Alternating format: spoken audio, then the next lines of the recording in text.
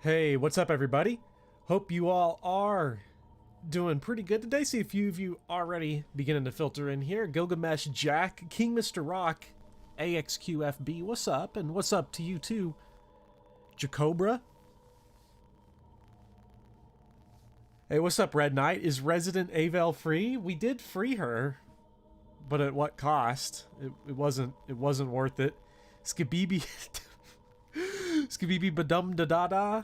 I'm reading that completely wrong, McSpaghetti, but thank you for here. The ceiling is up. Oh no. What's up, Gideon? And what's up, Charm Toy? Greetings, Mr. Professor. But I'm Mr. Professor now. That's quite the promotion. But I hope everybody's doing all right. Hope y'all having a good afternoon, good night, good evening, whatever time of day it is. I'm just pouring me a big glass of L81. I can't be getting drunk this early in the week. Not yet, at least. Today we are going to be diving into Resident Evil Remake. Hey, what's up, Paul Majano? Glad you're on time, too. Just in time to see what is hopefully a fun experience. Hopefully not too stressful, but you never know. You really never know how these ones are gonna go. The aspect ratio right now, by the way, on the video or on the stream might look a little weird. But that's just until we get the game actually started. It's gonna look... part of the video is gonna be cut off. But again, the aspect ratio is just super weird in Resident Evil Remake. It'll look fine once we get into the game properly. Well, I hope you have fun watching the VOD tomorrow, that video on demand. Max Spaghetti, you can even laugh at how I mispronounce many other words beyond just skibidi. That's too many syllables.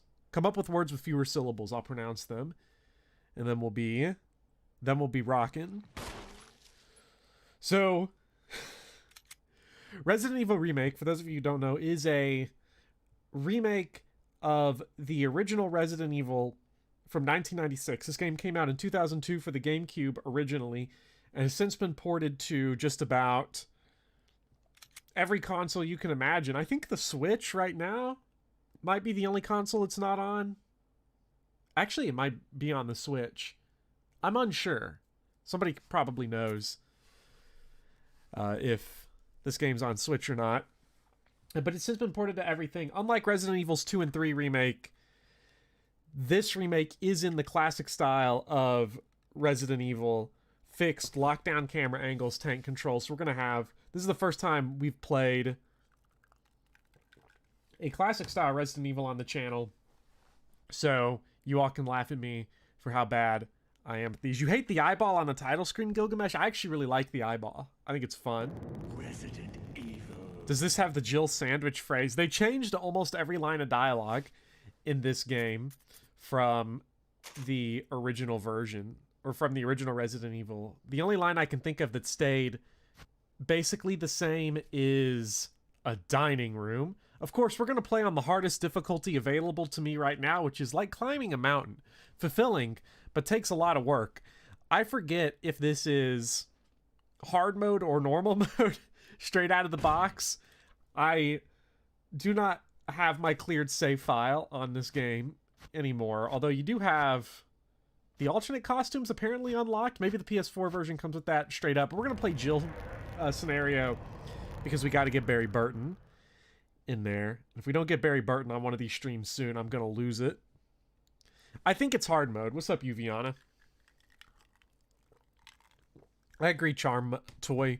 They are really good difficulties. They're very clear about Alpha team is what's up with them. The forest zone situated in northwest Raccoon City, where we are searching for the helicopter of our compatriots. So now the aspect ratio, by the way, for everybody, disappeared is normal. their mission.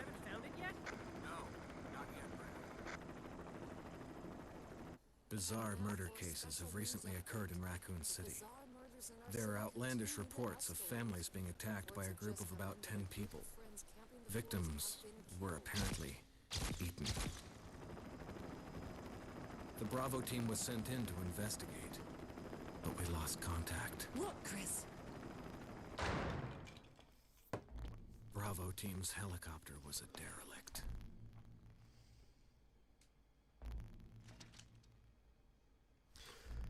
Save for the remaining body of... Yeah, Alexander Guadalupe. This remake is from 2002, remake of the 96 game. This is the PS4 port of the remake, an HD remaster of it. Unfortunately, it's kind of difficult to play the original game nowadays. A nightmare. King Mr. Rock, yeah, I'd say this game is scary. I think this is the scariest of the classic style Resident Evils. I don't even think it's particularly close. This game has by far the best atmosphere of the classic style REs.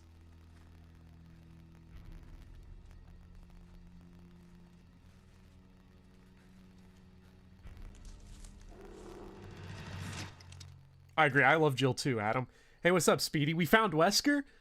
Found you? He's such a legend. Anyone who wears sunglasses like that at midnight in a forest, what a champ.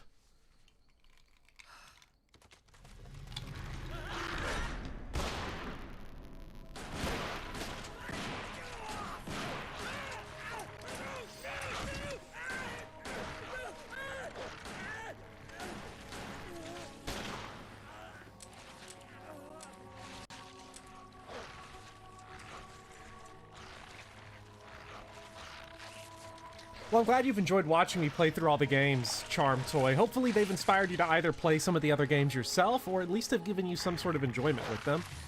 So I'm really glad on that. This implies there was a Renaissance RE. There was. Resident Evil 4 was literally a renaissance because the series was dying, and 4 basically saved it. Had 4 not happened, this series would not exist anymore, because these old style Resident Evils were just flopping and flopping and flopping. Pretty much the only two good selling classic Resident Evil games were 1 and 2. All the others sold well, but it was just diminishing returns year after year.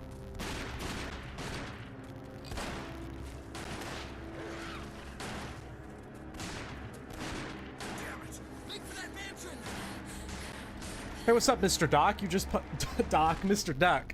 Just popping in. You got Awakening yesterday and beat it in a hard mode Iron Man. Wow, you beat the whole game in one day? Like, did you not read the story? That would be my guess. The game is super fast, though. You know, so I'm not surprised you're able to, especially because you seem like you know what you're doing when it comes to Fire Emblem. So I hope you had fun with that. There are only 3 STARS members left now. Captain Wesker, Barry, and myself. We don't know where Chris is. What is this place? What is this? Oh, I'm going to be quoting the original version so much. Sure. Hey, Wesker, where's Chris? Jill, no. You don't want to go back out there. But we've got to find... What was that? Chris? No. Jill, go and investigate. I'm going with her. Chris and I go back a long way. All right. You two go. I'll secure this area. Stay sharp.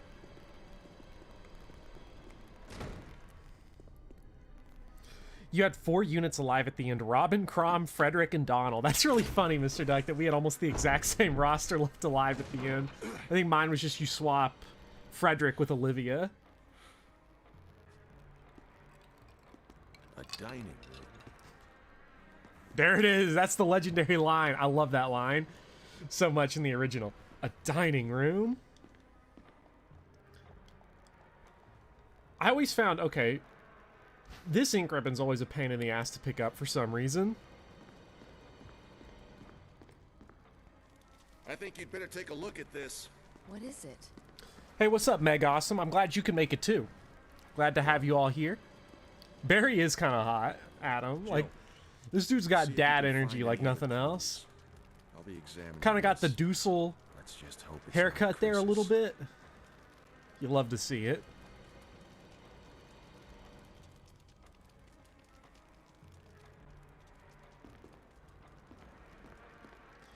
So I recall someone earlier said they like the layout of the original game better than this one.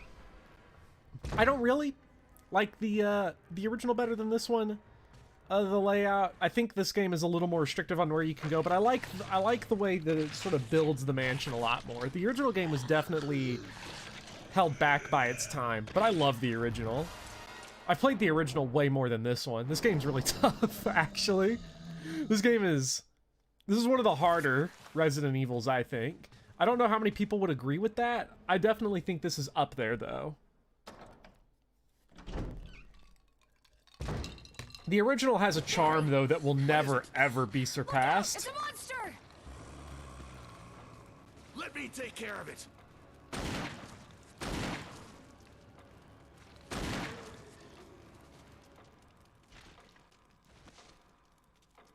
What the hell is this thing? I found Kenneth killed by this thing. Let's report this to Wesker. Yeah, Eternal Dawn, this is basically Luigi's Mansion. I've always said Luigi's Mansion is just Resident Evil 1. It's just for kids. Just a kid-friendly Resident Evil 1 is all Luigi's Mansion is. And Bursel, there are spiders in this game. I think they're in 2 locations. The basement and then the caves. And I'll try to put a warning up before they show up. Just so if you need to look away. Jill, help me look for him. Let's not leave this hall. Good idea.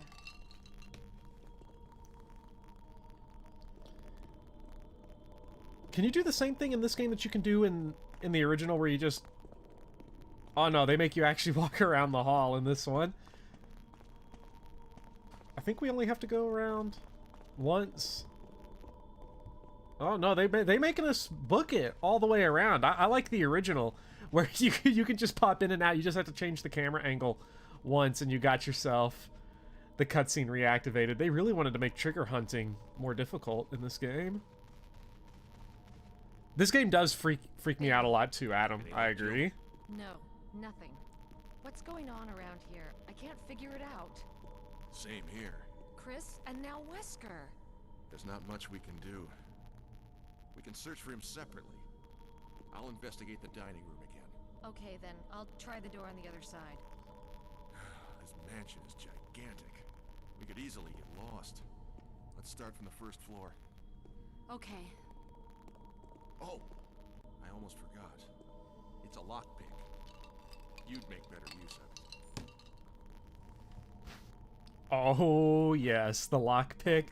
It's a shame we lose so much of the classic dialogue, but it's so nice. Can't wait for the inevitable Iron Colon jump scare. It's gonna happen eventually. Hey, what's up, Terumi? You were just watching the RE4 stream, and you're already creeped out by this one. Yeah, this game is messed up a little bit. Like, I can't say I'm a fan of this game. It's probably my 3rd favorite Resident Evil, but I've only ever beaten it twice because I can barely handle it. I can handle it a lot better than Resident Evil 7. That game still is just unreal. How scary I still find that game. I'm beginning to be very desensitized to Resident Evil 7. Although, since I haven't beaten this game in about 6 or 7 years, you can... you know I'm about to get panicked at one point. And there is a big spoiler for this game and how it's set up with the zombies that I am not going to spoil. And if you know this game in chat, don't spoil the zombie thing in this game because it is... fuck. Not good. Why did Jill reclass into thief? Well, she was kind of always a thief, I would say. You know, she's always been good with the lockpick. Good with the small arms fire. Potsy, you want a Bopper Scared compilation? Half of it would be Iron Colon jumping into chat.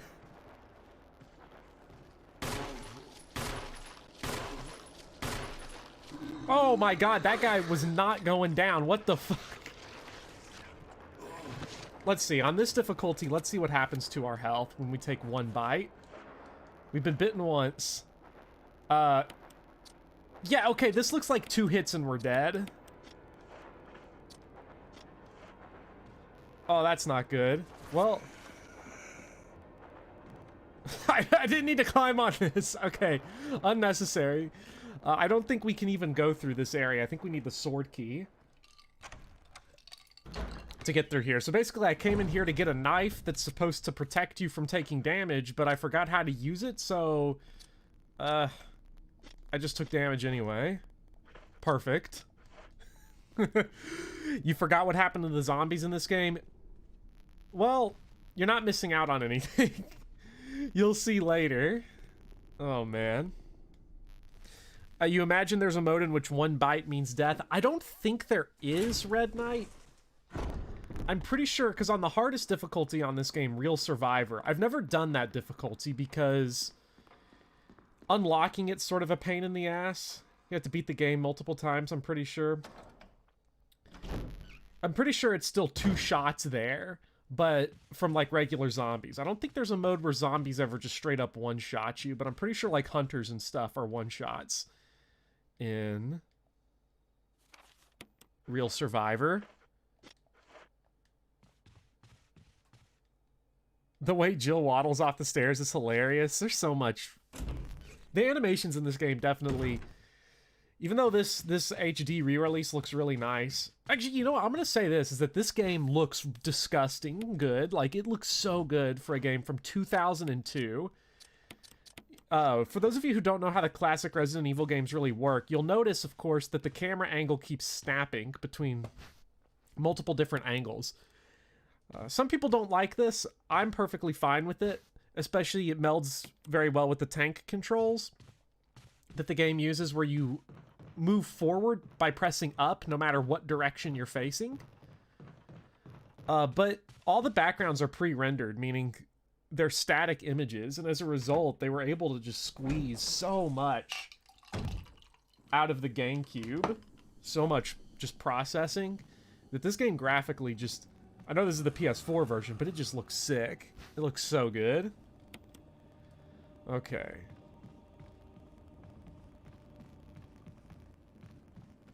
Oh, juked out. Chump.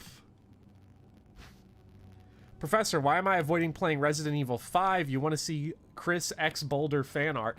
I'm not avoiding playing Resident Evil 5. I'm just holding off on it because I'm going to be doing that one co-op. And so I have to wait until I can do it with Iron Colon consistently, like every day. Not every day, but every week at the same time, and making sure that he's got, you know, the time to do it. And right now that's just not really feasible during the school year.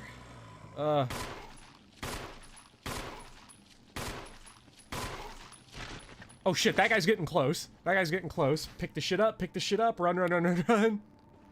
No! Oh god, he's getting up too? Yum.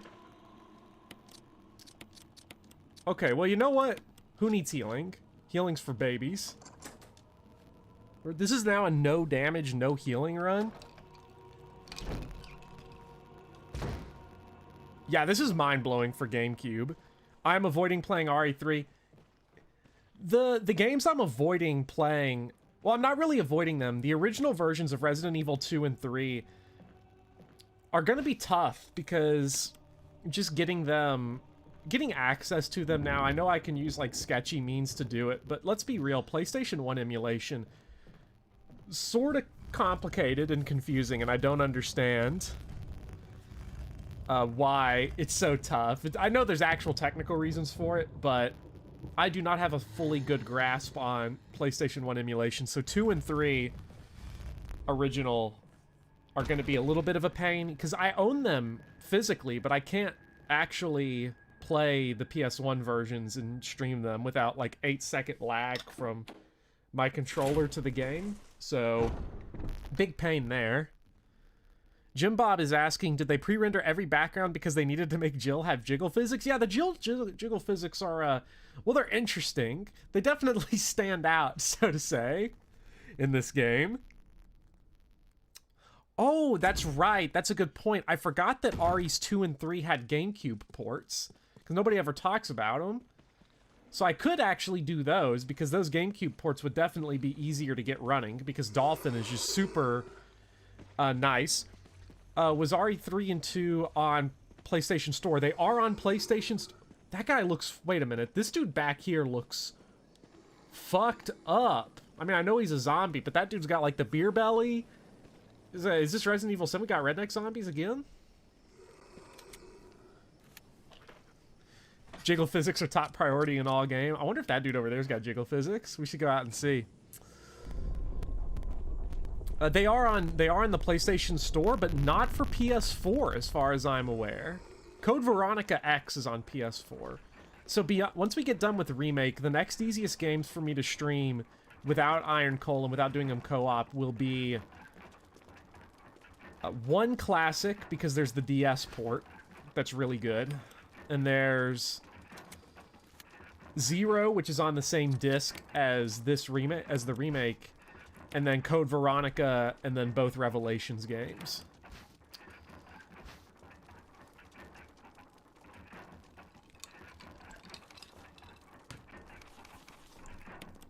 What's up, Kelly? Nice to see that you're able to stop by. So I believe this is the sword key. Is anyone hearing a little static? Someone else mentioned static earlier, Fred, but I don't know if it's coming from me or not. I'm not hearing any static, so I don't know if it's the game. The sound of this game might be a little bit messed up. I don't know how to feel about this, because they're right here. Oh, dodged, because I'm a professional. Okay. I know there's shotgun shells back there, but we're gonna get those later, I think. I'm not messing with them right now. You think it's the mic? It could be the mic. On my end, I'm not showing any feedback on the mic as far as any sort of...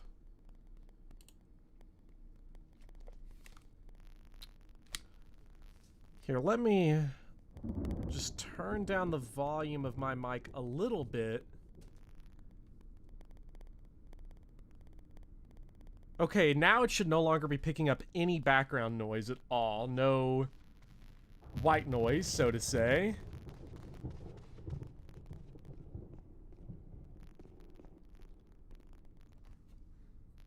Why is Mike pronounced Mike? English is too complicated for you. Red Knight, yeah, it's... I don't know why English words are pronounced the way that they are. It is sort of obnoxious.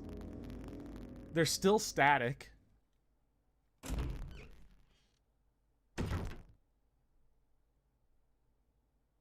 It could be the game audio. What's up with the camera angles? Classic style Resident Evil, if you're unfamiliar with it, had lockdown camera angles that were carefully curated for maximum ponage.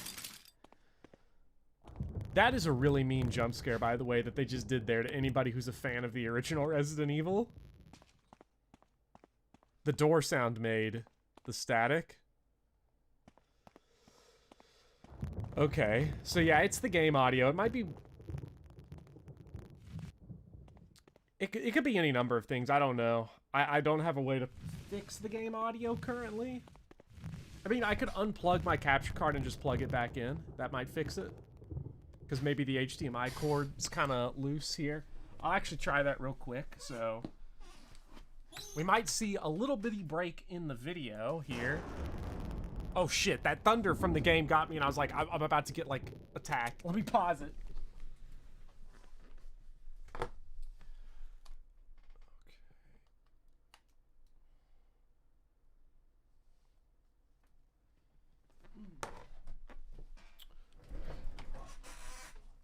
Static is cozy, to be honest. It's kind of like watching TV. I don't know, and maybe the game just has static in it, because this port might not be the most optimized either. Could be a problem. I got killed! No! Let's see, lockpick. Do I want to go out here, though, right now? I should open the door in the main hall of the mansion? I don't think so. I don't think I'm gonna do that one. Okay, we could go out there now.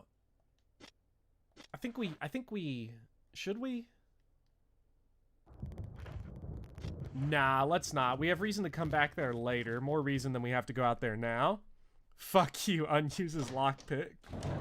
The door opening animations get you tense. Yeah, Terumi, the door opening animations here, it depends on the game. Some of the games have really good door opening animations. Some of them don't. I think this game and Code Veronica have the best door opening animations. It was one of those things that existed just to hide load times, but became a staple of the series that didn't get removed until 4.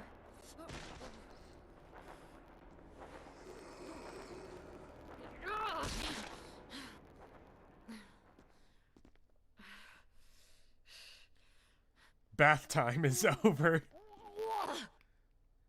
Ugh. Too bad there's no Magnum rounds in the toilet.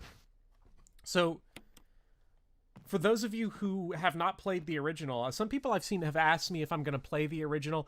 I'm actually saving the original to play the week before, as my stream right before Resident Evil 8 comes out. So that'll be the final Resident Evil I do in this big long series, right before 8 comes out. I don't know, it just seems kind of thematic to do it that way, you know? Seems like a nice way to kind of tie this whole Resident Evil journey together, go back to the beginning. And also I'm just playing the games in a random order. Anyway, as it is. Okay. I thought there were like zombies in here. The arranged version of Resident Evil 1 had 3 zombies in this room, which is just a big fuck you to everybody that hasn't gotten the shotgun yet, which you can't have the shotgun yet because it's right here. Would you look at that? What other games am I planning on playing aside from FE and RE? I don't know what I'm planning on doing. Red Knight Beyond, Resident Evil, and Fire Emblem. It'll just sort of depend. Fire Emblem is always going to be the constant. It's what people are here for, and I love Fire Emblem and getting to play it with you all. So I'm always going to be doing that, you know, every week. But beyond Resident Evil, I have no idea what we're going to do next. I'm going through Resident Evil because I've just been on a big kick from, you know, with 8 coming out soon. Oh god, what did I do now? Dark Souls 2, I'm going to have to do Dark Souls 2. I did Dark Souls 1, so it only feels right to go and do Dark Souls 2. You in there? Barry? Get me out of here! The door's jammed! Stand back! Grab my hands!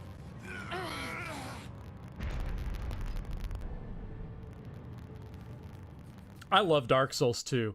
I think Dark Souls 2 is fantastic. It's, well...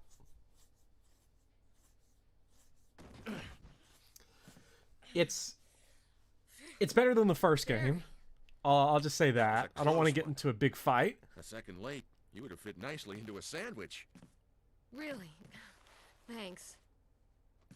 But Barry, didn't you say you were going back to the dining room to find other clues? I'm glad and all, but why are you here? I just had something I wanted to check. Anyway, we should get back to searching for Wesker and Chris. Thanks, Barry. I owe you one. Don't mention it. Yeah, the static is definitely game audio. I actually think it's a problem with this port, from what I can hear, specifically with like dialogue and various different things. So we have the shotgun now. Shotgun's the best weapon in every Resident Evil game. Was Barry being a creep?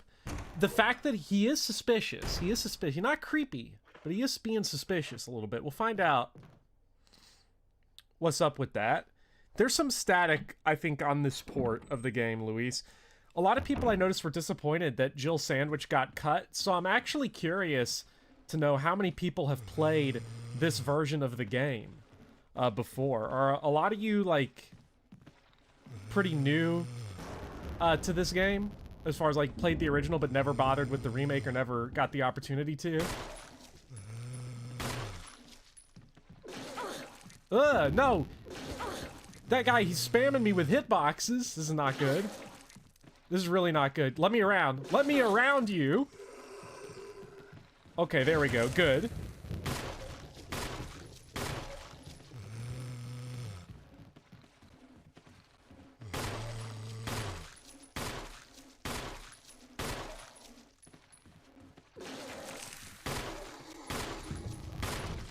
Do enemies die? Is that allowed? Oh, God.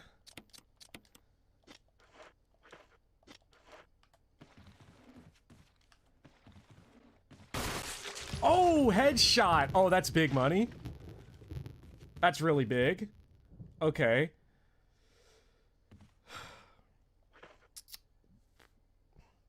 You remember getting puked on by a girl at a party. It wasn't fun. That doesn't sound fun, Red Knight. Oh.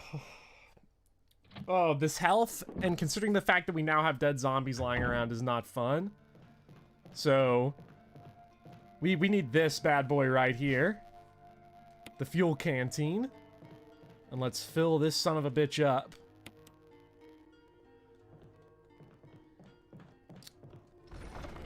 Let's see what people are saying here. You've played the remake, just haven't gotten around to playing the original yourself, but have seen other people play it. I'm gonna definitely be playing the original at some point. I'm gonna need that.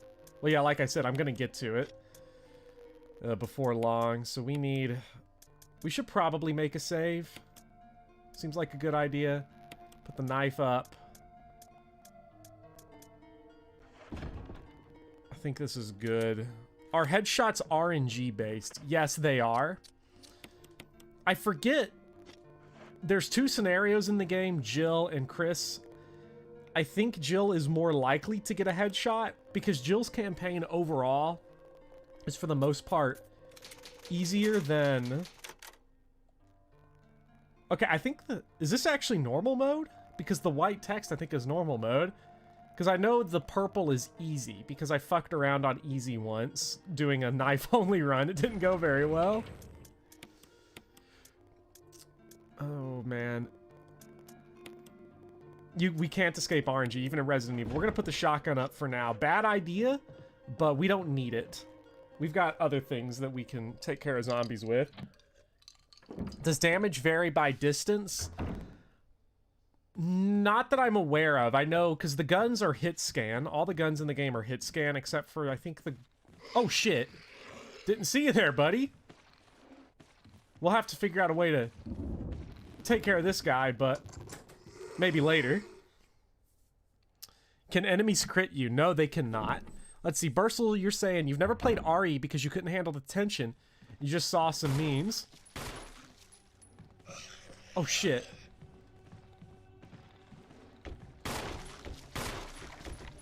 No! Get off of me, you bastard! Fuck.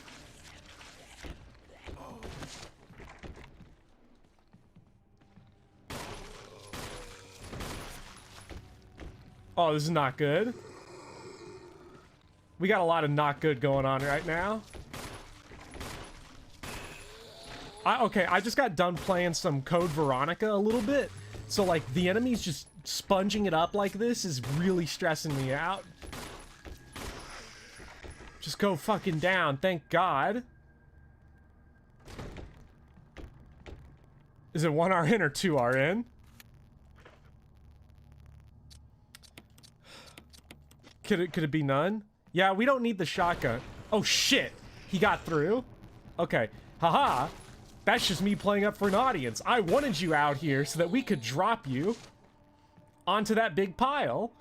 Fuck, I need to get the lighter though in a hurry. I'm pretty sure that bad boy's in here. Please tell me the lighter's in here. Lighter's not in here, we're fucked. Okay, we've got the dog whistle. Hell yeah. Use the knife. Knife only run now. So, we need to get back out here to this pile of zombies. So, there's a thing about zombies in this game.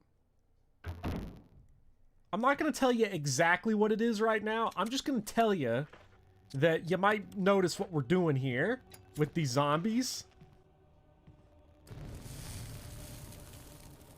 One of the coolest and meanest mechanics in any game that I can think of. Absolutely designed just to fuck you up.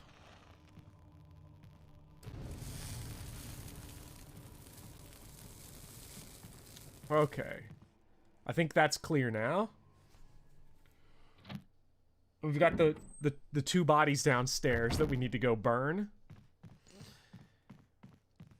If you don't burn bodies in this game, well, I'm gonna fuck up at some point and forget to burn a body, so you'll see it.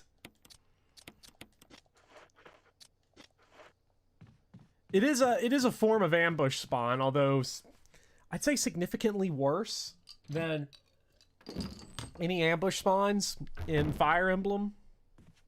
Except maybe Rutger. They're probably on that level. You know, it does make sense since they're zombies, but why are we burning bodies?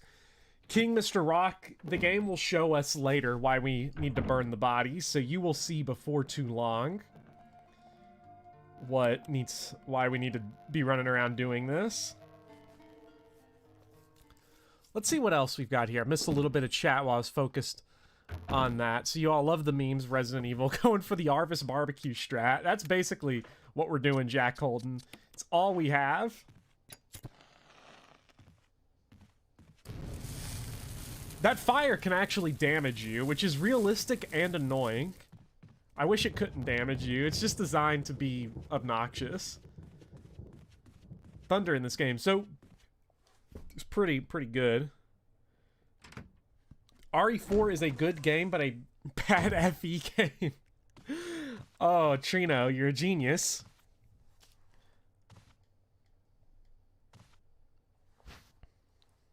If only shooting the bodies into tiny pieces. I wish we could take the knife and just chop them up into a bunch of tiny pieces. That'd be really funny.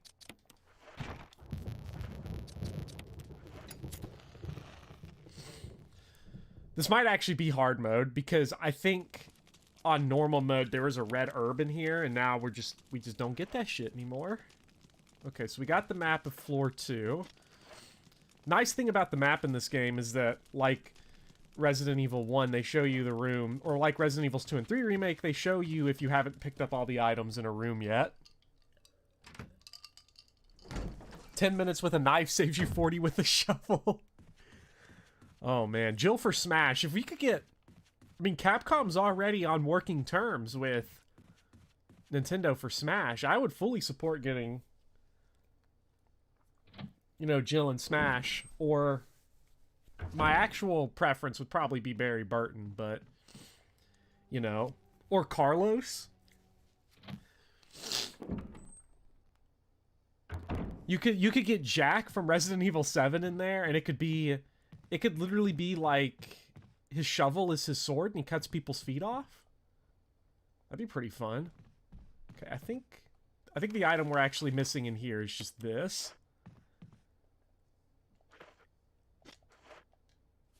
Okay, yeah, so... Oh boy. Where do we... I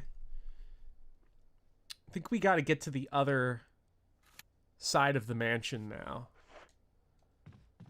Now that we have the lighter. Luis for Smash? Well, Luis, you got some personal bias there? Luis is great, though. You know, it is funny, Fred. We would definitely be way better off if the whole mansion just burned down than if we continued to not burn it all down. We should just light this whole bitch up. Okay, it says there's still an item in here. Is it back here? Oh, it's this... No. Yeah, so this is the one where it tells you there are only 2 known methods to cease the resurrection of zombies. So zombies in this game, as this note tells us, will come back to life if we don't burn them or destroy the head. There is actually a third method to prevent it, which is to blow the legs off. Although blowing the legs off is... I think it's actually a little riskier than just blowing the head off.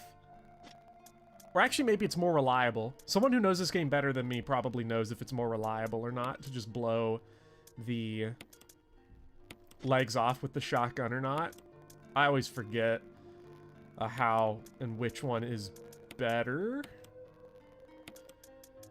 We've got 8 ink ribbons. We can make a save. I think we need one, actually. Early game Resident Evils are always super tense because you have, like, no healing and, like, no ammo. Your ammo and healing quickly outpaces the game, though. So it's not worth worrying about your resources too much. The knife is reliable. I mean, the knife is a reliable way to destroy the leg. Slice, slice. Examine the sword key, please. I did. Is there something about it that I missed, though? Pretty sure I examined it. Yeah, it says sword key. I examined it. It always bothers me when people don't examine the keys, even on speedruns and stuff. I'm like, just sacrifice a little bit of time to examine that bitch, please. You want to see me fight Crimson Heads? Well, we're not... No. We're not going to do that. We're not fighting them. Not yet.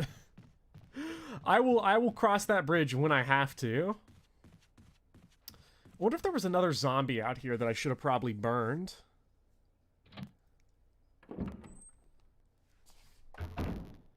Okay, these guys are gone now. That's good. Yeah, this one's armor key. So we need... Okay, no, we got all of them here. Speaking of severing limbs, will I ever play Dead Space? Well, Funky Flunky, I have replayed Dead Space fairly recently. Not all the way through. I was messing around with Dead Space 1 and Dead Space 2, and they are so good. Streaming them, though, would be a pain, because I can't really stream PS3. Other than I'm still alive in this madhouse? No. Can't say it's much safer here either. We'd better secure our escape route first. There's gotta be a back door somewhere. All right then, let's split up again. Hey, hold on a sec. Look what I've found. What? A can of fizz. It's sure to yellow and mellow those things. It's yours.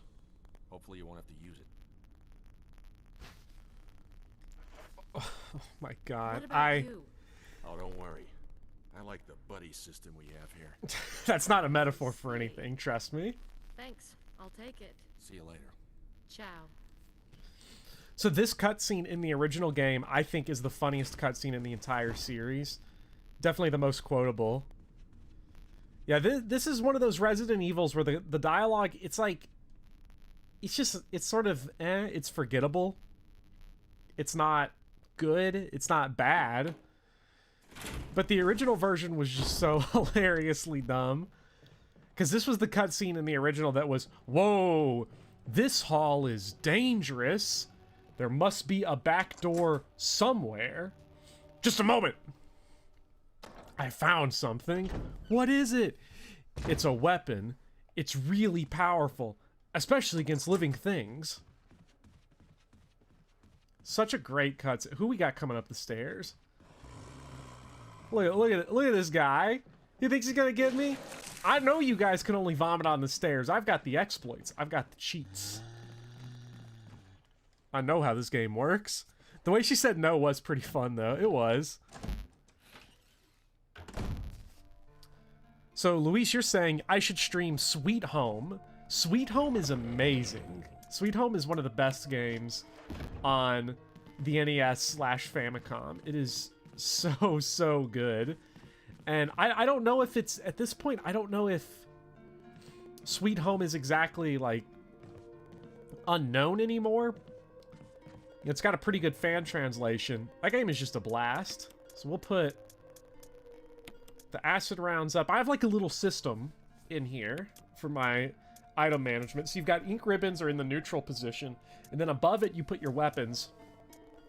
Below the ink ribbon, you put your ammo. Then you put your... Actually, wait, get that out. You put your healing, then your items. And then the very bottom are consumable items that go away after one use. So store use items.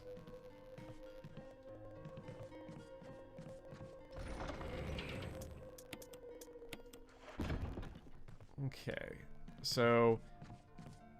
At this point, we don't have any shotgun shells, but we've got 6. We've got 6 shotties that we can go ahead and start using.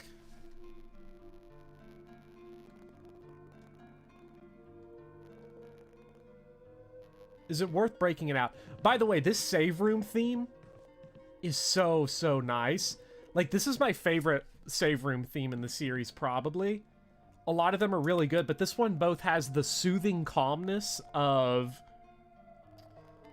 the Resident Evil save theme, but then I think this sort of the overarching kind of hollow wind sound to it makes it very eerie and uncomfortable. Like, you know you're safe, but you shouldn't be. It's very good. I really like it. We actually do want the shotgun for what we're about to go do.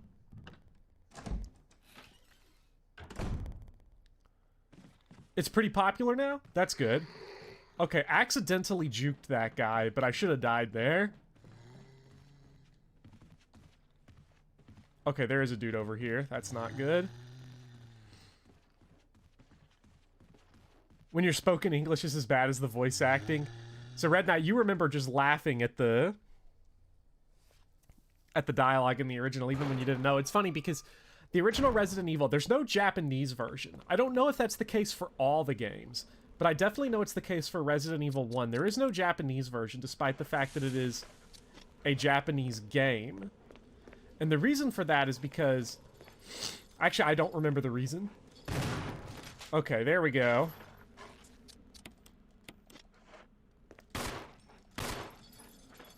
Okay, this dog's about to fuck me up, ain't he?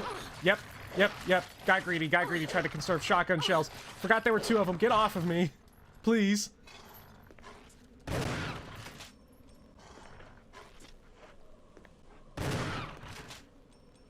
Okay. Okay. We're still only in caution. That didn't do a ton of damage, actually. Probably give Japanese players a sense of realism. Maybe. See, I don't remember, but you had the Japanese version of Resident Evil 1's dialogue was directly translated. It wasn't localized. It was just directly translated from the Japanese script. And then the voice acting was all directed by... I forget who the name of the director was of the voice acting, because it wasn't Shinji Mikami, but it was a Japanese guy. Didn't speak English, and he was directing the English voice actors, so you kind of end up in this situation where nobody really knew what was happening, so everything has like this... It's a bad translation. The people working on the game didn't know what the dialogue meant. They didn't know how to judge, you know, good quality English voice acting, and the game was really low budget.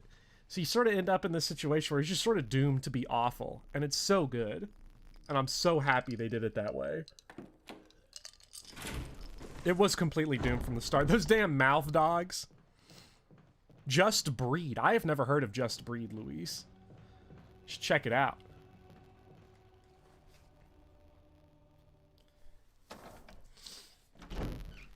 I really would love to see Sweet Home, by the way. For those of you who don't know, Sweet Home is a RPG, a JRPG on the Famicom. You know, never released on the NES, never came out outside of Japan. I don't think it came out in any territory outside of Japan. And it is the game that Resident Evil 1 was basically a remake of. So the original Resident Evil was essentially a remake of an older Capcom RPG that took the mansion format and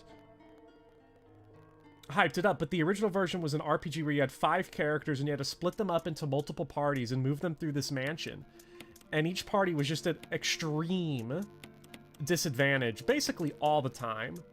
And what don't I need? I probably don't need the handgun or the ammo right now, because I can't see myself killing any of the stuff going forward except with the shotgun. And I think it had permadeath, from what I remember. So it was a JRPG that basically told a sort of similar style to Resident Evil 1. And it you know, is really good. I've played it before. And it was quite incredible. It was based on a film, I think the film that it was based on was a Kuriyoshi Kurosawa film, I think. Correct me if I'm wrong. I'm pretty sure it was that Kurosawa. If you don't do the shotgun cutscene with Barry, you have to grab this broken shotgun.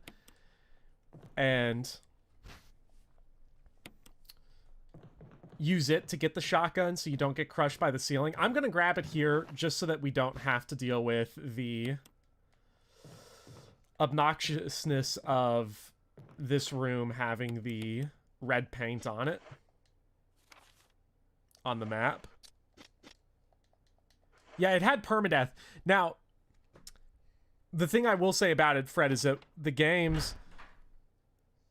Does it have an absolutely abysmal encounter rate? The encounter rate is not nearly as bad as a lot of other JRPGs. And don't let permadeath scare you off from it. That game is very easy in terms of its combat. The game gives you so many tools to make sure you don't even ever have to encounter permadeath if you don't, like, want to.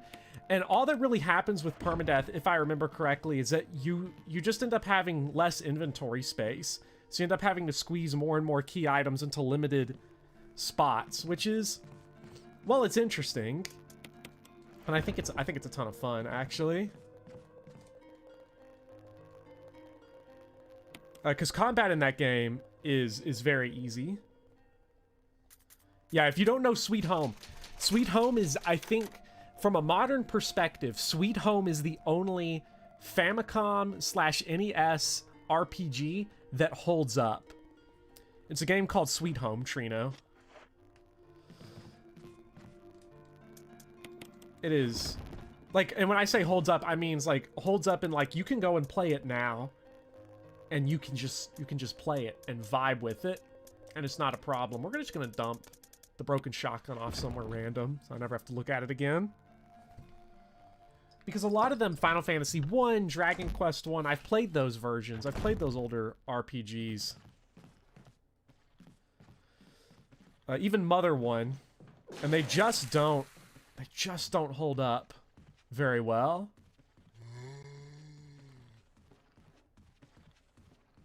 Remakes of those games are definitely the way to play them, I think. You're trying really desperately to not finish it with the Alabama. Sweet Home Alabama. Oh, what are you doing over here, buddy? So you play it after FE7 Blind and Pokemon Unbound. I have no idea what Pokemon Unbound is. The original Dragon Quest IV holds up. Were there 4 or 5 Dragon Quests on the Famicom/NES? I don't know. Megami Tensei 2 is another Famicom RPG that still holds up. I don't know much about Shin Megami Tensei, so I guess as a bit of a kind of concession to how I'm talking about these. Oh, shit. Fuck it, use the knife. I'm not. This game does have defense items, Resident Evil 2 style, that you can bust out to escape someone's grip, but not from behind. We're getting... Oh, God. If someone's gonna take me from behind, I wish it was just Barry. By the way, there it is. Fuck. You just saw it. You got a glimpse of it when that zombie stood up.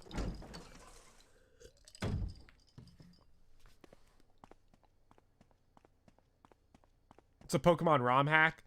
I should try Megami Tensei 2, but as I was saying, I just wanted to give the kind of condition that I'm talking of RPGs that I've played. Yeah, I was saying RPGs that I've played from that era. Sweet Home is the only one that really kind of holds up, that you don't have to adjust your standards to. There are a lot of... You know, because when FE1 came out on the Switch, when we got Shadow Dragon and the Blade of Light over here, I think Shadow Dragon and the Blade of Light in a lot of ways does hold up. You know. Wow, the static is really bad in this room. Well, I'm hearing it really bad right now. That's that stupid grinding machine.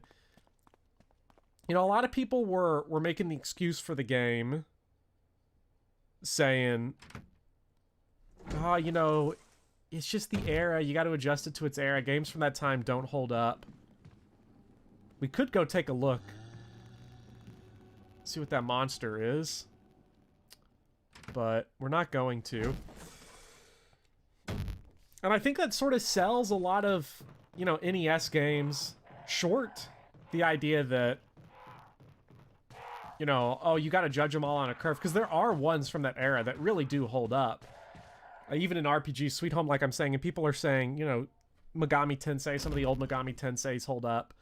I think Mother 1 holds up. I think FE1's big problem is just it's clunk on clunk. Oh fuck this guy. We're not going there yet.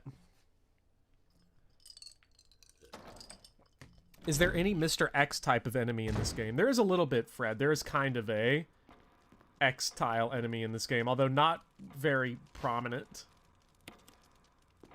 I guess about as prominent as Nemesis in Resident Evil 3 Remake for as little as he is in that game. Chasing you around. Another NES game that holds up really well, I think, is Chrysalis and Faxanadu.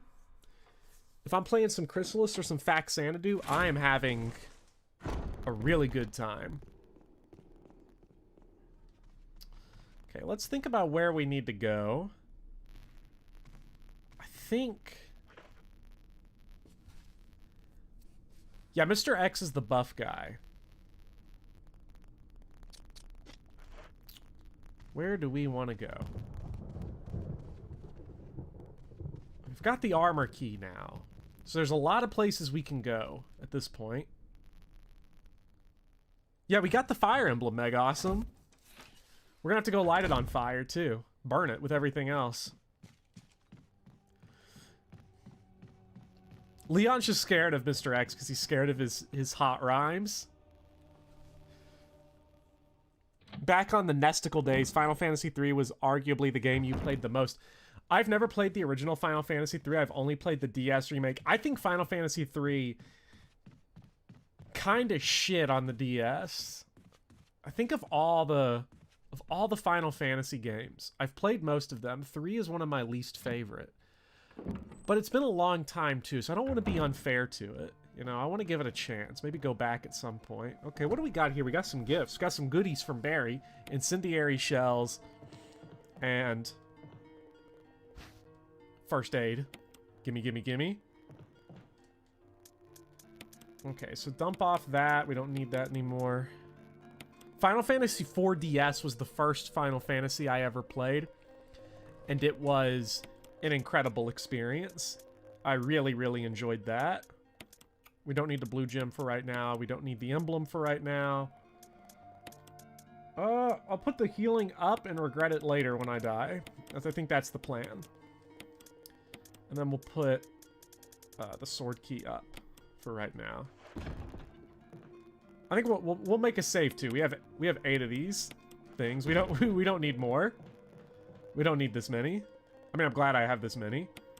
They are very generous with ink ribbons. Ink ribbons are really weird. They might as well just let you save infinitely, because for what it's worth, you're never going to run out of ink ribbons. You cannot go back to 8-bit games. You started playing on the SNES and N64, and anything older than that you just can't stand. So Fred, I came up at a similar time. I played N64 a lot. I never owned one. You know, I had a cousin had N64. So played a lot of Mario 64. Played a lot of the old school Mario parties. Mario Kart 64. You had Resident Evil 2 and Turok on that shit. Banging. Out of control. So I do struggle going back to 8-bit games as well, but there are some that I do think really hold up. I would recommend to anybody that wants to at least entertain 8-bit games, you know, give them a little bit of a try. I would recommend Chrysalis and Faxanadu. And if you like the RPG stuff, Sweet Home. That's sort of my recommendations for old school games. You can find a lot of people way more knowledgeable than me, though, about that whole era. That's just from my experience. And Faxanadu is on the Wii U Virtual Console, and Chrysalis is on the NES Online.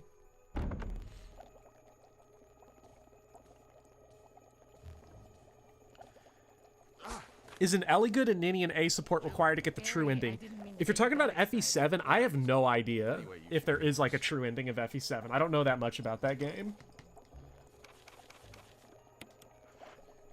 What do you make of it? Well, I guess we were right about this mansion being quite unnatural. You have a way with understatements. Where's the part that's torn off? Well, my only guess is that it was the most important part, and somebody didn't want anyone to see it. Let's continue our investigation. You just need to do Hector mode? Okay, that makes sense.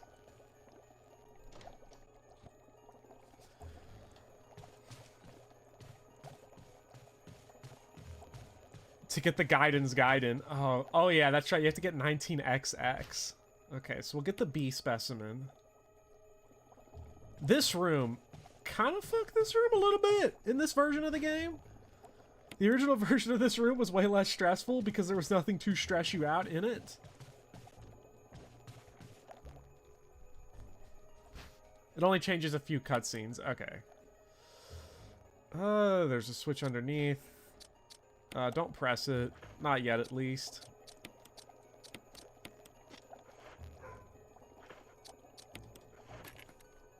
Okay, put that there.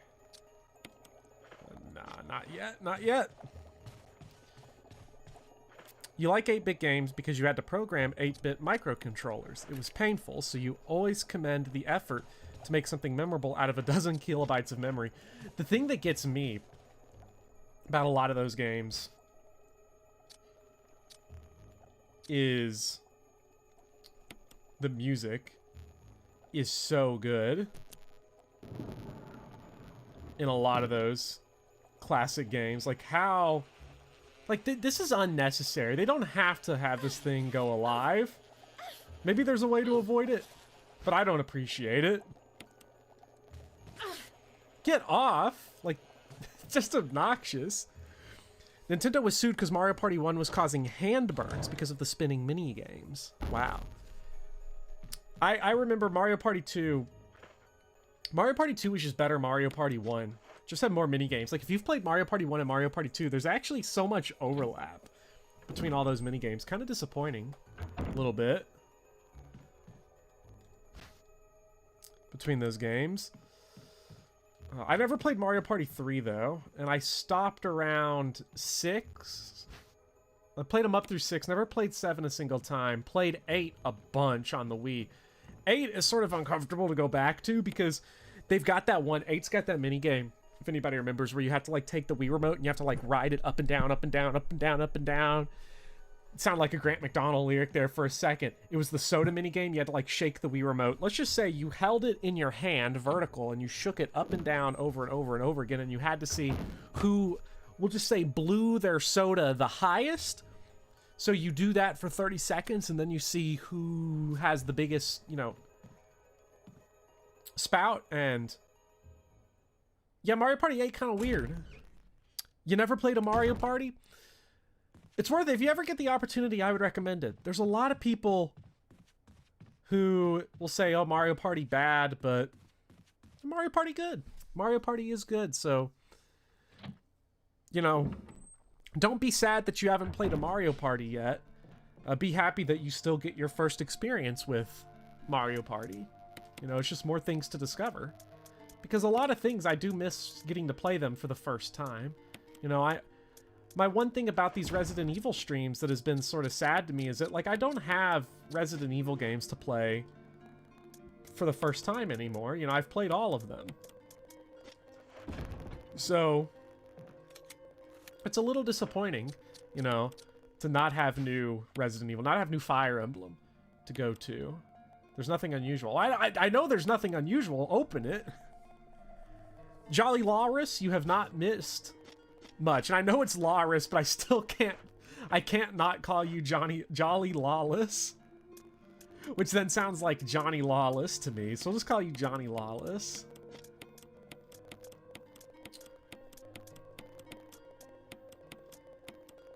We all have our talents. You were really good at the soda minigame. I am really good at the soda minigame. I've played Aria. Actually, no, I haven't. When I say that, I'm talking about the main series. I've not played Outbreak. Everybody says play Outbreak, though. Do you get a good experience with Outbreak, you know, nowadays, now that there's no online anymore? I'll take it. The other good Mario Party 8 one was the baseball one. Enjoyed that.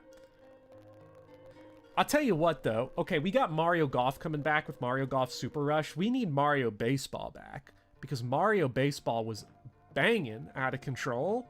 So good, especially, like, the Wii version was fun at the time. It's got Wii problems, though. It's got waggle issues, we'll just say. It's got unresponsive waggle issues. But that GameCube, you know, Mario Superstar Baseball, OD good. I played that game, probably put 50, 60 hours into that ass. Like, into that ass. What? I'm still thinking about the Mario Party 8 minigame.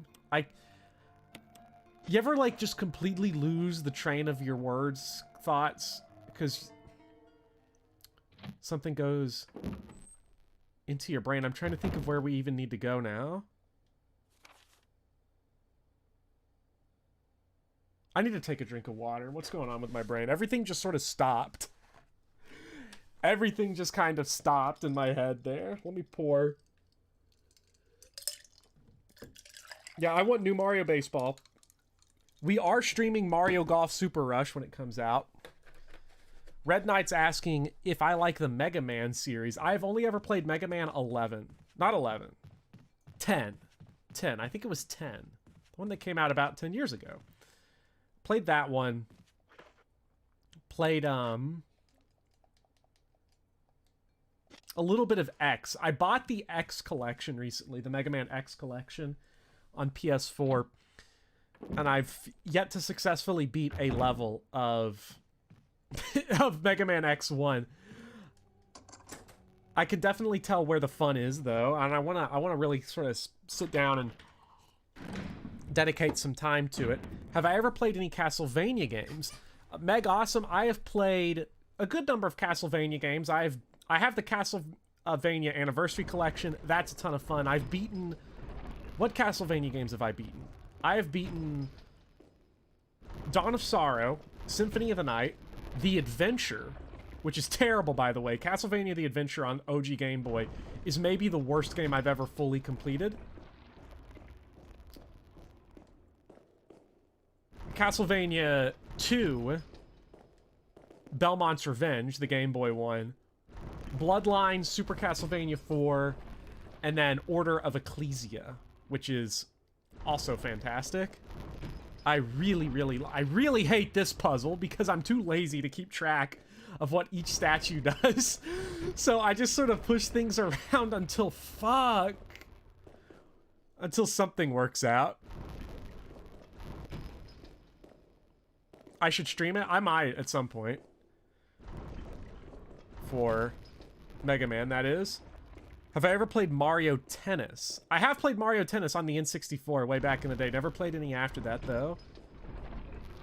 I will always stand by Mario Golf Toadstool Tour as being the best Mario sports game and being the best golf game ever made. I don't know that many golf games. It's basically that and, you know, the PGA Tour Tiger Woods games. But Mario Golf is basically just... What if you had a super realistic... Fuck off! What if you had a super realistic golf simulator? But also lava and chain chomps. Really, really fun.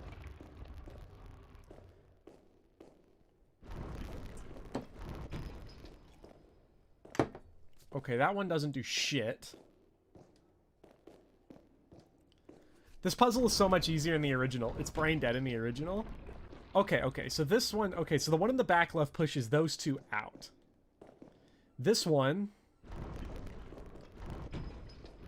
pushes that one out.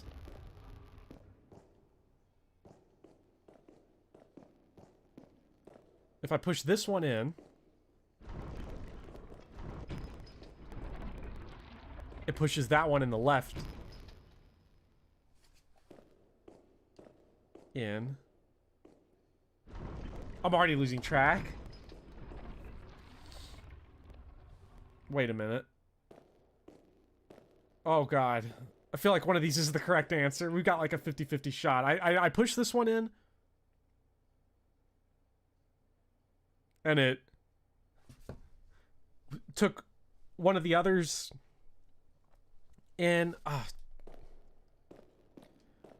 Why am I pushing the knights? Please be the right one. Fuck. You having a bit of a hard night? I'm always hard, Iron Colin. Wait, I worded that wrong. Sorry. No, I think you were right. Oh, you are really loud. Let me cook that down a little bit for you. Sorry about that. And then, okay, so you're bumped up. Can you speak now? I can, but I choose not to for the sake of my own well-being. Okay, that should be good. Now let me fix the game audio. Raise it just a little bit.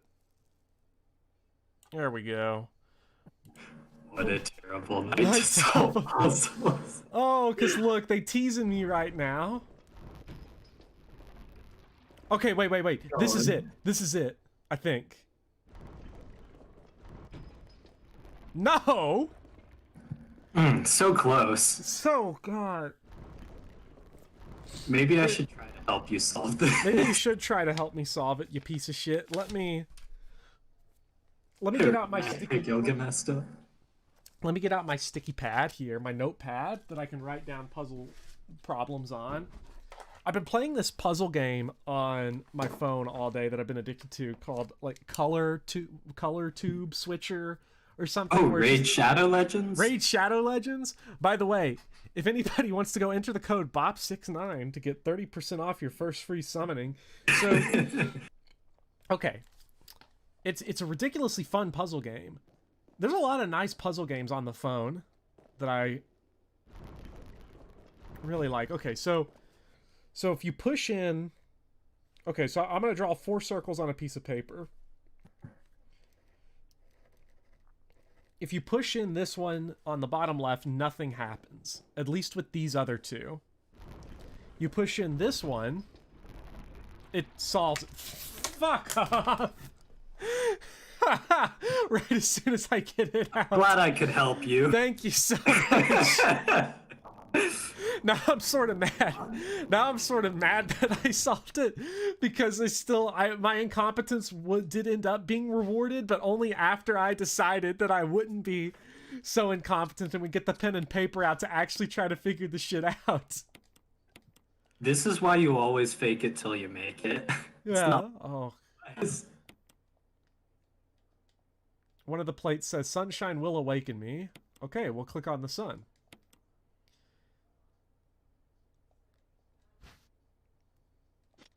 Okay, so we've got the death mask. Does this teach you a new wrestling move? I wish.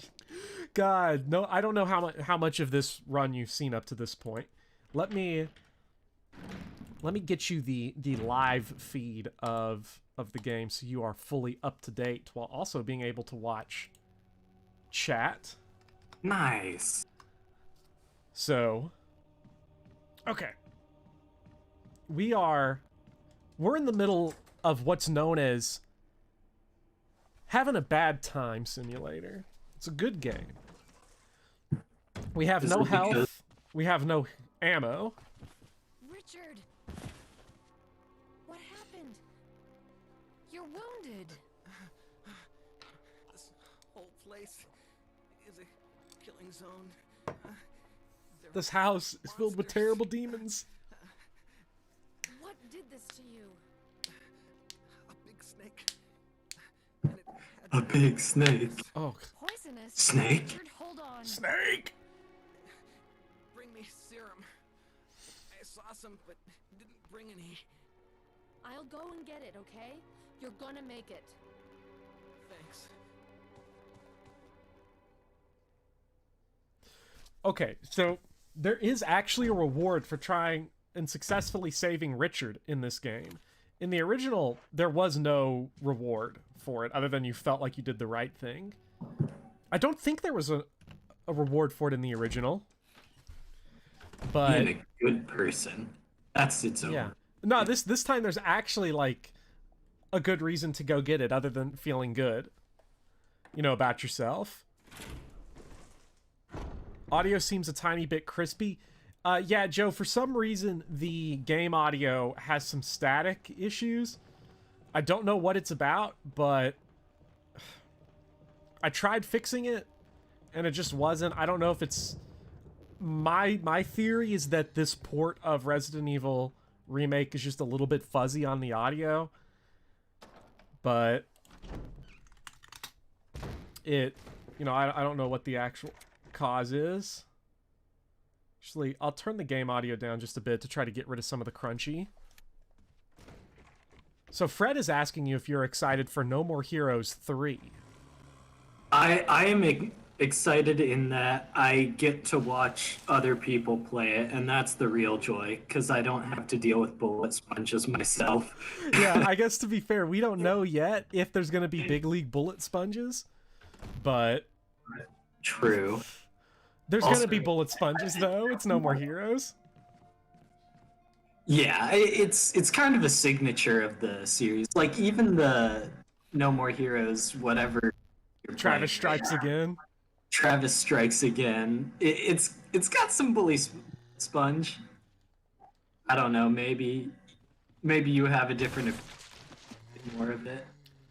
I don't know. I'm trying to get this audio balance is like really fucked up right now. I did not get this set up. Can anybody tell me?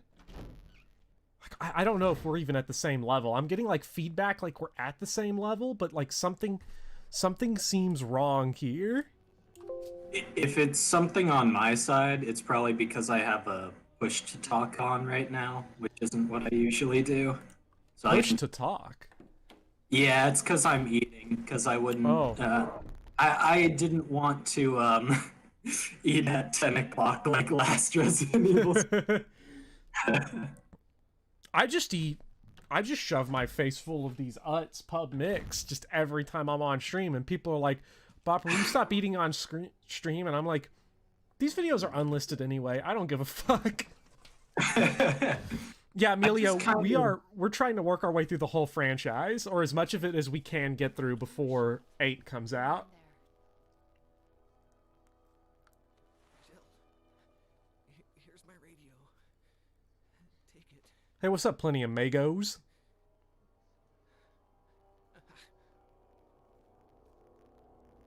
Does it ever not hurt? And our reward for saving him, a couple of green herbs right here, and then something way more delicious later. Particularly for the giant snake. Are you eating your? Eat your greens! Just put this dude out of his misery. That's also. We'll just go ahead and blow him away and steal his gun. Yeah, yeah. We're such a good person. So we've yet to see what happens. We are not spoiling exactly what Crimson Heads are, but the name has been dropped and we've seen a little bit of it. People have just seen that I've been burning bodies. Do you know what they are and how they work? I know how they work. I have not yet seen one. I don't. You always like to talk them up. Whenever we talk about Resident Evil. Yeah, because I've barely been able to get you to actually play any of this game. You couldn't get past the first room in the game because you were so scared. I was terrified. The lightning struck, and I was about out of there. Yeah. I didn't have the luchador mask, which would have made me feel a lot better. Yeah, this is the PS4 version, Fred. See, I'm pretty sure, first of all, grenade launcher, big money. Now... Does that mean you're gonna sell it to the merchant? Yes.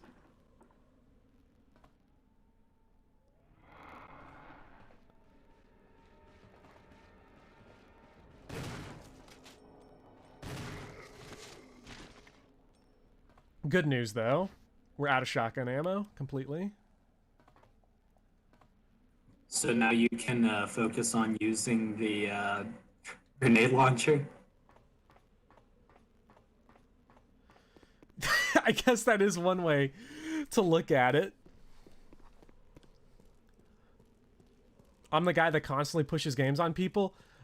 To be more specific, would you say I constantly push games, or I just push Resident Evil on you because I like to watch you squirm? You like, well, my personal experience, you like forcing me to play Resident Evil and Dark Souls because it's fun to watch me squirm. That's right, yeah. No.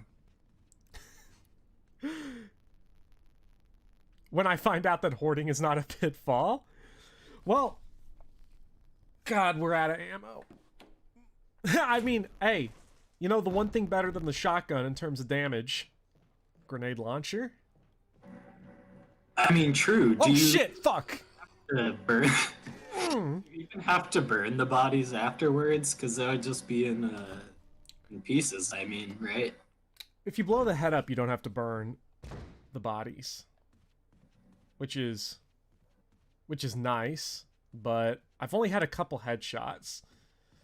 I had to use dogs in this game. Dogs in this game are actually really tough compared to how they are in 1. They don't take infinite hit stun from the handgun in this game. They don't take hit stun at all, I don't think, from the handgun. They might at a certain point, but for the most part they just take it shotgun. So the handgun in this game is like in a weird place. It's probably overall the weakest the handgun's been in the entire series, because of how Crimson Heads work. So you just generally, you don't want to kill zombies if you don't have to. And even if you have to, you generally don't want to do it anyway, because fuck Crimson Heads. It's overall, it's just not good what we're putting up with here. Okay, so we're gonna put that there. Swap all this. Yeah, I want to take the blue gem with me. And we'll make a quick By the save. way, I saw you with that dog whistle earlier, you bastard. You saw me with the dog whistle? Yeah, no, I'm actually... Don't tell Cringe Fest on Twitter. No. I have no idea who that guy is, but it's always really weird when you get followed on Twitter by like open Nazis. It's a weird feeling. The second he followed me, the second I started getting followed by like open neo-Nazis on Twitter, was the moment I decided that, yeah, I'm actually going to be very like openly not that whenever I have to post anything. Which is never. You never have to post anything. When I choose to post stuff, I am not fucking around anymore. I think we got... Yeah, there's definitely some lighter fuel around here somewhere. Oh, fuck! Eternal Bunny is definitely a sadist. Slamurai, you're gaming. You're glad you can make it. I'm glad you can make it too, Slamurai. Welcome. The hit stuns are weird. It's Red Knight. It's one of those things where it's different for each game. Like, and a lot of it depends on if you can hit stun. Because in Code Veronica, you can hit stun dogs on the floor. Like, you can just pummel them over and over and over again with handgun ammo while they're on the ground, and they'll just never get up until they die. But in this game, dogs are fucking awful. Every enemy in this game is terrible. This is definitely the game where individual enemies are just at their most threatening by far. But it's only terrible because you're hoarding all the grenade launcher ammo. Yeah, it's only terrible because I'm hoarding all the grenades. That's a good point. That's a good point. Shouldn't be doing that. Uh-oh. Uh-oh. I might have just triggered something I didn't want to trigger. Eternal Dawn, I don't think it was his personal Twitter. I think it was was it your Professor Bopper Twitter that you got followed on with that stuff? Oh, it was Professor Bop. Professor Bopper's also the only Twitter that I have. True. I remember telling you and Midnight Cowboy about this when you were showing us Resident Evil 7, but if you want to hear about teachers and Nazism, look up the Third Wave Experiment. It is simultaneously one of the funniest and most tragic stories I have ever heard of. The Third Wave is like... That Third Wave Experiment is one of those psychotic things that I just don't understand. It is... Like, it's one of those things where it's like, you can only justify this, like, in the most intellectualized way imaginable. Right. It went way further than it ever should have. Yes. As a teaching tool.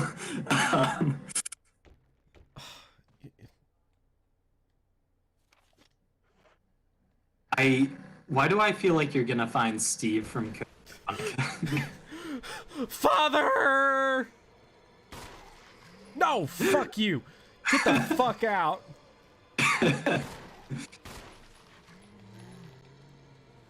Two knives, one dude. Oh, now we're getting just womboed. God damn it. 3 of them for a fucking battery pack. Kiss my ass. I was Where did mixing. the second one come from? Sorry. He was on the floor. He was on the floor, like. See, that one's so mean because I've played the original game more recently than this. In the original game, there's shotgun shells in that closet. It's absolutely worth going in there. But now there's not. There's a battery pack. Taser is pretty good, though. You like how I made Jill turn away from the zombie immediately, just completely unfazed? Yeah. This isn't a problem. That's a problem. I brought the canteen, but no lighter. I'm a fucking idiot. Actually dumb as fuck.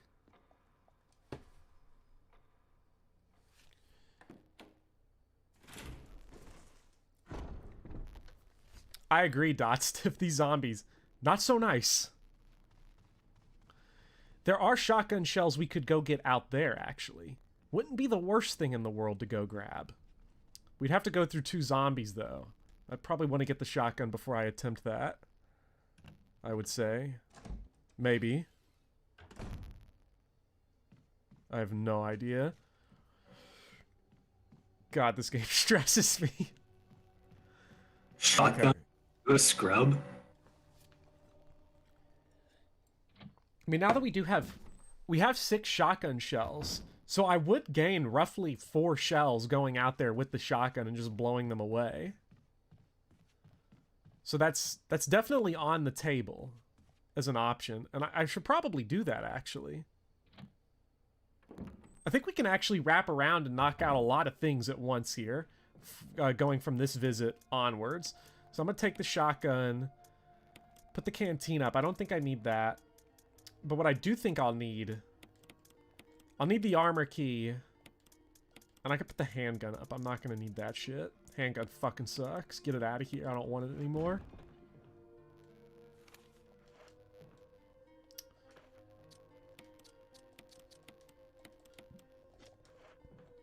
Never before has having just enough ammo to load your gun felt so relaxing.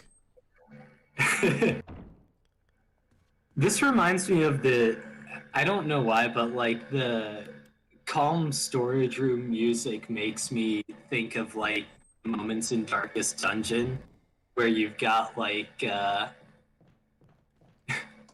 where you're sitting at the campfire because that's the only time you get sort of calm music. That's very similar. You know, Darkest Dungeon, that was a game. You got me to play it. And they're coming through the fucking windows. Okay, that's... Grenade launcher? There's 2 of them. It's worth it. It's worth a shot. Ow. I think we can get by without... I think we'll go the other way. I think we'll go the other way back. Try to snake back around them. Make sure they're not going to get us.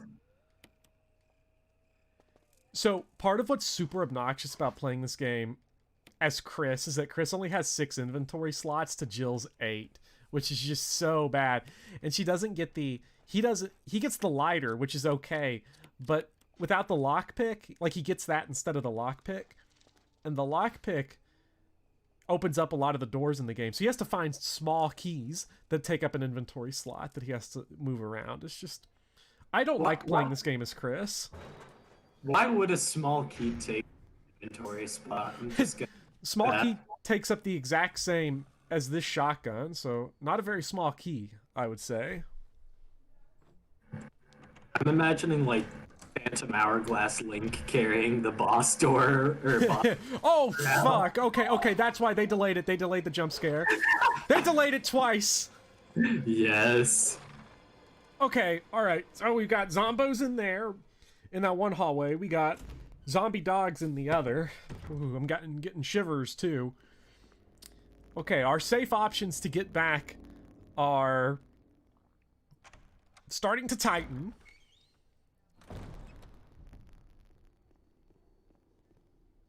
Especially because here's what they did that's so mean to force you to go through those hallways multiple times is that the door to go in the back way is breaking. And I think after 3 uses of that door, the knob falls off and you can't use it anymore. Which is just chef's kiss. Actually good, but really upsetting. Have you tried using the grenade launcher to open the door permanently? You know, I could do that. I mean, Barry blew away that one door with the Magnum, so you think it would be an option, but apparently not. Go through it. Darkest Dungeon is fun, but it's a very big investment if you get a good run going. Kind of like XCOM in that regard. You either give up in the first couple hours or get soul crushed 40 hours in. Funky Fluky, I could see how that's the case for Darkest Dungeon. I think Darkest Dungeon gives you enough, but I also played the game on easy or radiant, whatever it's called, simply because the only thing I'm pretty sure that the 2 difficulties, that normal and easy, is a difference in just EXP yield. Yeah. It just makes the game grindier the higher the difficulty's on. So I'm not down for that. A picture of a woman wearing a bracelet, a necklace, and a crown. There's a switch at the bottom. Press it. No. So we need green hat, purple necklace, orange bracelet. Well, let's see what this guy's got. A picture of a Valiant bracelet. So we need to get that orange. What colors make orange? Oh, it's God. like... I should know this. Let's see. Turn Red. white. Yeah, I think that's right. I think Fred. Fred's got it right. Yeah, red and yellow. Okay. Gilgamesh, do you not know color theory? And now we need purple necklace. Oh, the dogs don't enter the room with the statue. Don't show up if you enter the room with the statue. Oh, if you enter from that side, they just never show up? I guess so.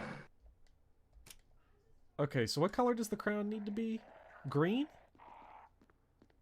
Yes. Would you look at that? Okay, we've got green crown, purple necklace. Got it. Yeah, we'll press it. Hey. I mean, I see we're getting bullied for not knowing the basic color theory, but you don't know. Maybe we're colorblind or something. I teach humanities. Like, don't give them reasons to judge you. I know how to mix colors when I'm looking at the color wheel. For what it's worth. I mean, I always think of the color wheel like the periodic table. It's there to be used, you know? I'm not about to memorize that stuff. Yeah, there's no point to. By the way, this is like the one Resident Evil game where I'm pretty sure aiming up at a zombie is not a guaranteed headshot with the shotgun. Which is just really nice. Let's see if I can blow this guy's legs off.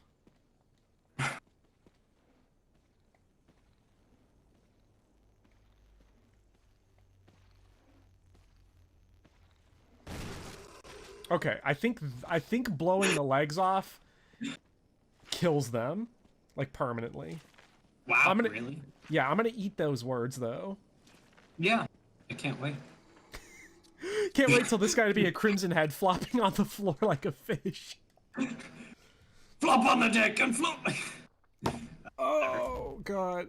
The weapon color wheel is just the triangle. Fuck. Kennedy. How do I get through life never being able to read a sentence with words in the correct order? Ever. It's because, alright, as a humanities teacher, you just do popcorn reading. That's why. That's a good point. I never have to read anything out loud. What's up, Sabrina? I never read anything out loud because I just send it over to chat basically, and I'm like, yo, we popcorn reading today. I should have chat popcorn read all the documents in these games. That would be incredible. That would be really funny. We could push to talk. We could do it in the Discord. Oh yes, push to talk in the Discord. New patron benefit. If you're a $1 patron, you get to read for me. And if you're a $10 patron, you get to read me to sleep. Ooh. If the color wheel is the weapon triangle for artists, then would that make neon colors brave colors? I feel like they're double the color. That makes sense. I agree with it. Okay, so put ammo there. We have more grenade rounds now than anything else. This is actually kind of terrific. Our healing supply is starting to get really good because I can mix a lot of these green herbs up and just have a really good kind of, you know, get something really good going. Here, okay, so we need to take the chemical with us. You've got a lot of takers for reading you to sleep, apparently. Damn, Red Knight wants to be on the Patreon now. You always dreaded being called on to read, Dotstiff. I agree. Like, reading in front of people is tough, and it was something that for me was always tough, you know, because you hear me here reading words. I'll read things from chat, as you just heard when I was trying to read the color wheel. You'll see me when I'm trying to do voice acting for these games. I simply can't do it. I can't read out loud. And I'm a very slow reader to myself. And it was always really stressful. But then it's sort of this weird thing that, you know, I know how stressful that can be to a kid, but because it stresses me out, I perpetuate the problem. because I'm like, fuck, I can't read out loud either, because have you heard the way that I read out loud? I'm not successful at it. What the fuck is popcorn reading? So Whooperfloss, this is where you have someone read a paragraph and then they call on someone else to read the next paragraph or something similar to that. Yeah. Oh, perfect dodge. Well, Bopper, I think you just need to check the schedules of your students beforehand, and if any of them are like drama people, and they're little shits like me, then you can trust on them to be teachers. Oh, I remember. I distinctly remember meeting the first time I not even that I met you, that I became aware of you. Okay. I thought you were the biggest piece of shit on the planet. I mean, I was. Yeah. Basically, we were sitting in English class, high school freshman English class, and we're reading Cask of the Amontillado, the Edgar Allan Poe story, and the teacher, she throws up. She's like, "Who wants to read Cask of the? Who wants to read the next section?" And you just like throw your hands up like Reese Witherspoon in Election. You're just like, oh God, okay. me, I got you, me, I got you, I got you, I got you hooked up. Hermione Granger, but okay. Yeah. Do you see, I'm a pretentious asshole, so I just think in terms of movies that are in the Criterion Collection. Right, of course. Yeah. So, and I just remember I was so fucking annoyed. I was like, this guy is the biggest asshole. And then we're reading Romeo and Juliet, and you're like, "'Tis from what window light yonder breaks." "'Tis from what light yon voice breaks." Yeah. It sounded exactly like that. You're like, "If I could be gloved upon that hand so that I may touch that cheek." And I'm just like, fuck this. Oh, they coming through the windows again, dude. They got, like, guys, everyone's slopping out of windows today. And you know, they're not slopping out of the windows. They're just trying to get your attention for popcorn. Yeah, they're just calling wanna on be me for called oh on, fuck. yeah. They're calling on me for popcorn eating. Oh. Like, no, I distinctly because we were, oh man, freshman English, man, it's getting bad. Does it feel kind of disgusting that we can reminisce on this now? It's a little scary, but also like I like being able to talk shit about my past self. It makes my current self feel better. So Like, it's like I agree, but it's like kind of fucked up that like we're not old, but I like No, we're not. I woke up in like a start yesterday or last night at like 2 a.m, and then like I couldn't get back to sleep, and I just kept thinking about how one day I'm gonna be 75 and I'm gonna be thinking back to this moment when I was 24, thinking about how I was gonna be 75 and be mad that I didn't choose to live more in the moment at 2 a.m. when I couldn't get back to sleep.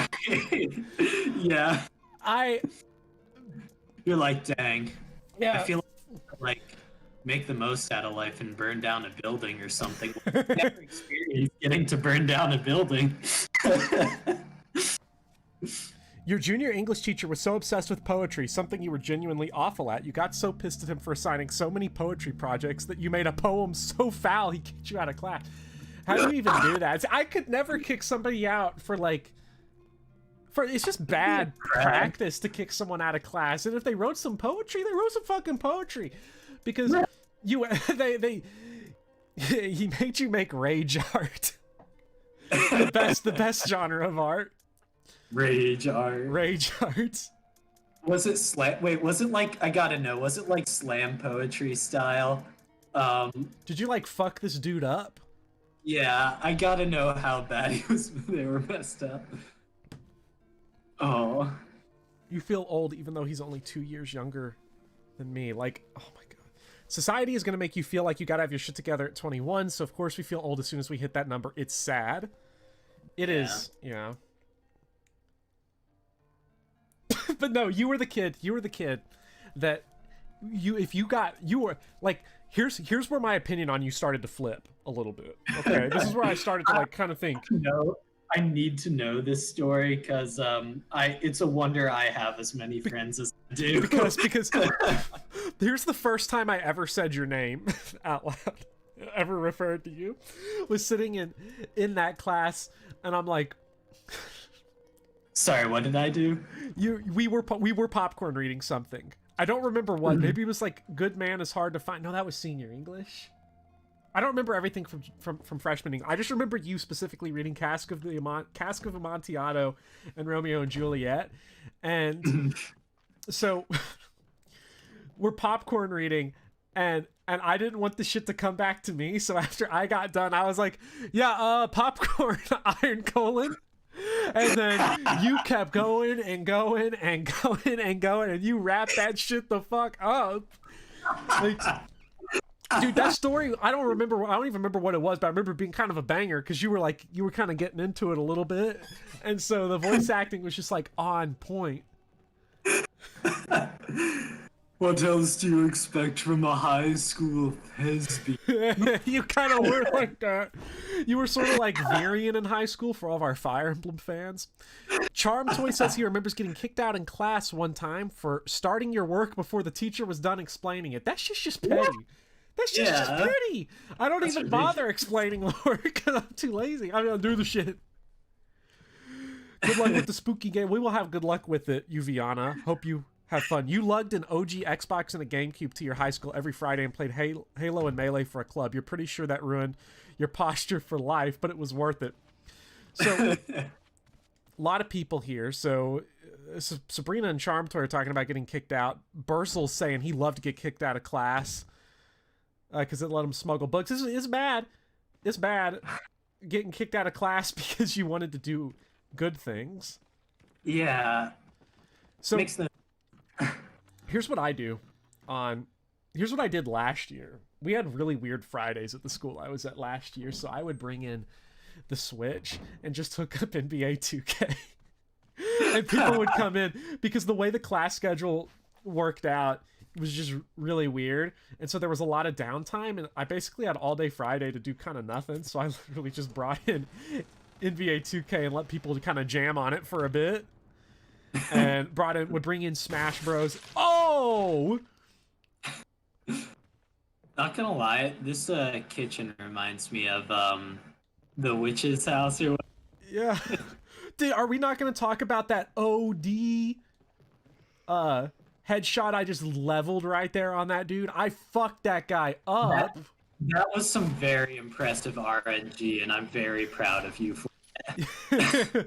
Dude, my RN skills are unparalleled. Did you see that arrow dancing? Did you see that arrow? I just arrow danced that motherfucker like crazy.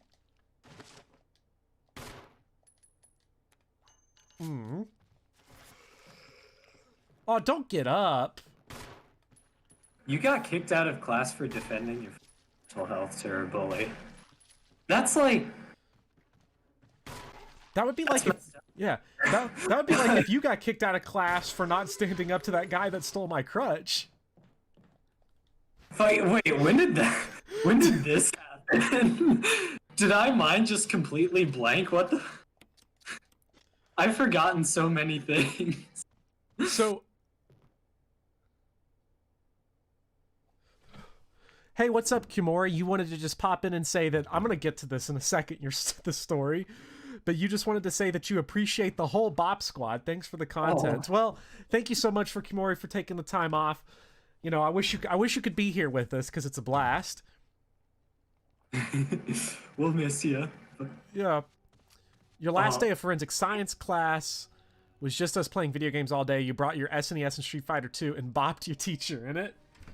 I would never get beaten like that. I remember I like when I played some students in Smash Bros, dude, I fucked them up. Okay. You played Ike the entire time. I played Ike the entire time, and then I even flexed on him with some Kirby. Ooh. Gideon says one of your students watches your videos. I bet it's gonna happen at some point. It's gonna happen. It's gonna happen because about 75% of my students have anime profile pictures. It's gonna happen. I was mostly thinking it's because I'm going to leave Pittsburgh and enroll at your school as one of your students, but okay. That works too. Yeah.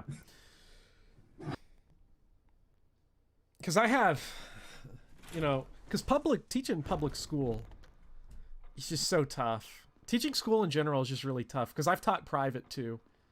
In a fairly special school. You know, I've had to teach, you know, kids with everything from, you know, autism's obviously a common one, Tourette's, you know, various different, you know, neurodivergent students, and it's tough, and it's very hard, you know. I understand why there's just so many things that end up slipping through the cracks where kids just get left behind, or they get, you know, punished for things that they shouldn't be punished for, or for standing up for themselves. And a lot of it is personnel problems. You know, public schools are super underfunded. It's so tough to get everybody in there that you need, you know, because I've made mistakes too, you know, disciplining someone that I should not have. And I tend to be fairly anti-discipline. Sometimes it has to happen. You know, I felt pretty bad. Sometimes you get snappy back because it's just part of, it comes with the territory because we're all, you know, people. And I always just feel like complete dog shit, you know, thinking about it. And a lot of it is because there just isn't a support system. You throw people in there 8 hours a day with 30 people in a room, people that have all kinds of various different needs that you can't meet as a single person, different needs that 5 guidance counselors for a school of over 2,000 people aren't going to meet that shit. Like, what the fuck? And then you got fucking schools charging for lunch. Here's the thing. Government's gonna tell you, your city's gonna tell you, motherfucker, you gotta go to school. You gotta fucking go to school. But we're also gonna make you pay for the fucking food too.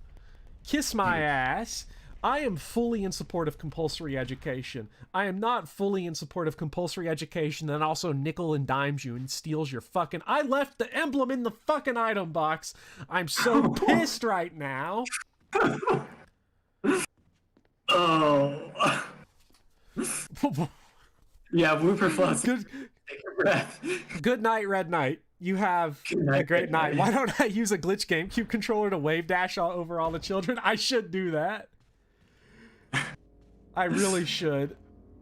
Just set your character to level 9 CPU. That's how I would do it. Yeah. Oh no, he broke through. Oh god. He came through the door. Clip this. Love the rant. The food always did suck. Yeah. You've got a question for anyone in chat and for Teach and Iron Colon. Did you guys have to do a capstone for high school senior year? You have to do it and it sucks. Basically, it's for what we want to do. Capstones, we didn't do one. I didn't do one. Did you do one, Iron Colon? No, but I did something kind of, I think, similar for college Nice and headshot. middle school. Oh, good. Yeah. Good job. But like, the college one was obviously more major focused, but Yeah. yeah. I don't know that if you choose a topic that you genuinely enjoy, like it can be hard to contain the topic within the allotted amount of time. It can sometimes be fun if you really get into it. But I don't know what your capstone is like though. So Yeah. And a lot of times, you know, we think of teachers and bad experiences because I'm seeing here that Zachary is saying that, you know, he had a friend that was, or that he pushed back. I don't know if you're talking about yourself or someone that you know, Zachary, but was pushing back for bullying, saying that, you know, someone that one of, you know, his friends was unsuccessful in killing herself. It's a fucking tragedy that you would even feel like you get to the point where you attempt that, and bully saying like, wow, what a loser, couldn't even successfully do that, pushes back, fights back, you know, and gets in trouble for that. And, you know, that's sort of one of those things where, again, like, you know, as a teacher, one of the things that I have to do with is, and every teacher does, is that you get a lot of bits and pieces. You don't get full context. And then there's a lot of liability laws that are really, really weird.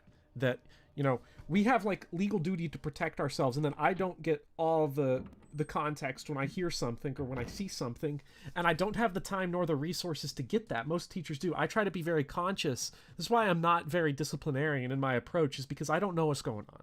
I don't know what's going on with people outside of school. I don't know what's going on in your personal lives with how you're interacting with each other.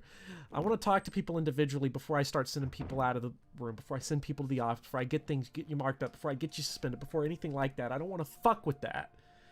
I don't want punitive action ever taken because it's bad for your education, it's bad for your mental health, it's bad for a whole lot of things, you know. But schools are not given the resources to handle these problems. And it comes down to a personnel problem because we don't have enough people to handle shit. We just don't. And it's fucked up.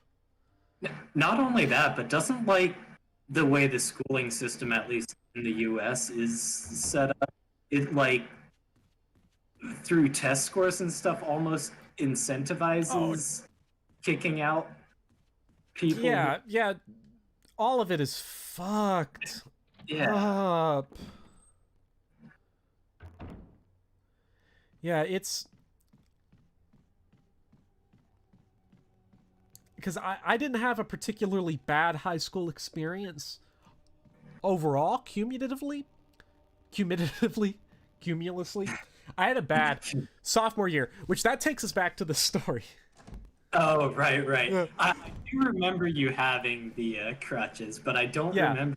So, we'll see you later, Charm Toy, and I hope you enjoy the VOD. Thank you so much for stopping by. It means a lot seeing you here, seeing you get involved and enjoying everything. So, COVID ruined everybody's experience of everything. So, I twisted my ankle pretty fucking bad. I don't remember how.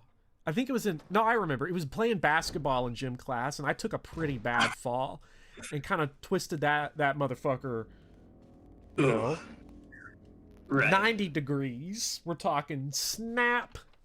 Spin me right around, baby. Yeah. So I'm on some crutches for long time, and I'm coming into English class, and we're in sophomore English class, and this is maybe the worst class ever. You want to talk about how bad the behavior was in this sophomore English class? I was in that class. You were in that class. Midnight Cowboy was in that class. X-Hero, X-Man was in that class. And that girl that sexually harassed me was in that class, too.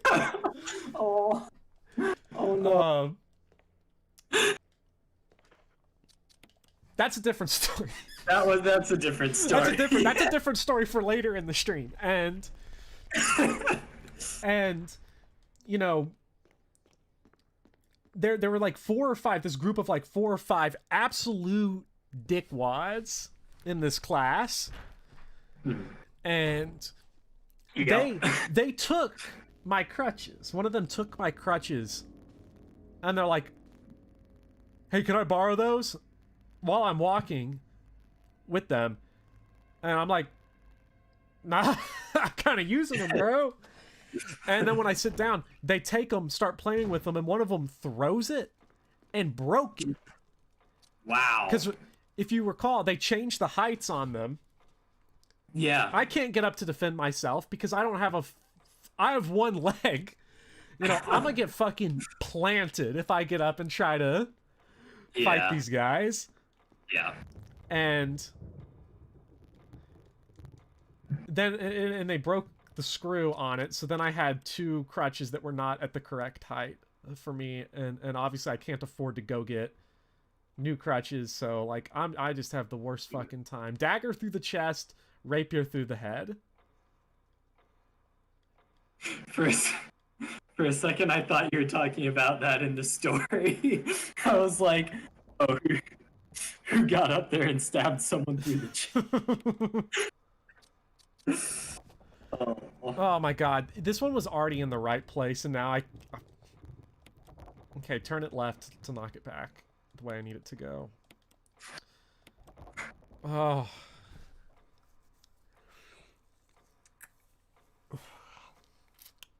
Yeah, I agree, Flunky Funky. Funky Funky, why I can't pronounce that. English has left the chat. Oh man, dude. So, why did I want to go back? Does it say something psychologically that I chose to go back, like, and get paid to go back? I don't know. Probably less. Probably not as much as you want to read into it. Yeah. Like I get the urge. Like there's something about education that I don't know. It's always as screwed up as education can be. It's always seemed like at least a noble attempt. Yeah. It's a noble thing to want to do if you're genuinely invested in it. Yeah. Like, It's a hard job, man. Especially because what you're dealing with, you know, so often is I'm reading a lot of these pretty terrible stories from people in chat, you know, that are really like these are defining moments for people. These are very hurtful moments for people, and you just can't escape the fact that basically education in America exists for one thing. Say it with me, everybody. Capitalism. How can we turn you into the productive worker that you can be? How can we prove to you beyond a shadow of a doubt that the only thing that matters in life is you becoming a productive member of society? And by productive member of society, we don't mean live in a way that is fulfilling to you and enhances your life, but rather, how can you make the most profit for other companies? And to be even more specific than that, how can we get you to a point where you don't even enjoy your free time anymore? Here's a bunch of homework. Even when you're not at work, do work. Do fucking work all day, every day. We will punitively punish you if you don't do homework. If you don't do homework, we're not going to let you graduate. Also, by the way, we're going to monetize everything. That includes food. That includes books. That includes lockers. That includes backpacks Fucking and school lockers. supplies. We're going to monetize all the shit. We're going to make it expensive to be poor. We're gonna show to you that the only thing that matters in life is work. And we're gonna punish people who have to go out and do any other thing. If you're poor and you have to work to help sustain your family, fuck you. We'll punish you. Why are you asleep in class? What do you work at Zaxby 7 hours after school? Get the fuck up. Why aren't you doing your homework? Stay up till 2 in the morning. I got kids coming to me, they're like, I can't do the reading, Mr. Bopper, because, you know, I work at, you know, from this and this time. And I'm like, okay, here's what we're going to do then. We're going to come up with an alternative way to make sure you're getting the education that you need so that you're not wanting to feel like you fucking want to kill yourself. I don't assign homework ever, by the way. I want to make that clear. The only homework you can ever end up with in class is extra credit. If you do it outside of school, that shit's extra credit. I'm not making you do shit. You're in my class for fucking hour and a half. We're gonna do everything there, and we're gonna get it done in there, okay? Because when you go home, you want to play video games. When you go home, you gotta rest. You want to play video games. You want to read your comic books. You want to watch your anime. You want to hang out with friends. You want to fucking jack off all day. I don't give a fuck what it is, but you're not doing homework, okay? Live for yourself and never apologize for having a good time, okay? Because yeah, teachers work too. I work, and here's the thing. I work from 7:30 to 3:30. After that, fuck you. I'm not working any more than that. Kiss my ass. You pay me for those hours. That's the hours I'm working, and I'm not making kids having to take this shit home either. I don't know what your home life is like. Snack. Yeah, snack. Sorry. Yawn. This boss's name is Yawn. Oh, really? Yeah. It's not spiders, it's just snakes. Don't worry, Burzel. It's just yeah, but it's I really respect that that you're willing to set very clear boundaries for stuff like that. And like to a certain extent, I wish is that all? Snack? Not a problem, boy. Amazing. Oh. Wait a minute. Why have to be snakes? Oh fuck! If you leave and let him get eaten in there, you don't get the assault shotgun. God damn it. Oh.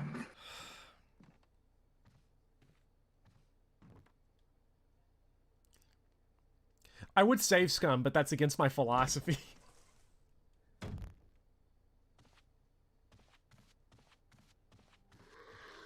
So, by the way, are you done eating Iron Column? Yeah, I am. Are you still on push to talk?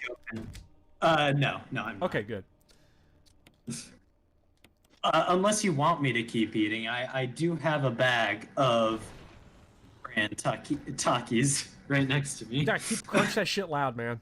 So, That shit loud. All right. Uviana, you didn't come back to much except for me ranting and raving and going crazy. I will never, ever, ever, ever stop ranting and raving about this shit because,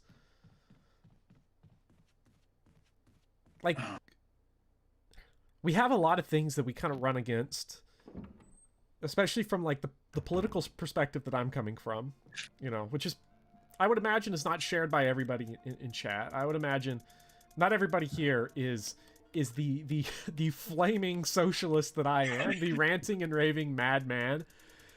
And I'm not gonna, like, you know, you're fucking stupid. Like, I'm not gonna get into, like, any of that, obviously, because, you know, think for yourself. But I swear to fucking God, man. I swear to fucking God. The amount that school just sort of pushes you down and says, the problem we run up against is, like, we have to treat the world as it is. Like, if I'm helping a kid out, I can't lie and pretend like the world is this different version than what it is.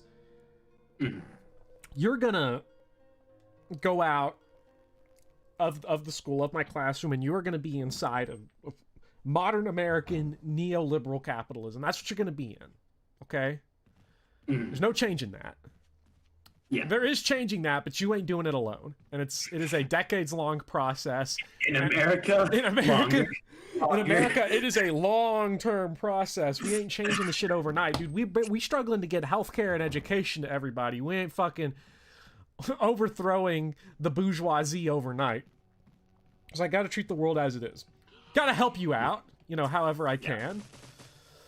So you got to run up against that. But then also schools then feed into the problem by reinforcing everything that's the status quo as being, quote, non-political. Because one of the things about teaching is that you are tasked with being non-political.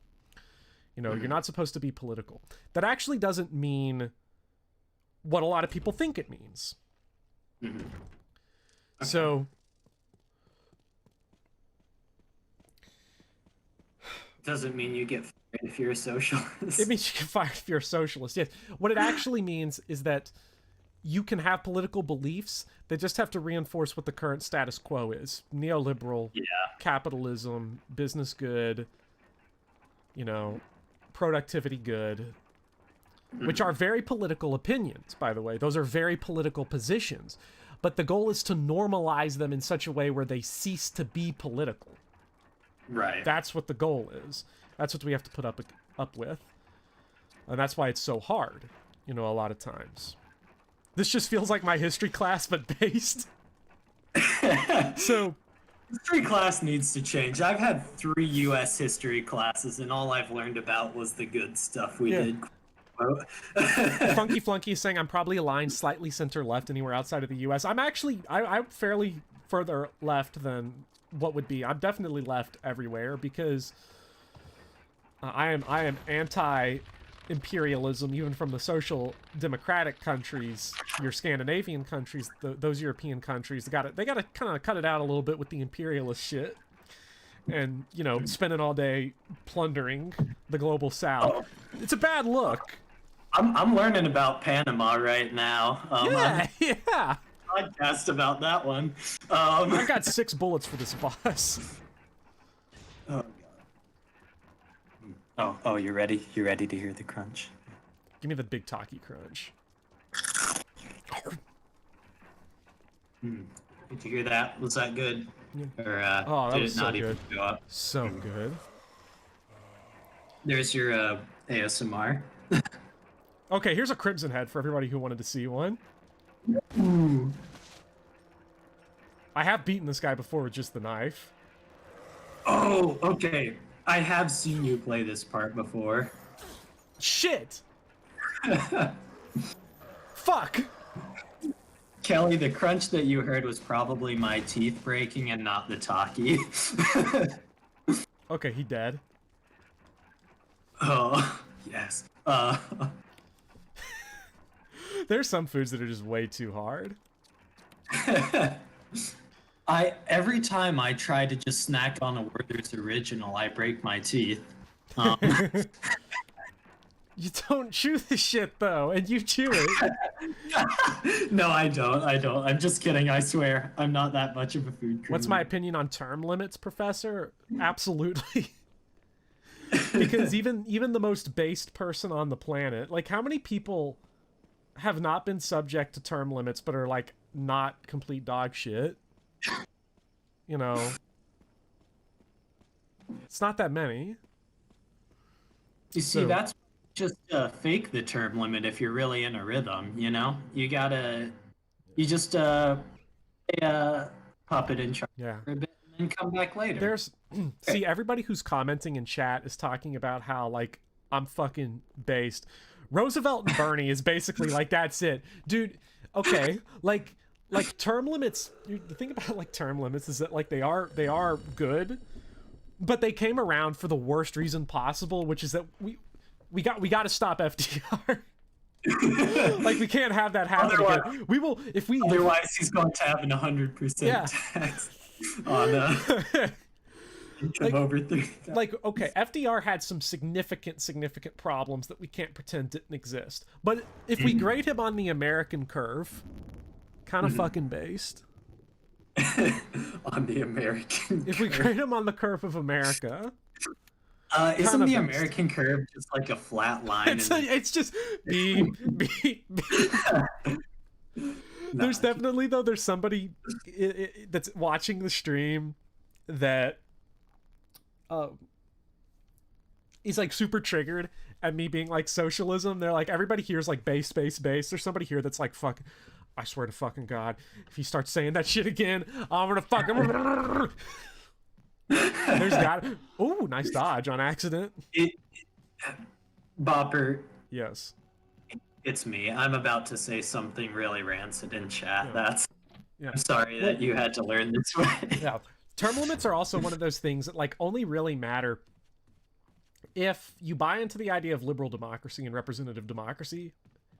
I buy into representative democracy to a certain extent because I think organizational structures will always come into being, but they're basically meaningless unless you have all sorts of other scaffolds there to protect people. Massive voting rights protections, for example. Things like getting money out of politics have to happen, because with the current American system, you could get like certain really corrupt politicians out with term limits, but then you're just going to cycle in more assholes in there unless you can completely break, you know, the money. Because we're in Kentucky. Now, I don't think you were here for the primary election last year. In the Senate election, we had basically based v unbased in the Democratic primary. We had Amy McGrath, who styled herself as like a Trump Republican. She's as a Trump Democrat, you know, someone who wanted to keep Trump to keep his promises, which is an interesting maneuver, I have to say. And then we had Charles Booker, who's fucking badass, and Booker nearly beat her. He came within 1 percentage point of doing it, but he was running at a deficit of like 1/10 of the amount of money because money flooded in from all over the country. Like, Charles Booker had immense sums of, like, almost all of his money, like 90% of the money he got was small dollar donations from inside of Kentucky, whereas almost all of Amy McGrath's money was money that was pouring in from like New York super PACs and stuff. It's just really, really, really embarrassing. Yeah. So, like, I like that. I think would be that's the core issue, is money. Money binds everything else. Right. It doesn't matter how many people you get money from, because it's really to let you to talk. Yeah.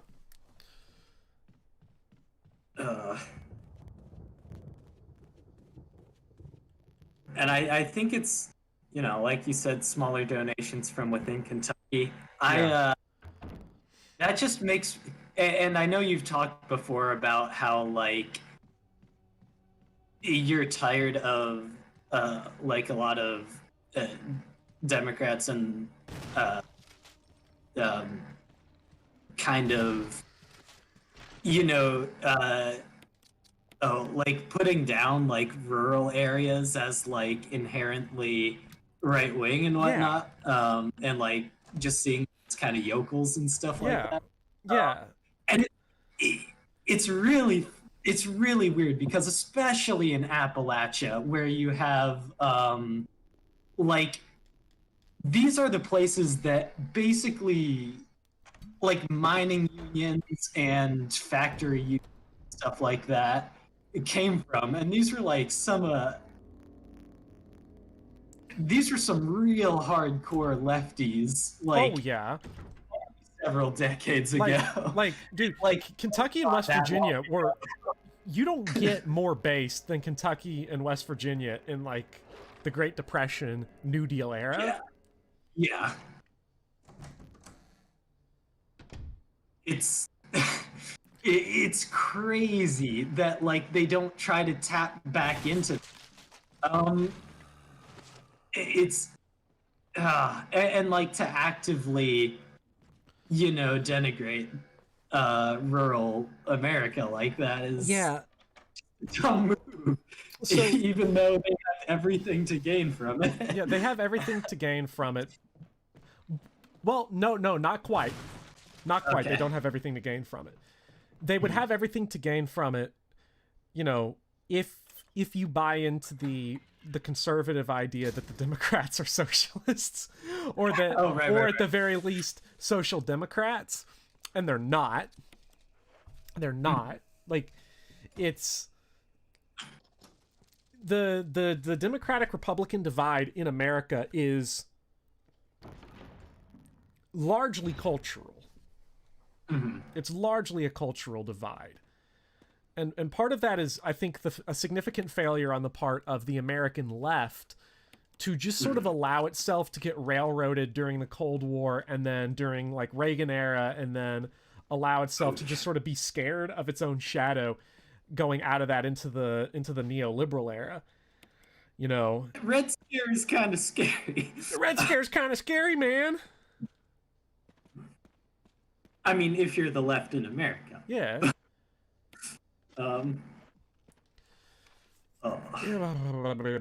Which way do we go? I think we go this way. You know, so the concern for Democrats is purely to protect capital, because some people in here were saying, like Fred Lorcan said, you can't separate money from politics. I think this is actually true to a certain extent. It depends on how you frame it, though. You know. Let's see. It seems some kind of sign each direction is accompanied by a corresponding north valley of destruction, hatred. I don't remember which one. Let's go. Let's just click around at random and see what happens. Do you want me to write something down, or? We may need to write something down. Is there a salt mine there somewhere? Fuck. Yeah, like you can divorce money from politics if you believe in an electoral system like I do, in which the best Resident Evil speedrunner gets to become the president. Bro, I've never wanted to play Madhouse so hard right now. So, you know, because politics is power, and money is power in our current system, and there are ways you can improve the relationship when the guard's desire is fulfilled. Okay, so the statue with red eyes, the description means revenge. So this guy needs to face revenge. This guy needs to face destruction.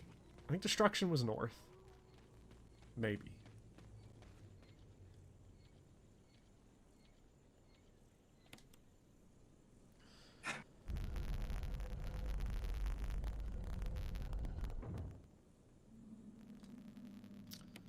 I don't know.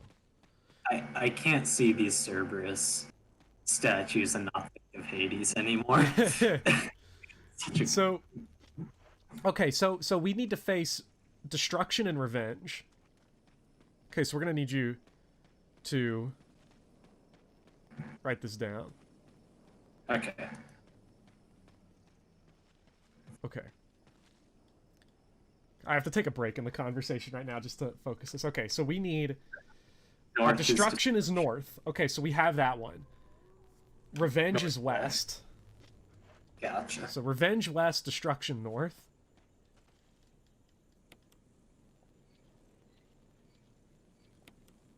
I think we've got it now. Okay, so money is power, power is politics. I mean, these are very simplifications, but they're largely true. How do you limit the power of money, especially big corporate money, in politics, and you revert it back to the power that is most common in people? Well, you have to do everything. You need to cap the amount of money that you can donate to a campaign. I mean, that's pretty simple. So that only small dollar donations can go in. You have to outlaw super PACs. You have to overturn everything, like the Supreme Court's decisions for things like Vallejo versus California? I'm probably fucking that name up. And then Citizens United. Like, all these Supreme Court cases going back to the 70s that have ruled money as speech have to go. You have to publicly finance elections.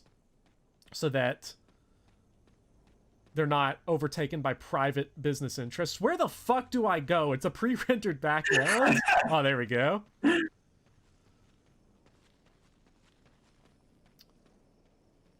Jim Bob is trying to start something again. Don't look Lemons at versus it. limes. I got you, but No. you know, those are just some of the small things, you know, that can be done. But ultimately, you're not going to solve this problem until the actual capital, you know, that dominates society is either long-term project eliminated or controlled by workers, which is an actual achievable goal, I think. Yeah. Worker control of the economy. Because if anybody here has like never genuinely like learned the differences between like socialism and capitalism, and you know what liberalism is and what neoliberalism is and all this, socialism, to put it very simple, is a broad school of thought that believes that the economy should be controlled by workers. So instead of having like a hierarchical system where you have like bosses and owners and everything, you have workers that collectively own all the businesses, because it democratizes the profit, it prevents like worker abuses, and it makes sure that wealth accumulation doesn't reach like destructive centralization. That's sort of the basic idea.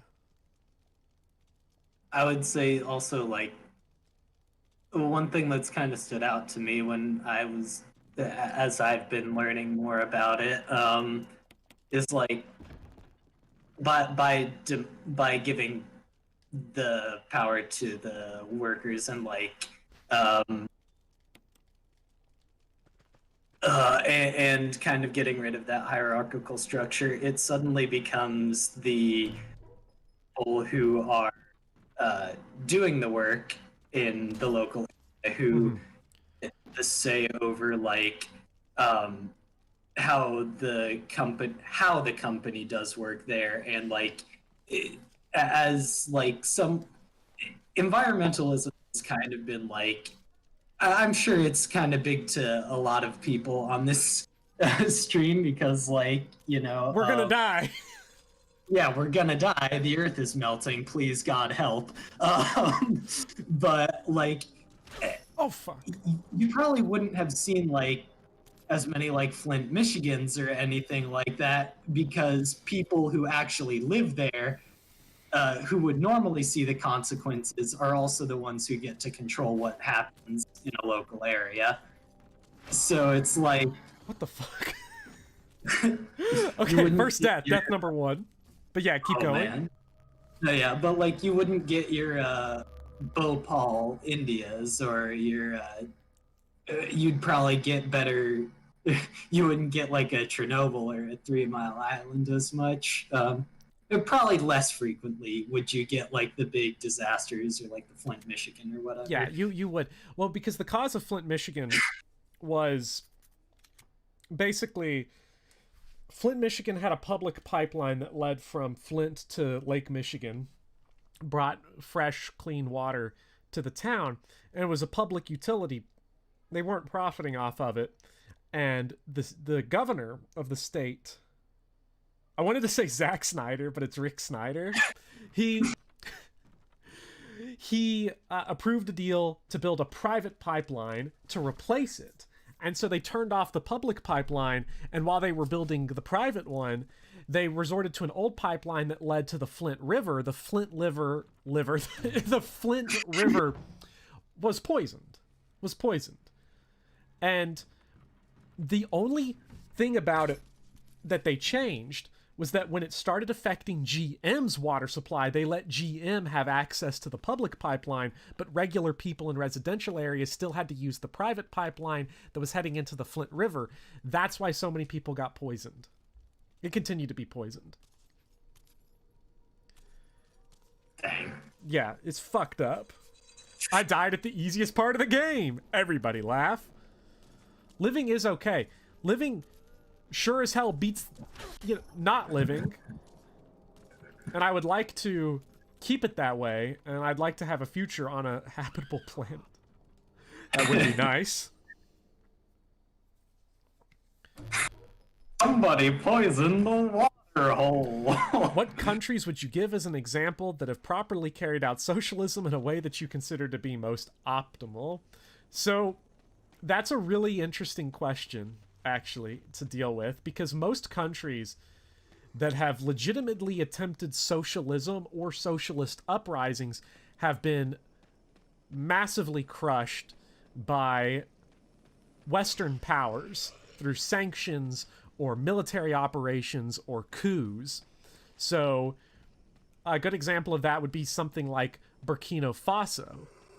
Burkina Faso is a country in Africa, socialist uprising led by Thomas Sankara, or he became the de facto leader of that movement, eliminated in a French colonial operation, and Burkina Faso was turned into a hellscape as a result.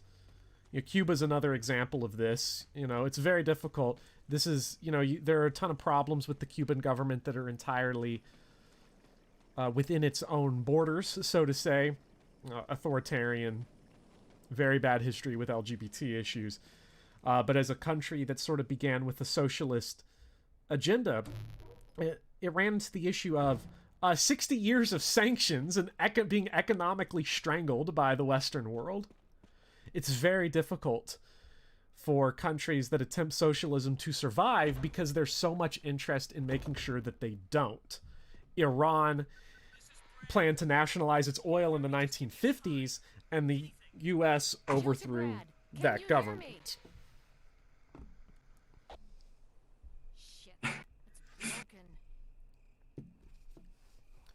Well, Kelly's saying, fuck later generations, which is... I kind of vibe with a little bit, but I believe in people. Kelly, I understand that, but also, lifespan is increasing due to modern medicine, What? So we might be around to watch the... We'll be around to watch it all. Yeah. Well, I'm glad you're learning a lot, Zorro. I do like having conversations during these smaller streams. During Fire Emblem, it's very tough. I can sort of just chill and play Resident Evil. Even during difficult sections of the games, I can just sort of play them. I need to... you talking about, like, the coups and stuff, I feel like I need to do some more reading up on the School of the Americas, because I know that was, like, a big deal in facilitating a lot of that stuff at the South. The book I would recommend that everybody read if you want to learn a lot about this kind of stuff, both historically and contemporary, is Understanding Power, which is a series of... It's a Noam Chomsky book. It's a series of interviews, lectures, conversations that he's had, and you will learn just so much history, from that book. And it really changed a lot about the way I think about the world reading that. I'd recommend Understanding Power as a good starting point for a lot of people. Unskippable.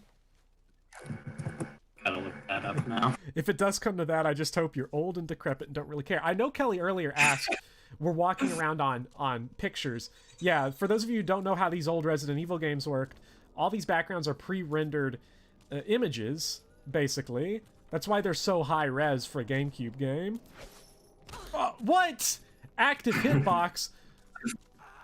Get out of here. That shouldn't be allowed.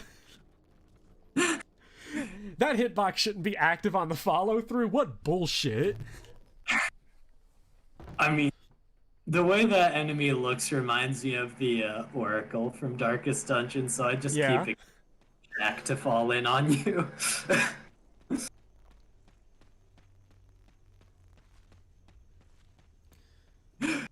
Hot take: power merely reveals.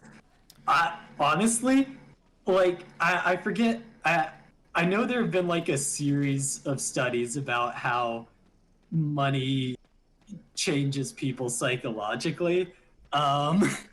It's like some weird shit. Like there was I feel bad not knowing the names of like the schools or the papers or whatnot, but um, I know that there were like some where they got people to play Monopoly, and they started some of the people off with like twice the amount of money or like property or something like that.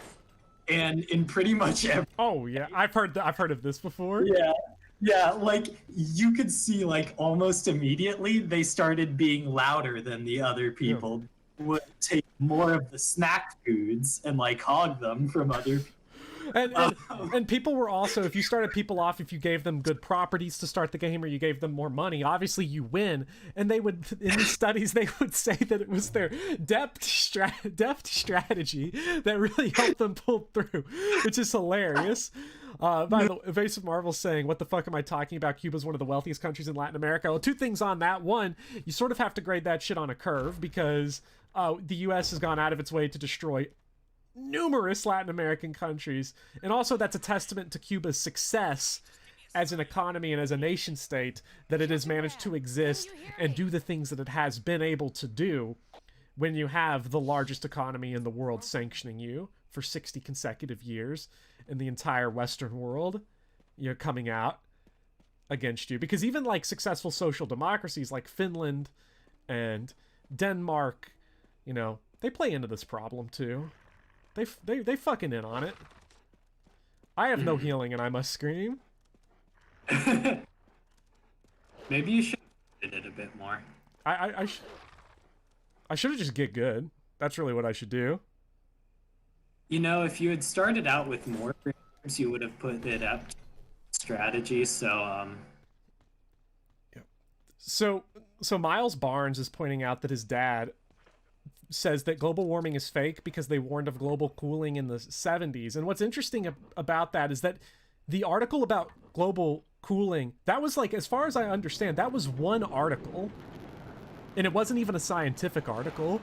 Maybe it was, but it was like, what was it? One article that anti-climate change people, the climate deniers, use as their evidence, because there's one article from 40 years ago that had no scientific consensus is now the basis for our argument as to why the entirety of the scientific community is wrong. Yeah, I have never heard of the global cooling thing, honestly. Yeah, it was like one article in like Newsweek or some shit way back. Yeah, And they straight up use this. All I can think about is like the very stereotypical like temperature with time graph that like a lot, at least early on, when climate denial was even climate change denial was even larger. All I can remember is like the graph where they're like, you can actually see the temperature is going down and cooling, and it's like you look at the time scale and it's several months from fall to winter. Yeah. I think one of the things, because Miles was asking, is his dad dumb or just jaded? I would never call anyone stupid. I don't think anybody is stupid. I think there are bad faith actors, you know, because I think it comes from, I think climate change denial, vaccine denial, things like that. They come from not all cases of this, but a lot of it comes from propaganda, you know, the media you consume, the way you're taught in school. You know, propaganda is a big problem that's going to affect it. And then a lot of people generally, I would say, kind of get it to a certain extent, that like power lies, like positions of power, like they lie to you. And a lot of people just sort of thrash out randomly when it comes to that, and don't really know where to direct that stress, if you want to call it that, that sort of suspicion of power. They don't know where to direct it, so they kind of direct it towards things that are obvious, things that are out there. So scientists warning about climate change is something that is out and, you know, common, so they direct it towards that, you know, because that's visible. The CEO of fucking Chase Bank ain't exactly as visible as that. You know, anybody who's like in the know is going to be like Jamie Damon, or whatever his fucking name is a huge piece of shit. But most people aren't going to know that. You know, they're not going to get it. So I could have gotten the Magnum and I just straight up forgot. Good job. Nice. Conservatism denies the problem, while liberalism admits it and claims the only solution is to hurry and complain. Yeah. Well, yeah, because yeah, generally conservatism is the problem doesn't exist, and liberalism is what are you gonna do? Hey, you can't do anything about it. That's just the way the world is. But hey, look, I'm actually very liberal because I watched Coming to America, so I'm hip with the kids. So coming to America, the sequel. Ooh. Very powerful. I would prefer to watch Coming America. I rented that from my local. Yeah, did they? It was weird because I was getting calls from that rental place because you must have given them my number, and they were like, "You got to return Coming America." I did. They're charging me the late fee. I know, and I'm sorry, but they would not let me borrow it after the condition I returned the last video in. Sir, the label is a bit salty. And they stopped believing the Travis touchdown routine. Yeah, I think Gav has kind of got it. Liberalism is, well, actually Jeff Bezos is good because he donates to charity. He makes homeless shelters for his workers, so he's actually a great guy. God. I saw this Fox News segment where they were complaining about big homeless. It's being this political lobby. Oh shit, Bertzel, watch out if you're still here. We got spiders, man. Oh god, we got spiders. Look away if you don't like spiders. I forgot they were here. Although I will say, not good. I have held a tarantula before. They're actually kind of fuzzy, like a hamster. It was kind of like holding a hamster. Yeah, you ever held one like this before? Nice ass. Nice ass. Some billiard balls too for. Yeah, I'm sure the homeless lobbies are quite powerful. Orange lamp is lit. I don't remember what this puzzle has anything to do with. We'll figure it out at some point.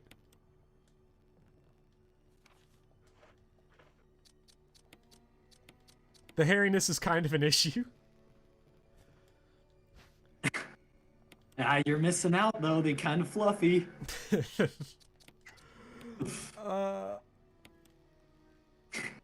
Spiders are awesome to study. From afar. Dude, I got this bad spider bite on my left arm that I don't know what got me. You know, we only have a handful of venomous spiders in Kentucky. We got the black widow, and we got the brown recluse. I don't know what got me, but it's been like, because it's infected and everything, and like it's because it's got the two perfectly spaced, like right in there. Not good. Very bad. Are you sure it wasn't a vampire bite and you're now a vampire? That'd be kind of kinky. That would be kind of kinky. That'd be kind of nice. Lady Demetricus. And then you could play Resident Evil the right way. Yeah. Mommy, step on me. I don't think, Burzel Simon, that, like, the Black Widow is tox. It is venomous, but, like, I think it's well known enough that most places keep a lot of anti-venom on hand, so it's, like, it's pretty easily treatable now, I think. I understand. I don't want to put my foot in my mouth. I've looked this up before. It's the anti-venom for Black Widows is actually really difficult to make. It's actually illegal to make, I think. Ooh. Because it comes from horses. Wait, what? Yeah. Because you like horses are immune, I think. So what they do is like they have Black Widows bite horses and they get it that way. And the problem is that that's illegal to do. Black Widow's venom is the toxicity of Black Widows is actually extremely overhyped. They're not nearly as deadly as what you would believe. They're not going to hit you up with some Brazilian wandering spider shit, that's for sure. Oh god. Aren't those the things that like eyes you or something or put you to sleep for ever or whatever? I don't know. I don't know. Apparently, like, the anti-venom, too, is, like, extremely painful. As it courses... Because they're literally injecting you with, like, the spider venom. And so it's going through and, like, neutralizing the toxicity. And, like, fucks you up, apparently. Wow. I gotta get my hands on that. Yeah. Looks like a good Saturday night. Okay, let's see. Oh, wait, we could go into room 002.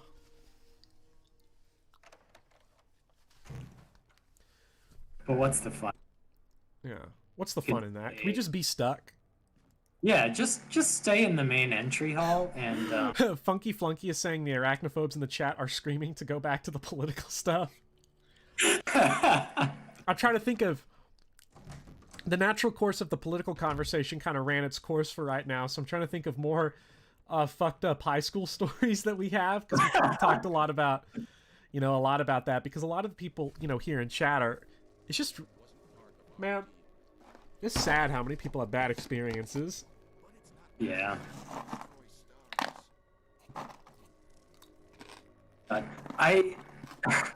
We've talked about Anime Club before, right? Pretty sure. And how we would sit there and quote Resident Evil the entire time. Oh no. Oh, Philip Pryor is asking about the girl who's sexually... Okay. Oh god. That was interesting. Yeah. We would call that an interesting maneuver because, it was in that sophomore English class where the guys broke my, what are they called? Stilts? Jill. Crutches. Not stilt crutches, yeah. If you were on stilts with a twisted ankle, I'd be impressed. Luca Lele is saying there is an anti-venom available in America, though it did kill someone, which is more people than Black Widows have killed. Wow, that's funny. Okay. Because I knew it wasn't as deadly, but I thought it... Okay, I didn't know that the anti-venom was that bad. Yeah, basically, yeah. So basically, the girl, she like would always say very weird things. You probably remember it. I remember it. Always had porn pulled up on her phone, because we were in school at about the time that everybody started getting smartphones, and for teenagers, what that means is porn 24/7. So Well, actually, that and Clash of Clans. That and Clash of Clans, yeah. So like, basically, all I ever did in high school was Clash of Clans and porn. And now, in my adult life, all I do is Resident Evil and porn. And she just one day, just in Clash, just reaches over, gets a big handful of meat cock from me, and I'm like, all right, I think we're going a little too far here. I don't even know who you are. Like, and you're just over here, like, grabbing my dick. And... Yeah. Yeah. Yeah. Do you remember... Fuck. Uh-oh.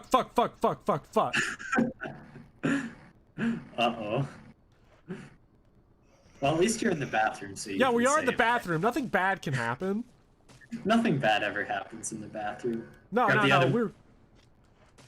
We're perfectly fine. Okay, good. Just gonna finish this fucker off right now. Good call. Yeah, in case he wants to break through the door later. I'm not gonna do it. Yeah. Wait, you mean you watch less porn as an adult? I mean, it's not less. It's the other times that have changed. What I do with the rest of my time. Very simple calculation. Yeah. So, yeah, like, I don't know what to even make of that story. You know, looking back, you know, I was pretty lucky that, you know, it wasn't a traumatic experience for me in like the way that a lot of people who have to deal with that was, and it wasn't a continuous problem over a long period of time. The problem got resolved pretty quickly. So like, as bad as it was also not. I'm very glad it didn't fuck me up. You know. Yeah. That shit'll fuck someone up. It happens continuous over and over again, or if it's like a systemic thing, you know, because, you know, as a cis dude, I don't have to face that kind of shit systemically. So I haven't, you know, had to deal with it, you know, which. Well, except for the part where except for the yeah, except for that part. Like yeah, like I don't, you know, it's weird, man. Yeah. The self-defense gun is an interesting weapon. It is a one-shot unreloadable magnum. Not gonna lie, like Derringers, like those tiny guns, kind of dope. Like they kind of are, yeah. Like I know they were like considered like tiny, weak, pathetic things, but point to a gun other than the Magnum that has more mouthfeel, has better unit feel. Oh god. Becoming the bat. Did you hear it too? What? Did you hear it too? The crash outside of the room. There was a zombie, someone that had hanged themselves, and now I hear the zombie coming in crashing. And then there's this dead body on the floor right here that is gonna jump up, probably try to eat my ass. Have you tried burning it? I'll eat your ass. Not yet. Yep, no, he's up. Get me out. Oh god, yeah. How far are we? Not that far, Tanaka. Well, we're kind of far. This is probably not a one-stream game, because I don't remember this game nearly as well as the other games, at least to play it. Oh no. Super fast. I've got uts in my mouth. Okay, wait. No, that didn't sound right. Like uts, like not like uts. You know? Yeah, you like nuts in your mouth. Me too. Well, I do like things, Gilga. People out here talking about sexual deviancy in the workplace, and all I can think of is, you can't see my face right now, and I'm like, bruh.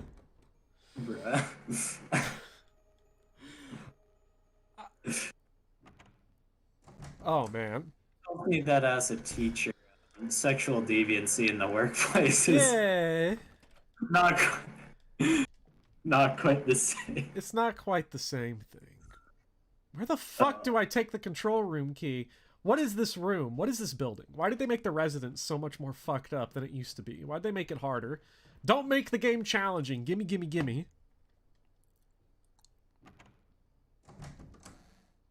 Also, is there really a part of the car that's made for spiders to die, Zachary?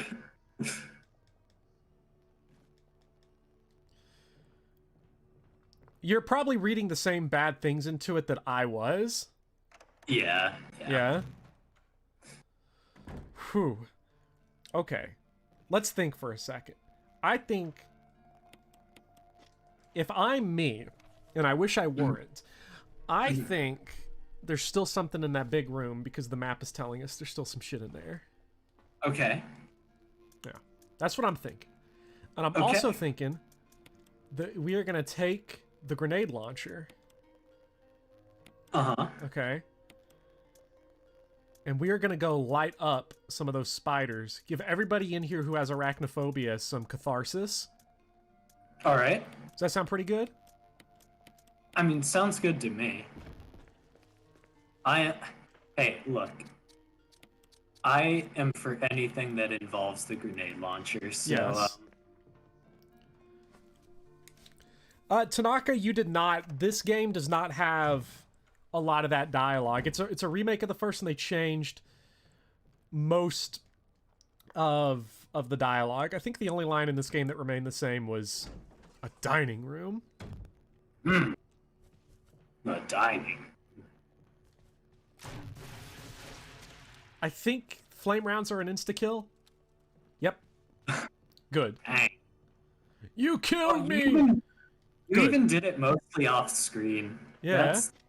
That's a bro move. Yeah, this is a big bro move. Oh, it twitched. That's not okay. We'll despawn it, though, by coming out and me going and to go get the lighter. Nice. Because I forgot that we needed the lighter in there. Are there crimson head spiders? If there were crimson head spiders, dude, holy shit. You can't even imagine. Oh, that's not even okay. Like, even the act of thinking is not okay about that. Last thing I need is spider meat reanimating. Spider meat? Bro, I would eat a spider. Have you ever eaten a spider? What's that phrase that Leon says in Resident Evil 4? Your right hand comes off. I was thinking more of the one where he's No like... thanks, bro. No I know thanks. what you're going for. Yes, thanks, bro. Yes, please, bro.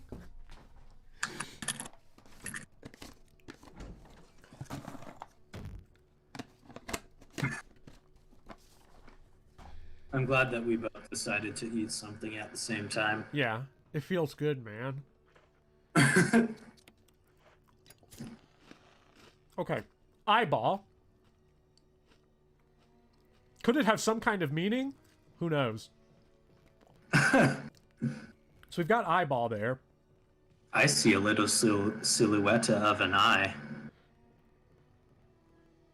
Don't even get me started on singing.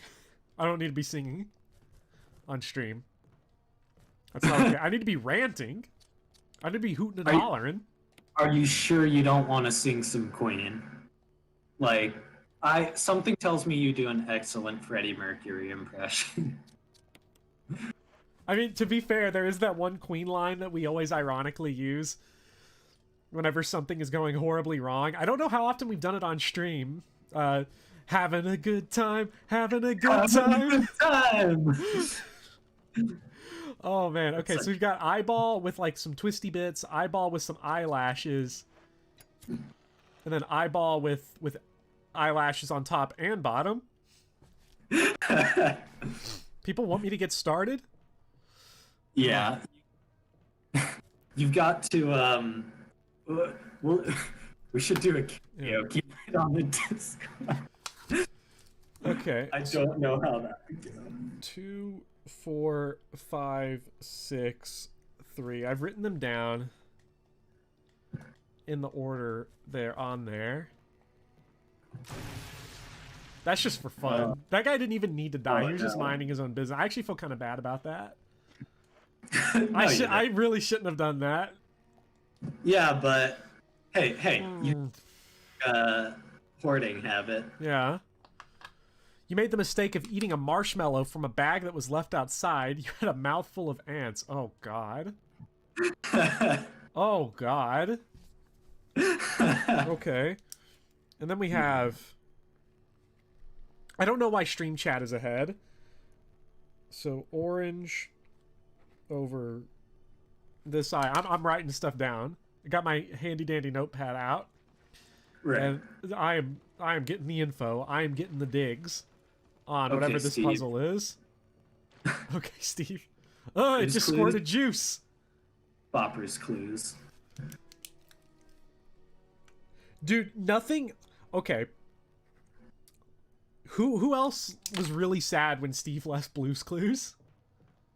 Bruh. That Like you cry every time. it was so sad. And the rumors was like nobody knew if he was like going to rehab or if he was going to college. It was like none of that apparently, but that's what everybody thought at the time. So, okay, there's nothing left in here. I've got this information down. I've written down the order of the billiard balls. I've written down the red, orange, and green eyeballs. The problem is that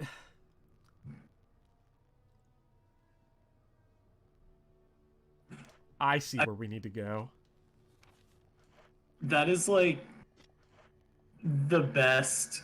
That is the best like answer to what you want your job to be, though, Gilgamesh. That is adorable.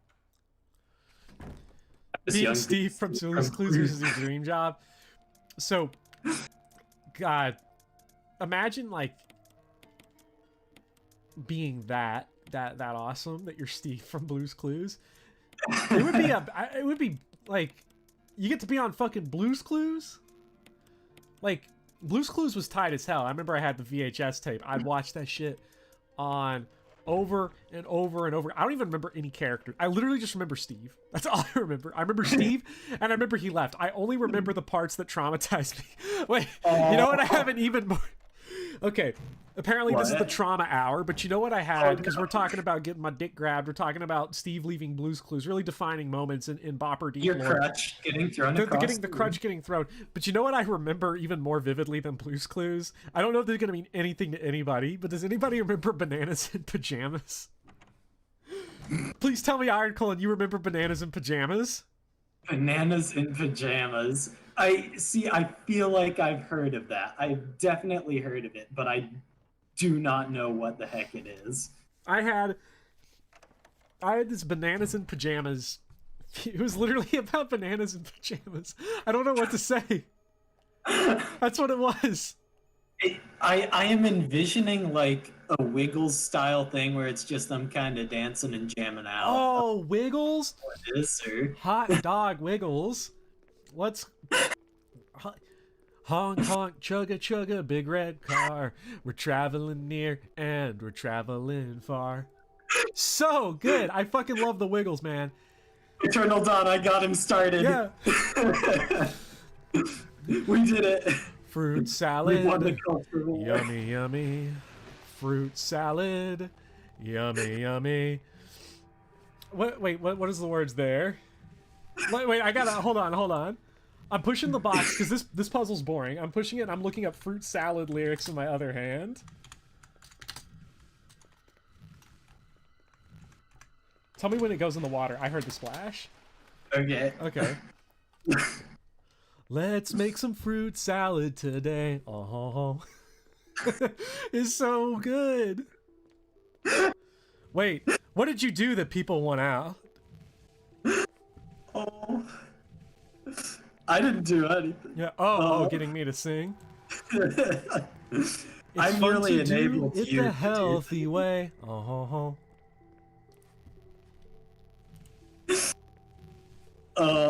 Take all that fruit that you want to eat. It's gonna be a fruit salad treat. The first step, peel your bananas. The second step, toss in some grapes. The third step, chop up some apples. Chop up some melons and put them on your plate. I'm having too much fun. Someone stop me. Stop me. This is great because I've never heard you sing anything other like all the way through other than it's good. It's good. And jelly. Peanut butter and jelly. First you take your nuts and you squish them. You squish them.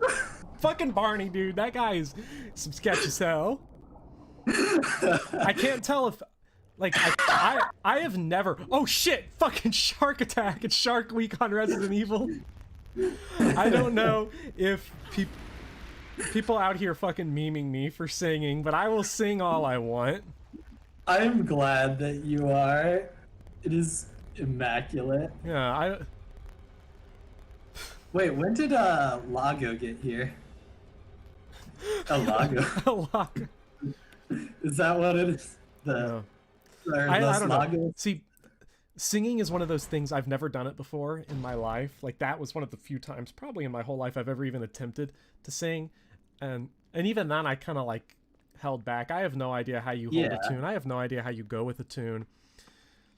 You know, singing is one of those things that just always seemed deeply embarrassing to me, and I was never in like choir or anything because I was always so incredibly shy. I could barely speak in my regular voice. Forget singing, dude. You see, that's a shame because I know Midnight Cowboy would agree with me. We've talked about this before. I think you'd have a good singing voice. Like, honestly, legit, it starts in the shower. You Starts in the shower. You put some tunes on, pump it up as loud as you can get it, and you just jam out until your upstairs neighbor stomps on the ground and says, "Will you Shut the fuck up? Fuck you." Oh shit. Oh, Not yeah. good. I'm gonna game over right here, aren't I? You got this. You got this. Baby. First you take the sharks and you squish them. You squish them. Okay, we have to unleash this. So I don't know. Maybe one day I'll actually try to learn how to sing if people think I could actually sound okay. Oil pressure regulator. There's no need to adjust the pressure. Yes, there is. We're at 30. We're at critical 30%. Oh. Yeah. Release the safety. Okay, we released it. Please. Please.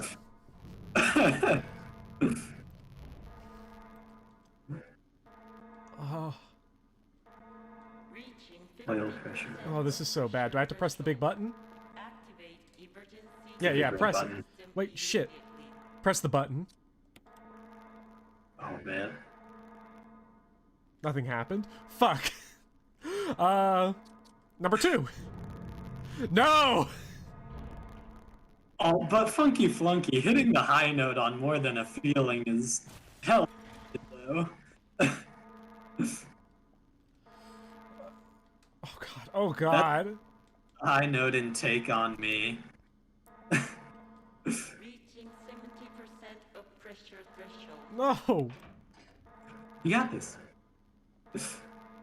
Just pull some levers and push some buttons. Did I do it? Maybe? Hell yes? yeah. Yes! Easy. It's like the I'm easiest part of the sorry. game, but it panics me so hard. Oh, I'm sorry that stressed you, that you won't be getting those 5 shots right now, Sabrina. Take the shots anyway. I should go take a shot. Oh, that shark is still trying to fuck shit up, though. The high note at the end of Music of the Night. Give me some more wiggles to sing. What was, Oh, I don't know. Wait, what's the Mr. Bucket? Mr. Bucket? Mr. Bucket. Mr. Bucket. Pulse my top of Mr. Bucket. Out of my mouth they will pop.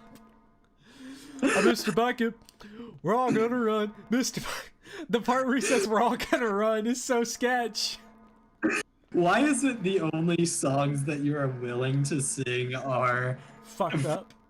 shows or random ass cartoon, or not cartoon, advertisement, like toy ad? It goes back to the sort of the shyness thing. You think I'm gonna try to sing a song that's actually supposed to be like good? Like, because the last thing you want to do is like try to do something like that and then it sounds bad. You know? Like, Yeah. make a fool of yourself. I already make enough fool of myself playing games for people. I'm honestly amazed that people want to even watch this shit, so... Because all I do is panic. All I do is panic. And it's fun to watch. Not really. It's not fun for me to watch. Actually, Resident Evil is okay. Yeah. Let's make a fruit salad today. Oh. Maybe I could get like a good singing voice filter on here. Get people coming in. I mean, people like oozing. oh, like I mean, you're like, I get the defense mechanism there, but like, if you can sing bad song, if you can emulate bad songs well, then hypothetically, Hypothetically, you can emulate a good song well because they're kind of the same. Like unless in the bad song, like rhythm is or like the not song, like the rhythm is off. yeah. It's about hitting those notes, and if you can hit notes that don't go well together, you can hit notes that Yeah. go well together. It's, Yeah, it's I the guess same that's fair. thing. Yeah. I don't know. Like I'm Yeah. feeling insecure about it. Like I don't like singing. I didn't like singing in front of people for the longest time, but now, whenever I'm in lab, I just dance and sing at my hood, and no one cares. And it's great.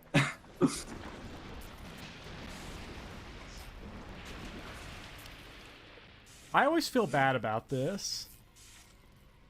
I don't know. It goes back to like... It goes back to like the whole thing about you feel worse for animals than people because something about killing these sharks doesn't feel good. I don't know. I like sharks. Sharks are really cool. Sharks are dope. You kind of need those apex Yeah, predators. you really do. That and watching me, I don't murder anybody in Fire Emblem. I'm trying to think of who I've actually could legit say I've murdered. Probably Kyle and Ford and Ross. Probably those three were... Oh wait, Fiona. I murdered Fiona in the last stream. I intentionally sacked her in order to help save Leonardo and Edward. Well, Heather wasn't intentional. Heather, I just didn't realize you could recruit her with Braum. Which was... That was a pretty major... I straight up went in that whole room and then didn't pick up the item in there. See, I think that whole feeling worse for animals than we do people. Like, it probably has to do with the fact that we ascribe a certain innocence to... And oh, it's still alive! Oh, no. Just that floppy boy. Yeah. But, I feel like it has to do with like the innocence that we ascribe to animals, because it's like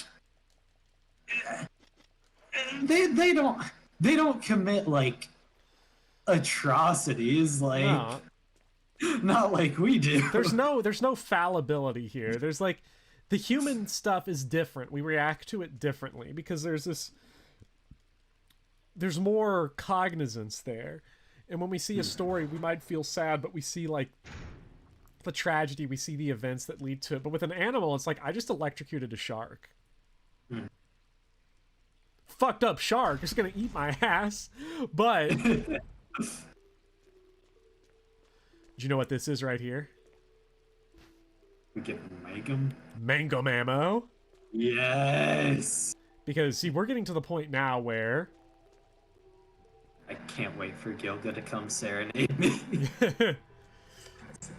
Yeah, up the ladder, please, Jill. Tried the ladder. You never got past Lin mode. I never got past Dorcas's chapter on Lin mode as a kid. Or not even as a kid, like as like a 14-year-old. God, all I want is fucking fruit salad now. I haven't had anything healthy to eat in like 2 years, so it'd probably be a good idea. Dude, what you talking about? I didn't make that. Wait, were you here when I made that just disgusting, like that? And by disgusting, I mean like filthy, and by filthy, I mean fucking outrageously good. Yeah. Were you here when I made that just sick, nasty corn? That corn salad?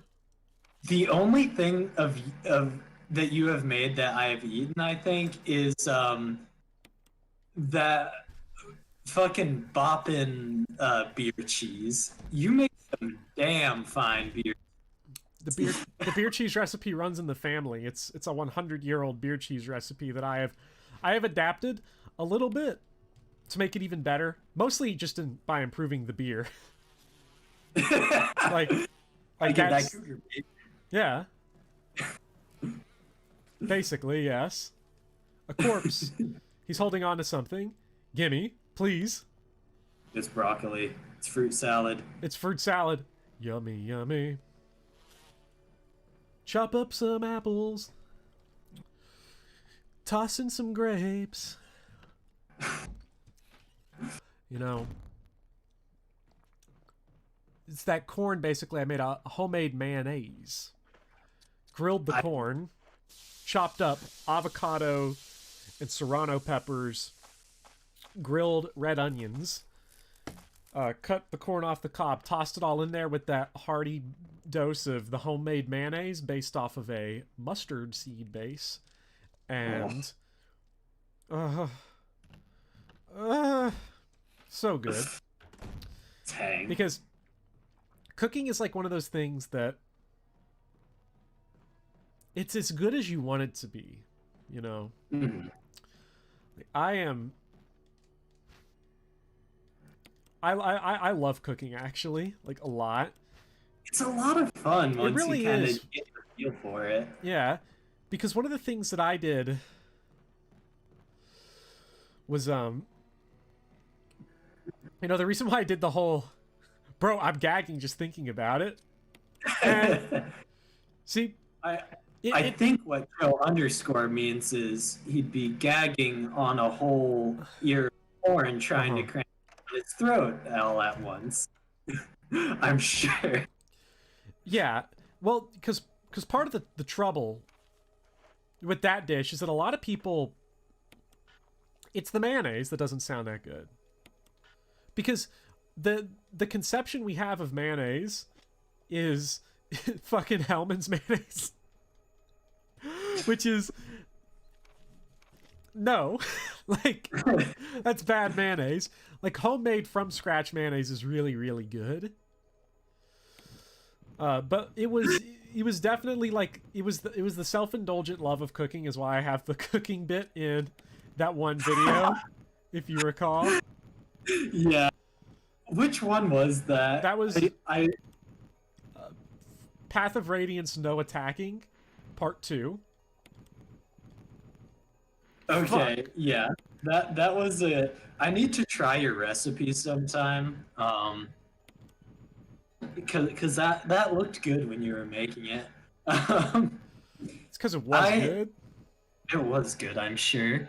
Like, asparagus, underrated vegetable. Asparagus is good. Oh, asparagus is fucking delicious. I don't understand people that don't like asparagus. Yeah. It's so good. Dude, You gotta do it yesterday- right, though. If you boil it, it's whack as hell. Yeah. You gotta get a bit of that sear going and all nice and salty, yeah. Yeah. Nice and salty. Wait, did you Yeah. have... Surely you had the fish tacos that time, then, that I made asparagus? Did have the fish tacos. Those were pretty banging too. Yeah, those were some banging fish tacos.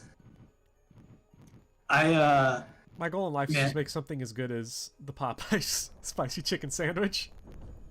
Okay, I don't know if you've I need to share a recipe with you because like this has become like this is one of my favorite things to make is gumbo.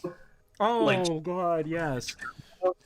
And it's like the recipe that my dad found this recipe. It's basically like Chef Emerald's fucking recipe. Bam! God, and it's like he doesn't play around when he says bam, because that's some banging fucking shit. Yeah. Like yesterday I made like probably like 8 quarts of this stuff. I've got enough food for dinner for like a week because of that. Oh, it's so good. Maybe Yeah. even There's just nothing in this room. That's really funny. Yeah, so gumbo's really good. I make a pretty good etouffee, I like to think. At least it tastes good when I eat it, because I'm hungry. And, you know, my recommendation to anybody out there, by the way, first of all, learn to cook. Learn to get fucked up by this monster. No! The door refuses to open. Oh, shit. When was the last time I saved? Do you have the insecticide spray? Do you need that here? I already, You've already I already used used that. it. Okay. I didn't know if that could be used here. Ugh. Oh, Jesus Christ. Oh, Jesus Christ, man. Plant 42. Like, we can make this fight so much easier. Please tell me I can get out the other way. Yes, thank you. Amazing. Professor Cow, more like it. I know I'm a baby. What is this, easy mode? You know. Well... Oh! No, I didn't write down the colors of the fucking billiard balls. Shit. Oh. When you hear my keyboard clacking, everybody, you're not hearing me type into the search bar Resident Evil Remake billiard balls?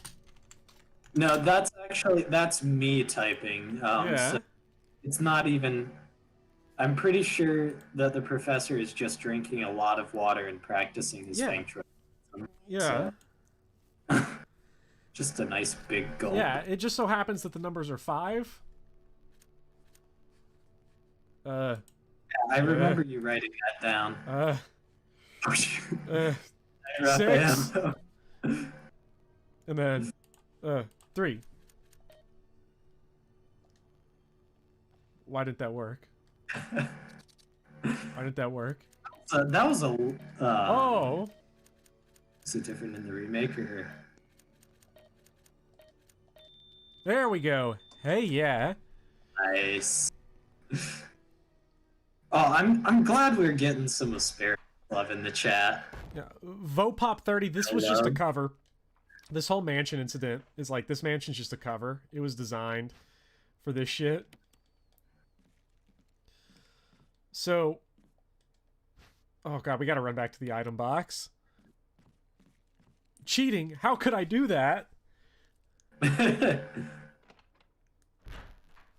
Well, hello, Raphael. Or Raffaello? And goodbye. Yeah, goodbye. But I'm glad you could stop by. Yeah. I would want to live here too. It seems fun. So, anyway, I have found throughout my life that the ladies dig it when you can cook. Okay?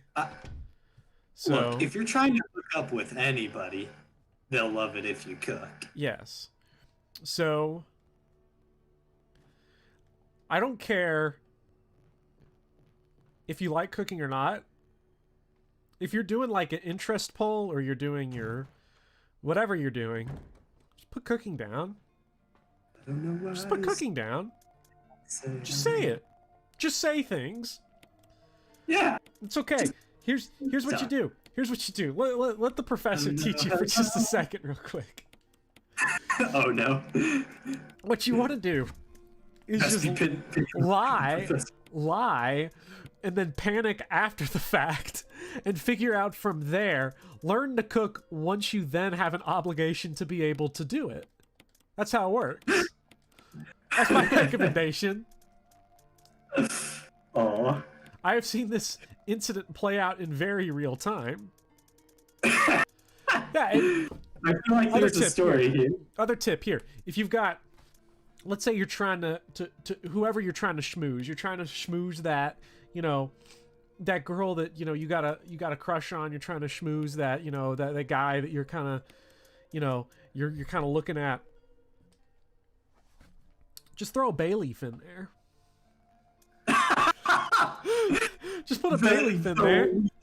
The least useful herb, but it won't ruin anything. It won't ruin anything. Here's the thing. It's just there to look fancy. Garnish the shit. Garnish the shit. Get some fresh herbs. Look, nobody likes cilantro. Nobody likes cilantro. People in chat are going to say they like cilantro. I knew you would say it. I knew you'd say it. Midnight Cowboy probably come in here and is like, oh, I love a good cilantro Malagnese or some bullshit. Some pretentious fucking bullshit. A cilantro aioli. He'd hit us up with that. He's like, and sugar is the food of peasants. And I'd be like, bro, you're crossing that line right now. These are fighting words. But you throw some of that shit on there. A little bit, just a little bit. Make it look really good. Dude, they're gonna carry you off to the church right then and there.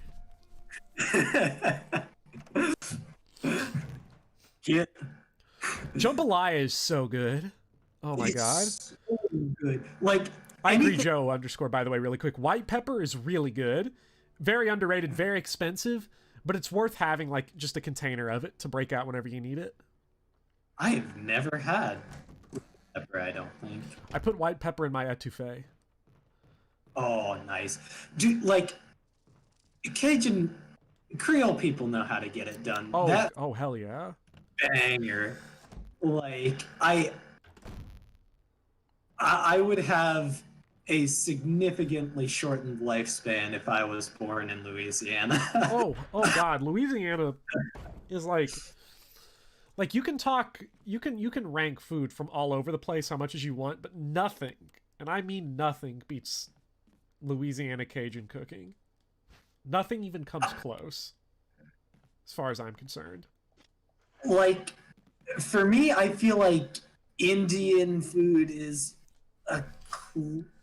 it's skin for me, but like, yeah, I think you're right. Like, just they hit the nail on the head. It is incredible. Oh, life-changing stuff. Okay, I'm writing down the simple math because I don't know how to do simple math. True.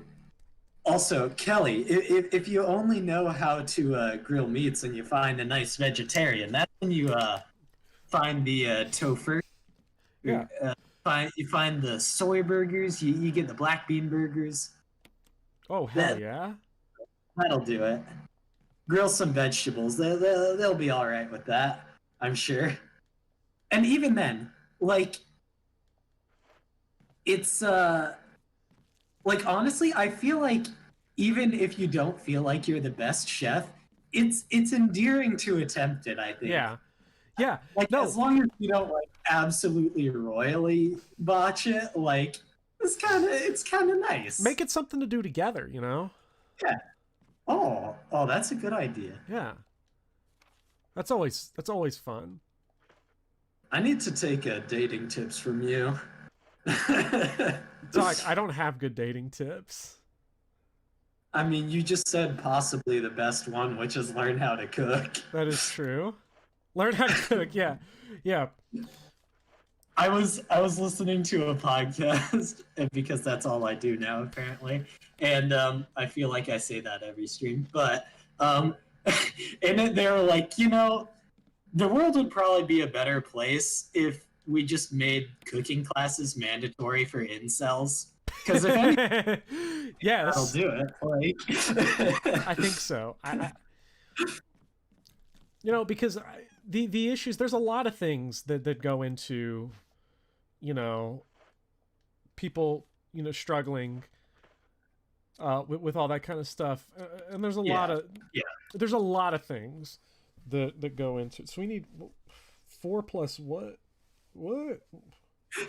Sabrina, I'll remember that next time I can put my hand on the professor's crotch. Be incredibly handsy. You'll never get seen. Yeah. Okay, and then we need yellow water. Oh, that's not good. What is this, Flint, Michigan? Yeah. I don't know. Yellow water doesn't sound too appetizing. Gilgamesh, I would love to take a cooking course with you. 7 plus 10 is 17. And then we need to get just one more red 3.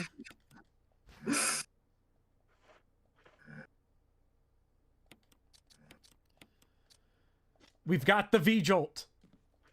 Sabrina, I totally relate to that. I have not been out of my apartment to meet a random person for like the past 2 years. Yeah, like It's hard to work up the energy to go meet a random person. Understandable. yeah, like That's the biggest barrier to entry, I would say. yeah.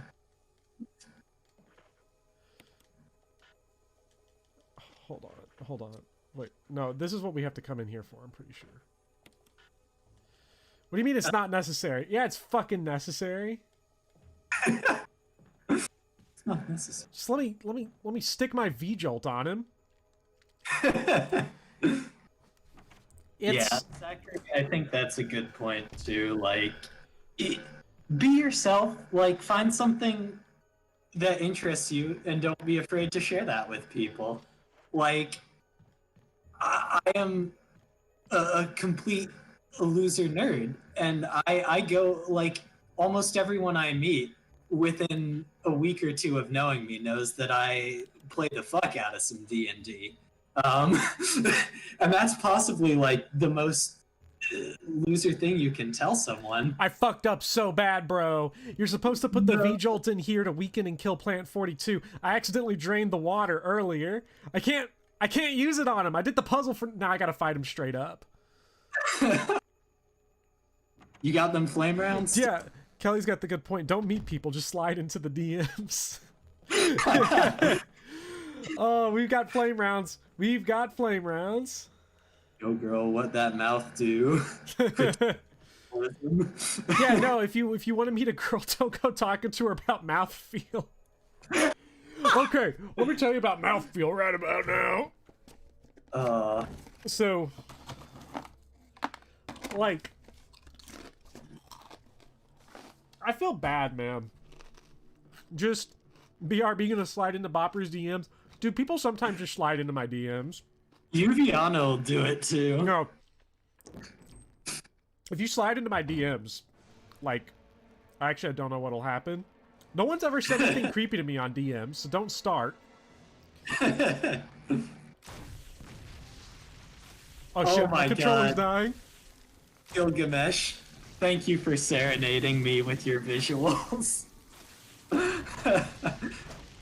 Bobber, you gotta check out the fan art page afterwards. BRB, you gonna talk about unit feeling instead? Oh shit, we're getting messed up. Oh, nice, man. I just straight up didn't bring healing. Well, if and you ask I've whipped Professor multiple Bobber... shots because I forgot to aim them. Oh no. Oh, I just killed him. Huh. Nice! That is... Easy game. Not hard? What? I mean, if you ask Professor Bopper, I don't think he'd be too keen on first date unit feeling, if you know what I'm talking. Yeah, no, I wouldn't recommend first date unit feeling unless they're into that sort of thing. I got a trophy. Wait, have I never played this far in the PS4 version? Nice. Dang. Nice. Nice. Trophy hunting now. This is now a platinum trophy. If you ever slide into my DMs, it won't be for creepy reasons. I mean, if people want to send memes, that's fine. I don't care. I'm done with Twitter. I said that yesterday, and then I got back on it today. But I'm done now, officially. Yeah. I know you're too addicted to looking at stuff that triggers you for Yeah, I am. You would never get off. I that's my problem. That's my problem, man. I'm too addicted to getting just out of my mind triggered. I want that fucking red herb, bro. Can I not?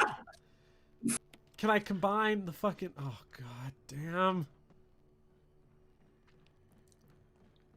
Spam me with shitty Valentine's cards? Hold on, BRB, checking Twitter right now instead of focusing on live stream. Let's see who has since slid into my DMs. Everyone is in my DMs. What's going on? Oh no. So you're safe. That's what I was going to say. There you are. Found you. Myself against those strange creatures. I understand. Anyway, it's good that you're safe. Did you notice? Barry, he sounded a little flaky. Now that you mention it, Sounded a little flaky. I'll keep a close eye. Maybe it's quite natural under these circumstances. It's not really our standard operation. Jill, our first priority is to get out of here. I agree. Dude, when did Pomade Crisp enter the game? I'm looking for ways to... Okay, if there's anything, I'll go back to the other mansion. I'm counting on you.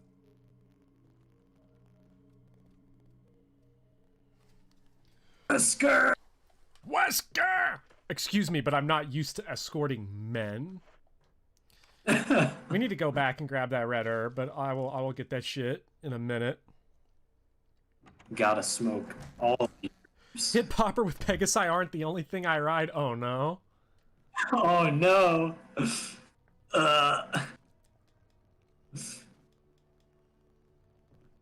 Welcome back to worst pickup lines. Worst pickup lines, oh my god. Like, there was, you know, in general, I guess we'll keep the V-Jolt in here forever. V-Jolt just sounds like an energy drink that is way bad for your health. Yeah, it does.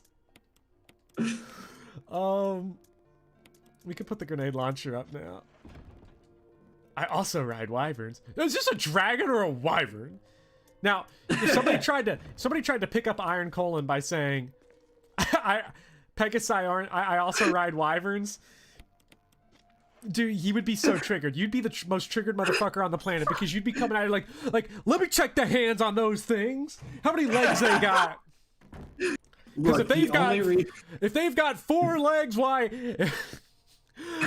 Somebody hitting you up with dragon and wyvern mix up, you're just like, if I weren't retired, I'd. See, the only reason I play D&D is for clout in the dragon versus wyvern debate. Okay. Like that's all you do. In fact, you were lurking during the Radiant Dawn stream. I remember you saying this, just seeing because they promote to Dragon Masters in that game, and you're like, okay, not gonna spam chat. Unreal. Yeah, but now you know the difference too, and that my goal has been achieved. I don't know which one's which though. You don't which one? I don't know which one is which. What is the difference between a dragon and a wyvern? Somebody tell me. You said it. You already know it has. Wait. I know it has to do with the legs, but I don't know which one's which. Okay. Wait, hold on. I got this. Wyverns have no forearms. Correct. Yes, Wyverns have no forearms. Fuck yeah, I know the difference between a dragon and a wyvern. Nobody else in this chat is as big a loser as me. and now all of chat knows, and you can act like dicks to your friends. Yeah. Congratulations. Yeah, everyone, I would recommend this. If you want to make friends, whether you want to get involved in a relationship or you want to make normal friends, just be a fucking dick to them and be a fucking pedant about, yeah, all that shit. Yeah, about wyverns. Yeah. It's you be a smash hit at the parties. Yeah, no, I just it's like go up. Wait, it's like, that meme where it's the guy who's like standing on his own at the party and he's like, they don't even know. Okay, I'm like imagining that, but it's they don't even know that I know the difference between a dragon and a wyvern. I don't even know that wyverns have 4 legs. Dragons have 4 legs and wyverns don't. Wow, what casuals. Now, Liam Brown brings up an important question. Lung dragons are different.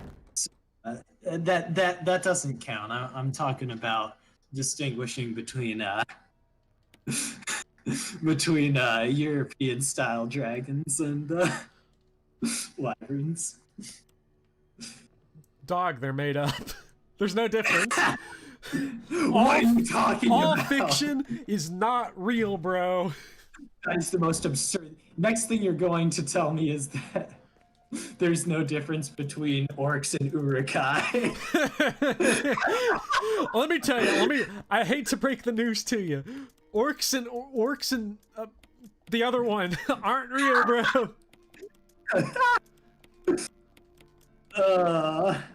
Dude, there are people, I swear, like, motherfuckers be tripping so hard when it comes to deep lore bullshit, because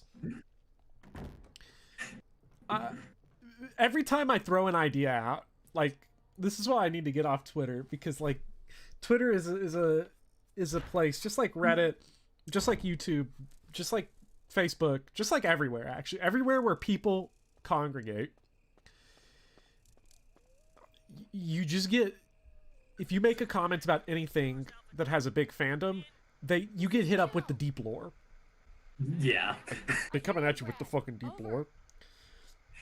The amount of arguments I get from people where their case is the deep lore, where they'll say, well, you know, this would be, you know, an interesting idea, but the problem is the deep lore. It wouldn't be consistent with the deep lore. And deep lore consistency and thematic consistency are more important than questioning, challenging, or pushing things beyond where they currently are. Right. Yeah. And it's like, deep lore arguments I just find ridiculously boring, because I don't care how much Wikipedia you've read, dude. I can understand definitely where from an outside perspective it's boring and not fun for someone who's like new to something, or like is just talking with some people who are actually into it. I don't think deep lore is like bad in and of itself, but it's when people choose to like idolize specific world building and lore over others, and where like they're not willing to open their mind to like a different take on something, because it's like, fuck, we're poisoned. Yeah, you get the whole Tolkien problem where it's like everybody feels like, all right, I'm making a fantasy thing, it's got to have humans, elves, and orcs and dwarves. Tolkien melted people's brains. I swear to God, dude. Lord of the Rings is good. Might be the worst thing that ever happened to people's ability to criticize anything, especially in fantasy. Yeah. And it's like, it's really good. It's really good world building. It's like a good story without the world building too. Like, Tolkien knew what he was doing. It's when it spreads too far that it becomes difficult to, you know, take any innovation. I needed the blue herb. Blue herb. Fuck. Vopop, I'm not going to even... Fuck, how did that whiff that guy? But speaking about lore arguments, Vopop 30, I'm not even going to dignify the difference between gnomes and kobolds with a response. That's a trope. Yeah, no, see, that kind of stuff melted people's brains because people have this weird sort of fealty to tropes and to lore that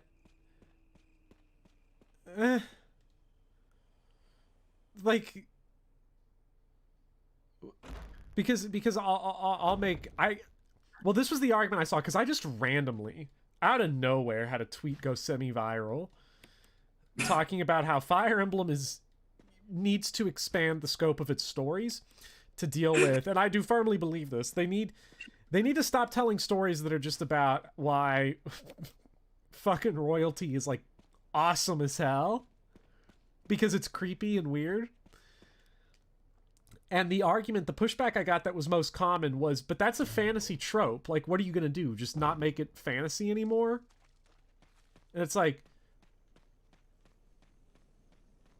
bruh. what?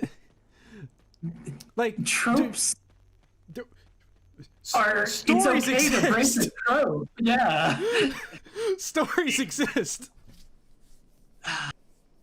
A trope does not mean that you have to you have to include it.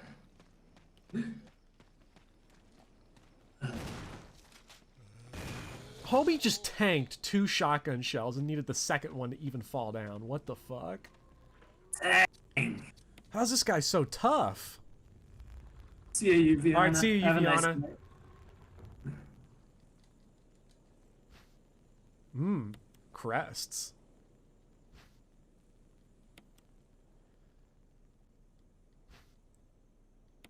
I guess I'm a little triggered about the yeah, German kobold. Yeah, I guess so. I guess I'm just a little bit overly sensitive because I'm playing a kobold in D&D right now. Yeah. And like,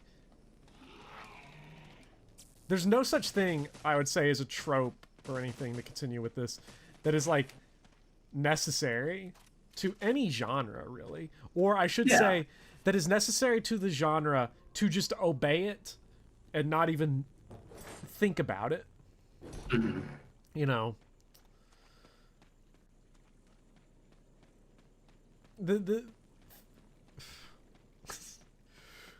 I don't know. I love my favorite arguments also. This is a pushback. Anybody that does any type of criticism or analysis will always get this, and this is one of my favorites, which is essentially appealing to the fact that art is made by accident. We're like, yeah, like you can say all this stuff, but like, you know, it's you know, it's just it's the game though. It's like whatever. Does it really exist? Is this game actually real? Like, I don't know. Those ideas drive me crazy. By accident. Yeah. I think somebody accidentally picked up a copy of Resident Evil and was like, this looks good. Let's just mass produce this. Remember, everybody, games are made by complete accident and no thought goes into them. Yeah, absolutely. Oh no. Oh god.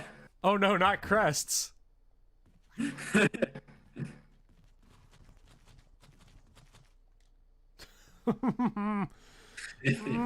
don't know how I got past that. I don't know how I got past that.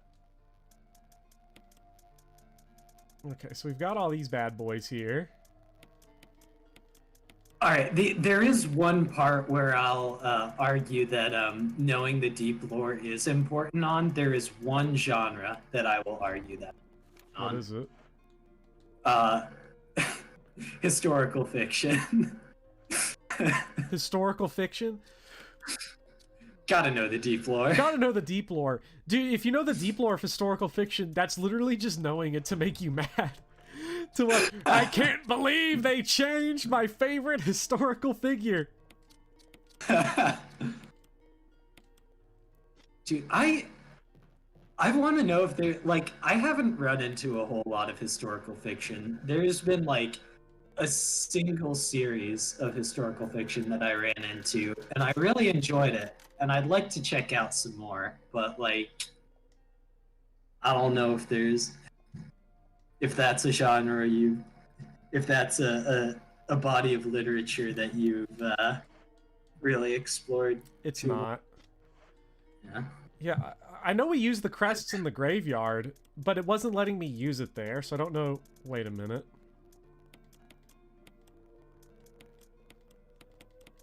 Hairy turtle dove. Okay. Oh god. Are we gonna Abraham vampire hunter. we about to run all the way back out there, aren't we? Just grab. Do you have the magnum yet? You can. No, just, we have to grab. That's what we have to go get is the magnum. So I mean, oh, you used your shot, didn't you? we're gonna use the acid rounds. Oh. The acid rounds annihilate hunters. Lucas is saying you have to examine the back of the crests to put them in. Yeah, that's what I see. That's what I suddenly remembered. I think these. Yeah, you do. God damn it. That's so silly. D-pad.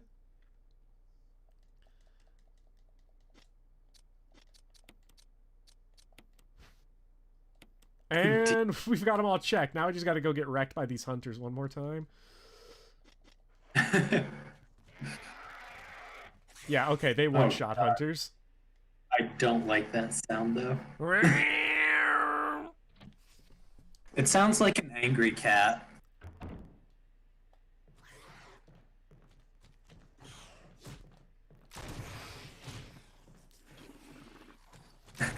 Not so one-shot there, but we ended up getting them. I guess there is damage variance in this game. Did not realize that. Huh. Wait a minute, hold on.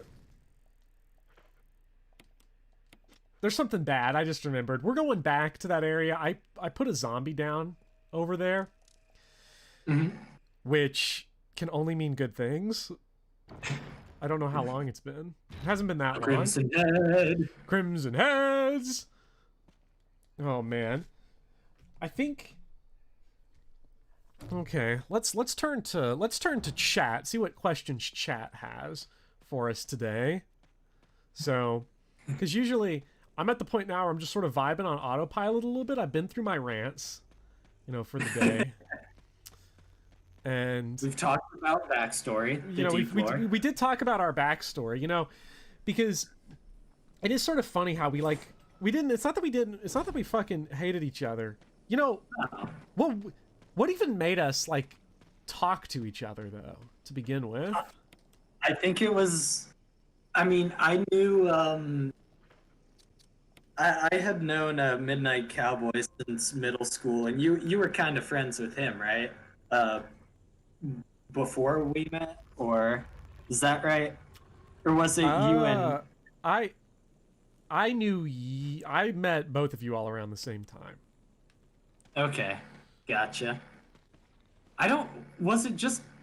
we met in the class where we had a lunch together, right? Like, or was that the year afterwards? Well, we had lunch together the year after. We met in 4th block freshman English. Right.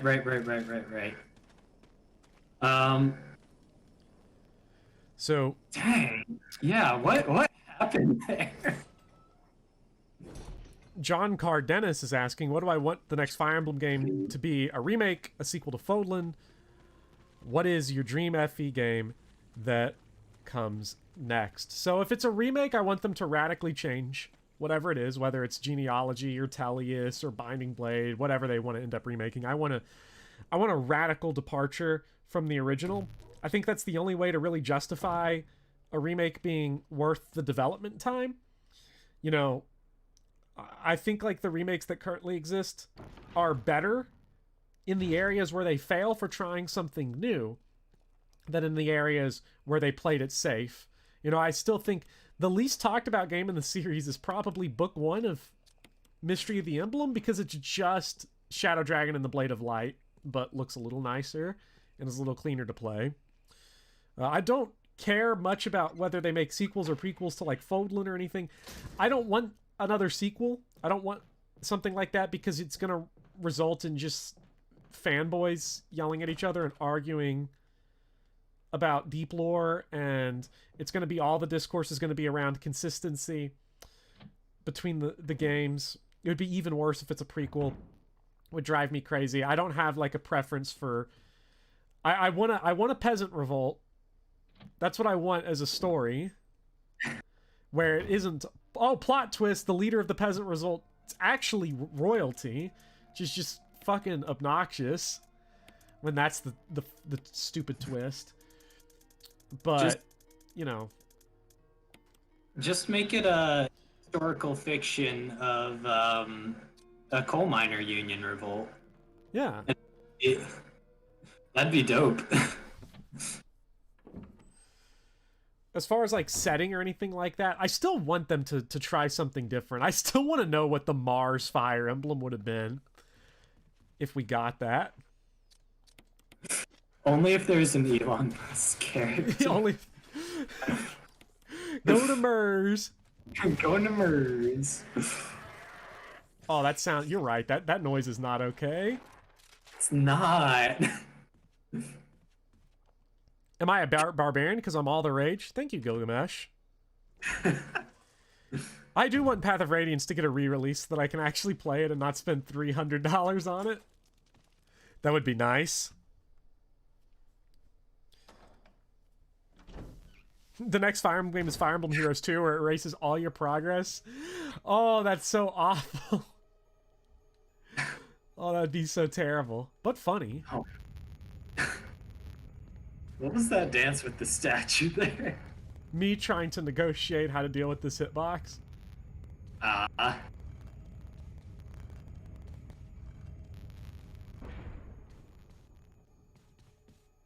guess we have to reset the room. Yeah.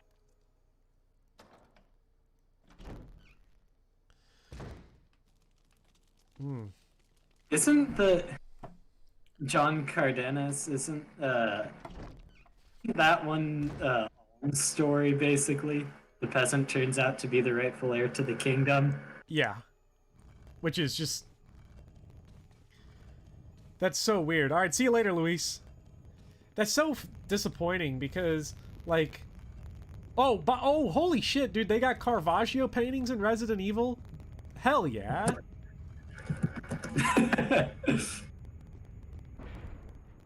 Like, that painting is such a banger.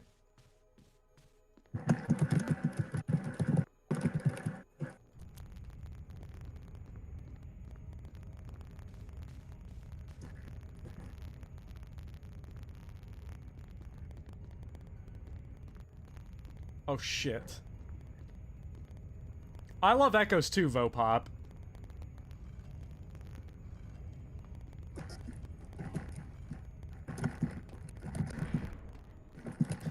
I hate this puzzle right here because it has a chance to just insta-kill you. Okay, so...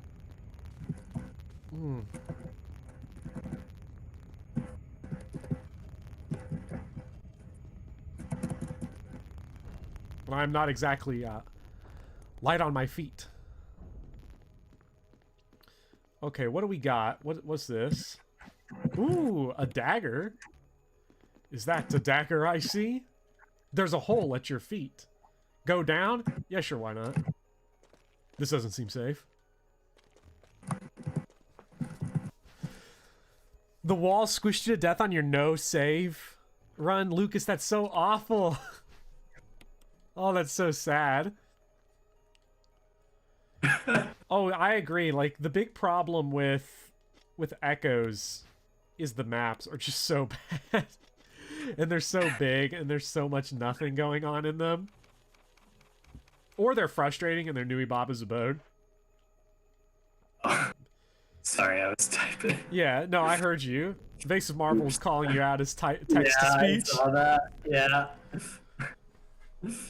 Oof. Zachary was sharing a YouTube channel about historical fiction stuff for me, so... Oh, shit. Watch out, more spiders! Look out. Look out below! The shotgun... Like, even though the shotgun lost a lot of its critical power in this game, it's still so good. The shotgun, no matter what, any game, shotgun will always have the best gun Shotgun feel. is just... It's got good gun feel.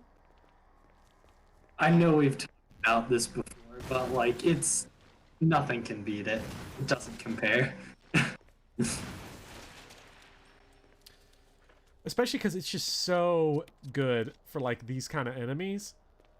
And all the enemies. It's not super good on bosses, generally, I don't think. Oh, and just for my troubles, they reward me with 6 more shotgun shells. Yes! They know what the good shit is. Okay, there's apparently an item I'm missing in this area. What? Oh, their ooze damages you?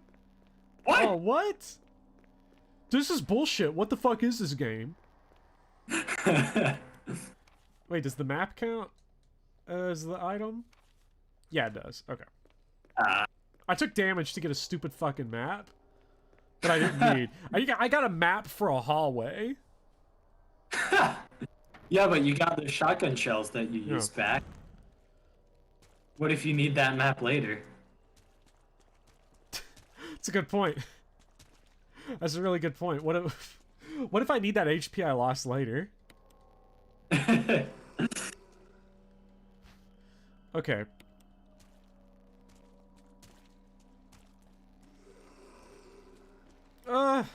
Lots of guys. It's a lot. See, look at that. We're just not even like... You're even... Yeah, we're not even decapitating them. Ah, nice. Yeah, that is, that's a problem. That's a big fucking problem going forward. Well, is it actually? Do we ever have to return here? I don't think we do, actually. I think maybe we're good. Yeah. Nice. Maybe we're good. Debatable. How bad are the Crimson Heads? Because I know they're bad, but like, are they bullet sponges fast? Well, they can one-shot you. They have a one-shot attack. That's the problem, is that they move extremely fast and they can one-shot you. But don't worry, we have handgun ammo now, which is the most useful weapon in the game. At this point in the game, I don't even know... What the fuck would I ever even use the handgun for at this point? I mean, you could... If you just want to, like, absolutely clear a room of enemies, since you know you're never going to use the handgun. Yeah, I guess if there was, like, an area that I knew I wasn't coming back to... Oh, I've been poisoned this whole time. But I'm fine now.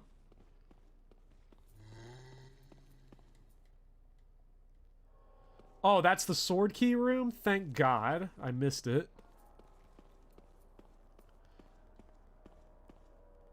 Use the elevator. Please. No one's going to get this, but I'd actually like to see a Fate game in the FE rule set. The recipe of heroism plus tragedy plus Epicureanism is so dang beautiful, better than any Fire Emblem. What? Don't tell me something's better than Fire Emblem, bro. Fire Emblem fans, I recommend they play other games. Triggered! Oh, shit!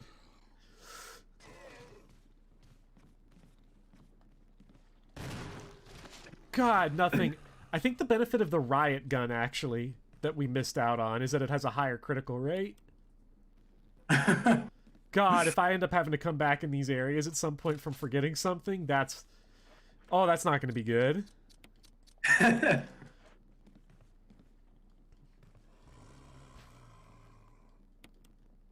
Oh, man. Oh, gee. Oh, nice moth. Oh. Moths are cool. The knob is broken. Not his knob. Don't tell me his knob is broken. Oh. Don't just break a man's knob like that. Shine his knob.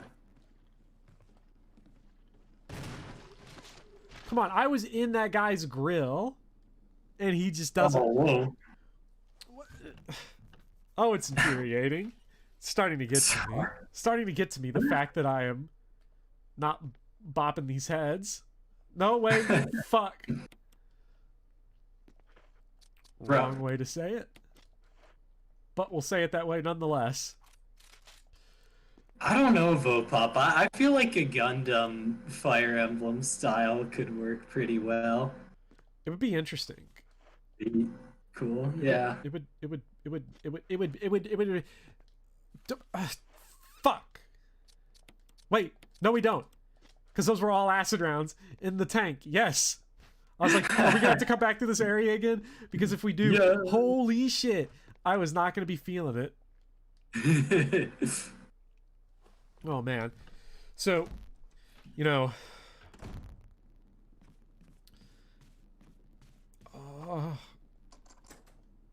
They got us right now. So, I don't know how everybody else is doing, because a lot of people, you know, that are, like, in chat, or that I see you all here, a lot of y'all are in school. And I'm definitely curious to know how many of y'all have had to go back in person. Because have you gone back? Do you have in person anything, Iron Colon?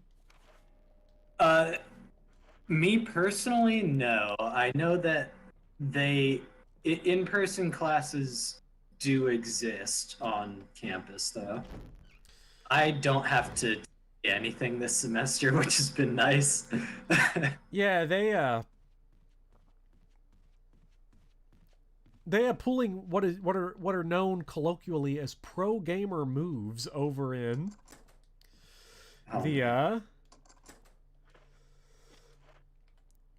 in the district that I'm in. So in-person classes have started again. I'm not going back in quite yet. I'm getting close to when I have to. But the zombie that was on the floor earlier in the game is gone now, by the way. nice. Oh my god. Very bad. You know, they had a confirmed they had a confirmed case in a classroom. Okay? And they didn't quarantine anybody. They said it's fine because everyone was properly social distanced. And, you know, hey, you know, that is one way. That is one way to run some shit. Because again, the entire focus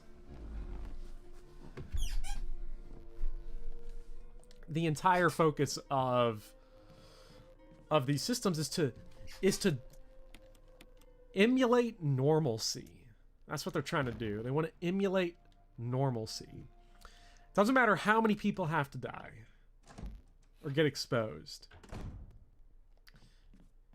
Like, they're bragging about how few COVID cases we have when it was 0 when we weren't going in. We had it at 0. We had it at 0 people catching it from school. So then you're gonna hit me up with this bullshit? Fuck off. God, you know, maybe I shouldn't talk about things. I get myself mad. There's gonna be a rage compilation somewhere at some point of me yelling some shit. No, this is the new style of gaming because like it combines the best part about rage gaming and just normal video game. You're not getting mad at the game. You're getting mad at things we're mad about. I'm getting mad with the game. Evasive Marvel is wondering where teachers are in the vaccine queue. So, I think they're... Yeah. So we are... We're up near the top, you know, but it's not me I'm concerned with. Cause I got my first dose. I have to get the booster. The problem is that, like, holy shit, the problem is not the teachers. Although a lot of the teachers are refusing vaccination because they're like, you know, vaccines don't work. The issue's the fucking kids aren't getting vaccinated. And they're like, well, you know, the thing about it is that, you know, kids, who cares? They're not going to die from it. It's like, yeah, they're not. More than likely. Doesn't mean they ain't spreading the shit around. Yeah, for sure. It's a very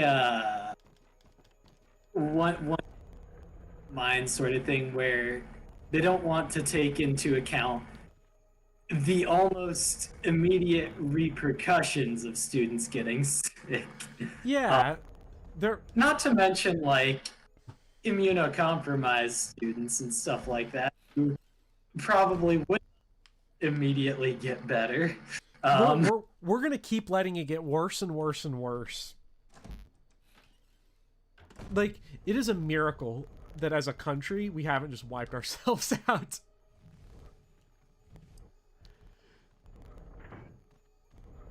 Because it's definitely what you would expect. to have happen. Okay, how am I gonna bait this fucker?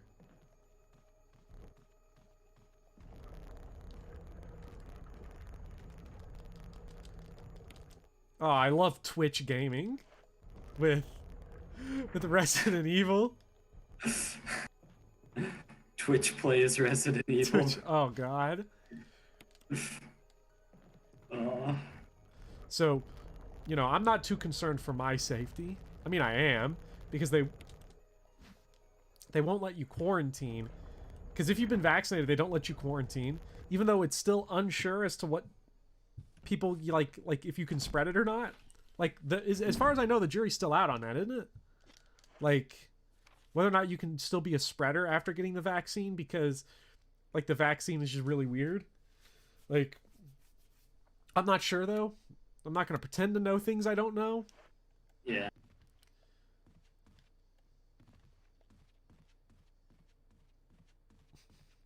"2020, 2021 is going to find a way to be fucking worse. No, 2021 will be better, marginally, for people that don't have to worry about. There's a Crimson Head. I don't know. 2021 started off the year with a real banger. 2021 really... It got interesting quick. I give it that. Now everybody's in like a collective state of delusion, pretending that everything is fine. Yeah. Which you love to see.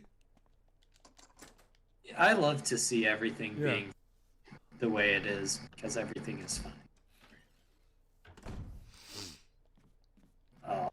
You can still spread it, just less likely. Good. Yeah.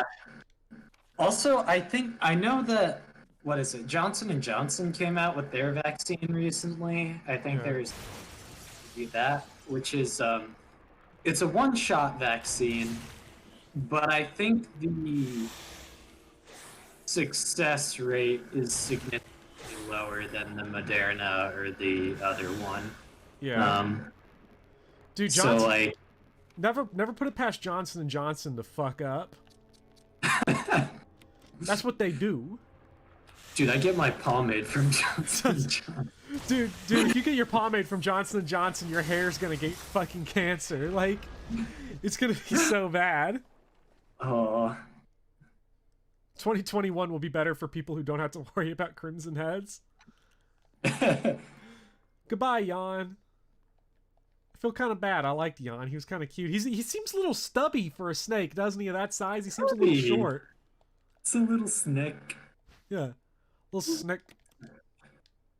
Anaconda. This anaconda don't want none unless you got buns, hun. A medal was hidden inside. Okay, so we've got a lot of shit now. But not a lot of shit that I want. Because I want stuff that I know what to do with. The knob is broken. It doesn't look like it'll open. Okay, so now it's just running back up the way we came, I think. You have to learn ROM hacking. Oh yeah, didn't you, Sabrina? I think you said earlier that you're working on a ROM hack for Fire Emblem for Sacred Stones. That's I'm always excited to see new ROM hacks and people working on that. Hey, what's up, Jeffrey? You think it's really funny how moderns advocate so heavily for bipartisanship that literally 0 Republican senators voted for the stimulus package even after it was watered down to appeal to them? See, oh god, I don't know. Like, am I gonna go? Am I gonna go? Am I about to go off? I feel like you're about to be triggered. I'm already triggered. Like, there's no about to be. The question is whether or not I'll hold it in. If you want triggered, I got you, homie. You constantly have one in the chamber, so anytime you trigger... I do. I gotta go get that self-defense gun out, actually, and just waste a dude with it. So, you know, when people talk about, you'd love me to play test it, just keep expectations low. Wait a minute. Bruh, there's even more. There's that same Caravaggio painting. I thought they mixed it up with a different one. They're double dipping. Fucking assholes. It's so expensive. They just flex on it by buying 2 of them. So...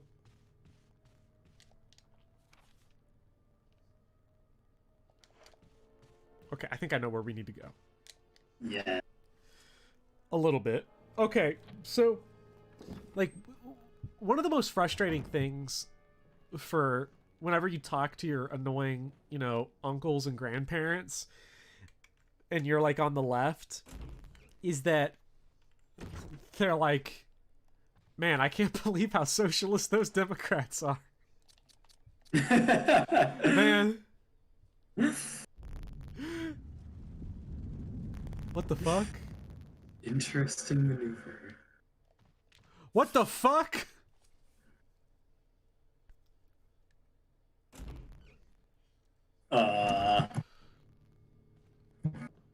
Did I fuck up there? Okay. And they hit you up with that shit. Oh, okay. It said blue and yellow. Okay, I accidentally put the red one in. That's my bad.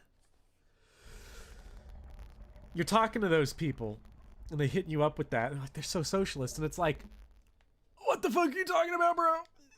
You're literally just saying words. Words are coming out of your mouth right now. Words that you don't know the definition to. Words that you heard some asshole on the radio say, and you're just like, literally, I always go back to the Richard Wolff thing where he's making fun of like those types of grandparents and stuff, and he's like, socialism is when the government does stuff, and it's more socialist the more stuff it does. And if it does a whole lot of things, it's communism. It's communism. I always, that plays in my head all day, the vocoded version of that. Your lord is a flyer. That's badass. Whoa. I want to try that shit out. Oh. I'm here for it. If Leon Kennedy was at the Capitol riots, things would have gone differently. Can you imagine? The Capitol steps were... Like, so... Yeah, like, it's so frustrating because this stimulus bill, I watch as I, like, you know, got kids that are, like, hungry and stuff. And I see people struggling every day. Can't get on their internet because their technology's fucking broken. And it's like, they're going to hit us up with the, actually 2000 is 1400 and you're dumb for not knowing math. And then they're going to keep they're going to negotiate themselves all the way down from like good things to bad things. And it's like, fuck you, actually. Like, and fuck all the people that want to come to me and say, you're a Democrat, bro. You're a socialist. And I'm like, what did you just say? Did you just call Democrat? Did you just call me a fucking Democrat, bro? Oh my god.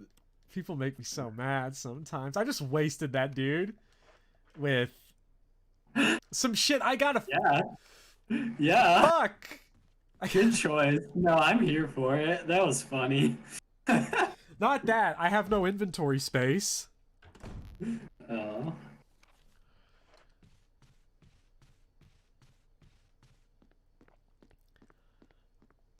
Oh, I don't think it... Like...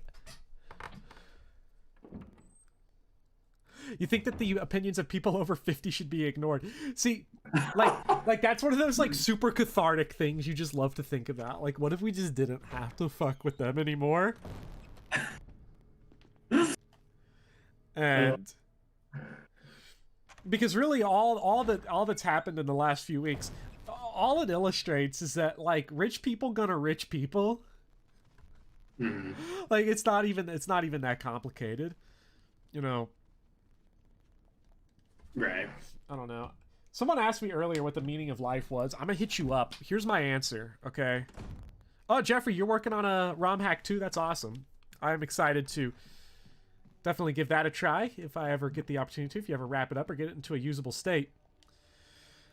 Here, let me tell you the meaning of life right now. Okay, one size fits all. Just have a good fucking time. Like, that's it. Like, do the shit you enjoy. Wow. People overcomplicate it. You know, a whole lot. And I think the overcomplication on the meaning of life, you know, is this idea, why do we even question whether or not there is a meaning to life? You know, it's because, you know, every day, not every day, but a lot of days we'll live with this anxiety that, you know, I'm gonna fucking die one day, you know. And you know, that's kind of shit. It really is. But the question then becomes, like, are you meant for anything? I think that's where people tend to go with it. Like, they want to be meant for something in a lot of ways, you know. Or they want to live a life that's fulfilling, and there's sort of this desire that you're always missing out on something. That there's always something going on that you would rather be doing. And that doesn't get rid of, like, the pain, and that doesn't get rid of the suffering, and that doesn't get rid of the struggles, the anxiety, you know, and that's all a part of being. You know, that's all going to come around with it. But generally, it's finding meaning in those moments that is specific to you. There is no such thing as the meaning of life, because life just is. You gotta do your own shit. And I think one of the things we're becoming, thankfully, a little more aware of as time goes on is that, you know, I hope, is that a big part of that too is finding meaning in other people as well. And learning to let go of yourself, you know, as well as like letting go of that ego. It's a very difficult thing to do, to kind of let go of yourself and to let yourself sort of be in a lot of ways. And it doesn't sacrifice the importance of awareness. You know, you need to be aware of what's going on around you. You need to be aware of what's going on around you and how it's affecting you and how you can fuck people up if they're messing with you. You know, standing up for yourself, all that shit. I think a lot of people who prescribe big, complicated, I don't know how you feel about this, Iron Colon, big, complicated meanings to life, these deep philosophical meanings to life, they have what I call, I've read too many books and not lived enough syndrome. Because a lot of philosophers just kind of get under my skin because they're just, okay, what if I'm like, I'm just going to go write some bullshit that's really hard for regular people to read, that you got to go get a degree in. That's not all philosophers. And I think a lot of people that take personal philosophy from philosophers are sort of missing the forest for the trees in a way, where the philosophy that resonates with you precisely because that's what speaks to you. It's not any more complicated than that. You can't dig into it anymore. If you try to, you're just going to spin your wheels. I tend to agree, and like I think as part of that is like, I think what should be emphasized too is like, oh, you fucking bitch. Oh God. I don't know. Like, this might be my own personal way of seeking that kind of enjoyment, because I'm sure other people will disagree with me on this.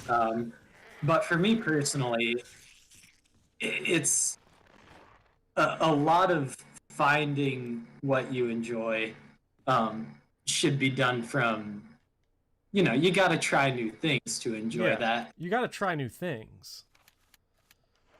To me personally, like, trying to ascribe like other higher order meaning to life can oftentimes give, like, people who try to do that will find philosophies that inhibit you from trying a lot of that stuff. like personally, like personally, when like I was growing up, like I would say I had a good childhood and stuff like that. But one of the things I'm disappointed about was um, I don't feel like I ever, you know, tried a whole lot of different things Mm-hmm. because, at least at the time, I thought, it wasn't for me, or it was against my morals, which, like, coming to learn some of that stuff later, You gotta love it I've when it's changed against your my mind on a morals. lot of. Yeah, yeah. Um, yeah, and I feel like at current year, in current year, uh, I now find I kind of want to go and try a lot of different things to try and make up for that. So, and I think part of that was because, as we talked about before, I was a very like buy the books kind of person. What the D&D community would, or at least I would call myself, lawful good. Lawful good, the best kind. It's which is not my favorite, surprisingly. But yeah, and it's like I feel like some of that still inhibits what I want to try out sometimes. And it's like I'm not out here saying I'm gonna do anything like crazy or They're not anything. gonna kill a Well, motherfucker. no, I'm not gonna do that. Like, I'd feel fucking terrible. You're lucky I wasn't in my truck. You'll Oh, yeah, I'm not gonna do anything. I'm not saying do anything like that, but it's like small acts of rebellion that I had kind of wished I had done yeah. because it pushed my boundaries a bit. Dude, Um, if I could go back and rebel more, yeah, I definitely would. yeah. Because, man, did I kind of fuck up by not? Because, like, now I have to work for a living. Like, Jesus Christ, it's so bad. uh, You know, the more I think about it, the more kind of fuck the question about the meaning of life. Like, just don't get caught up in that shit. Like, who cares? yeah. Like, I think that's actually... I've sort of talked myself into that position now, that, like... You know, it's the meaning of life. Like, it's like, we're alive. Fucking deal with it, I guess. We're Oh my god, I'm like, this puzzle right here is fucking me up. 8 Ways to Sunday. you're almost there. Oh my god. It's just too tight. Oh no, I need to see what chat's saying. They're probably getting mad at me or something. No, put it down. Yes. You can rotate. I could rotate. I'm glad that teasing me makes you happy, Gilgamesh. And I fully support your all's efforts to tease me, because it makes me happy. Yeah. It's I- fun, ain't it? Yeah, yeah.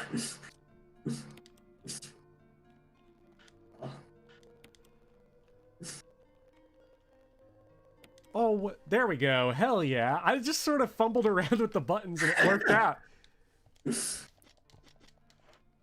Nice. It changed into a key. Yay. Also, I'd like to say that the storage room music feels very appropriate for that talk. It really does. The storage room music is very ethereal.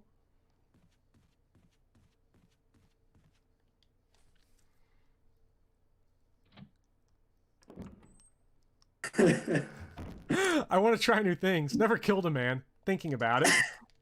I mean, that's basically just The Stranger, kind of. I mean, that's sort of a short changing of it, but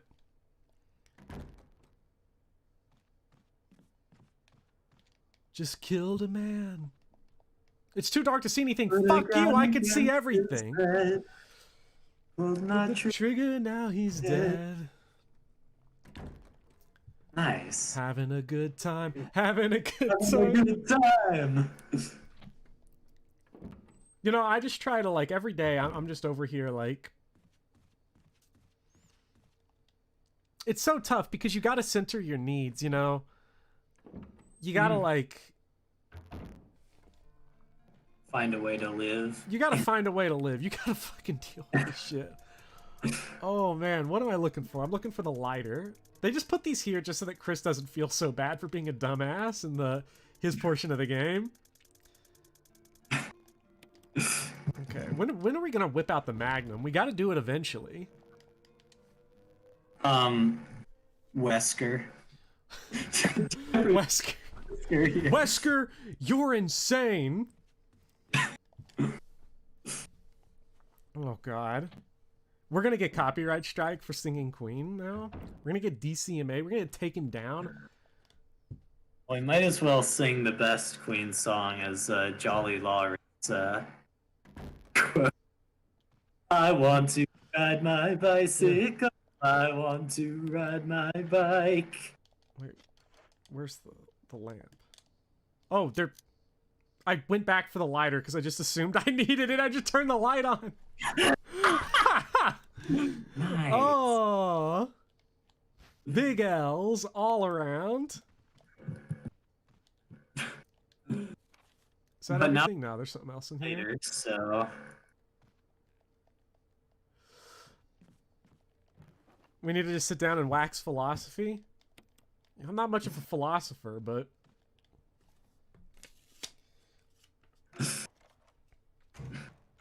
it's really hard being alive, which is one of the annoying things.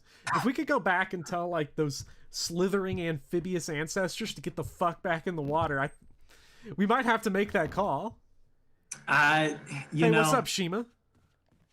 that's where Shima I'll just, Maulana. there's creepy shit in the water. There is creepy shit in the water. Big fan of the I don't want to water. fuck... Dude, fuck the water. Fuck water. All my homies hate water. Fuck water. Water sucks. Have you seen that shit? Dude, that stuff's scary. Because That stuff I don't... wet, like, makes you cold. No. I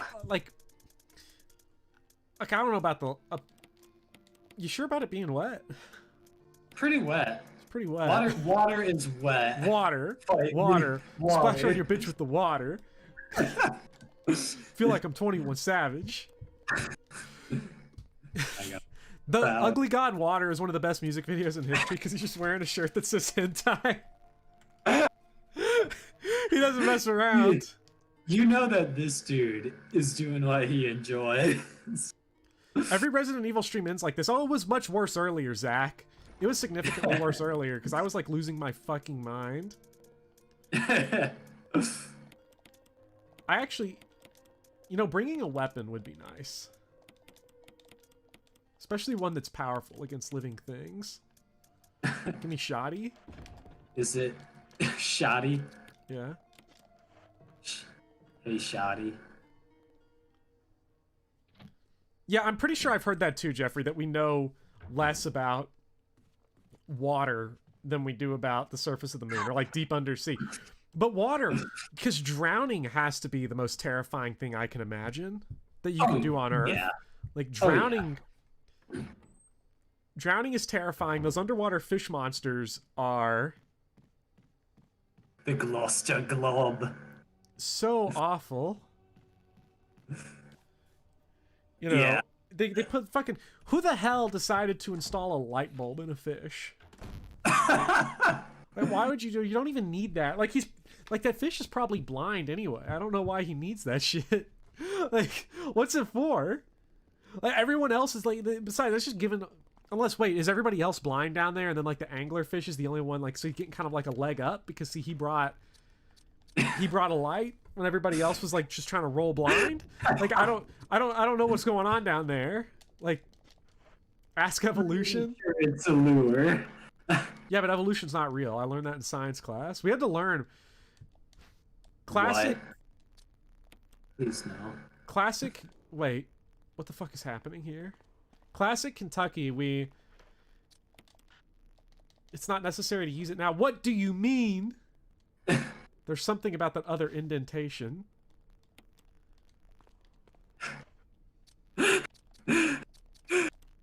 I just imagine an anglerfish's mom being like, "You've been staring at that thing for hours. You're gonna burn your eyes out. You're gonna rot your head. 5 more years, Mom." Oh. There's some shit up there, and I'm not interested in it. Wait. Oh, we got to take the other shit back, don't we? Oh God. Wait, what's the direction to go to the place? I think it's this way. Yeah,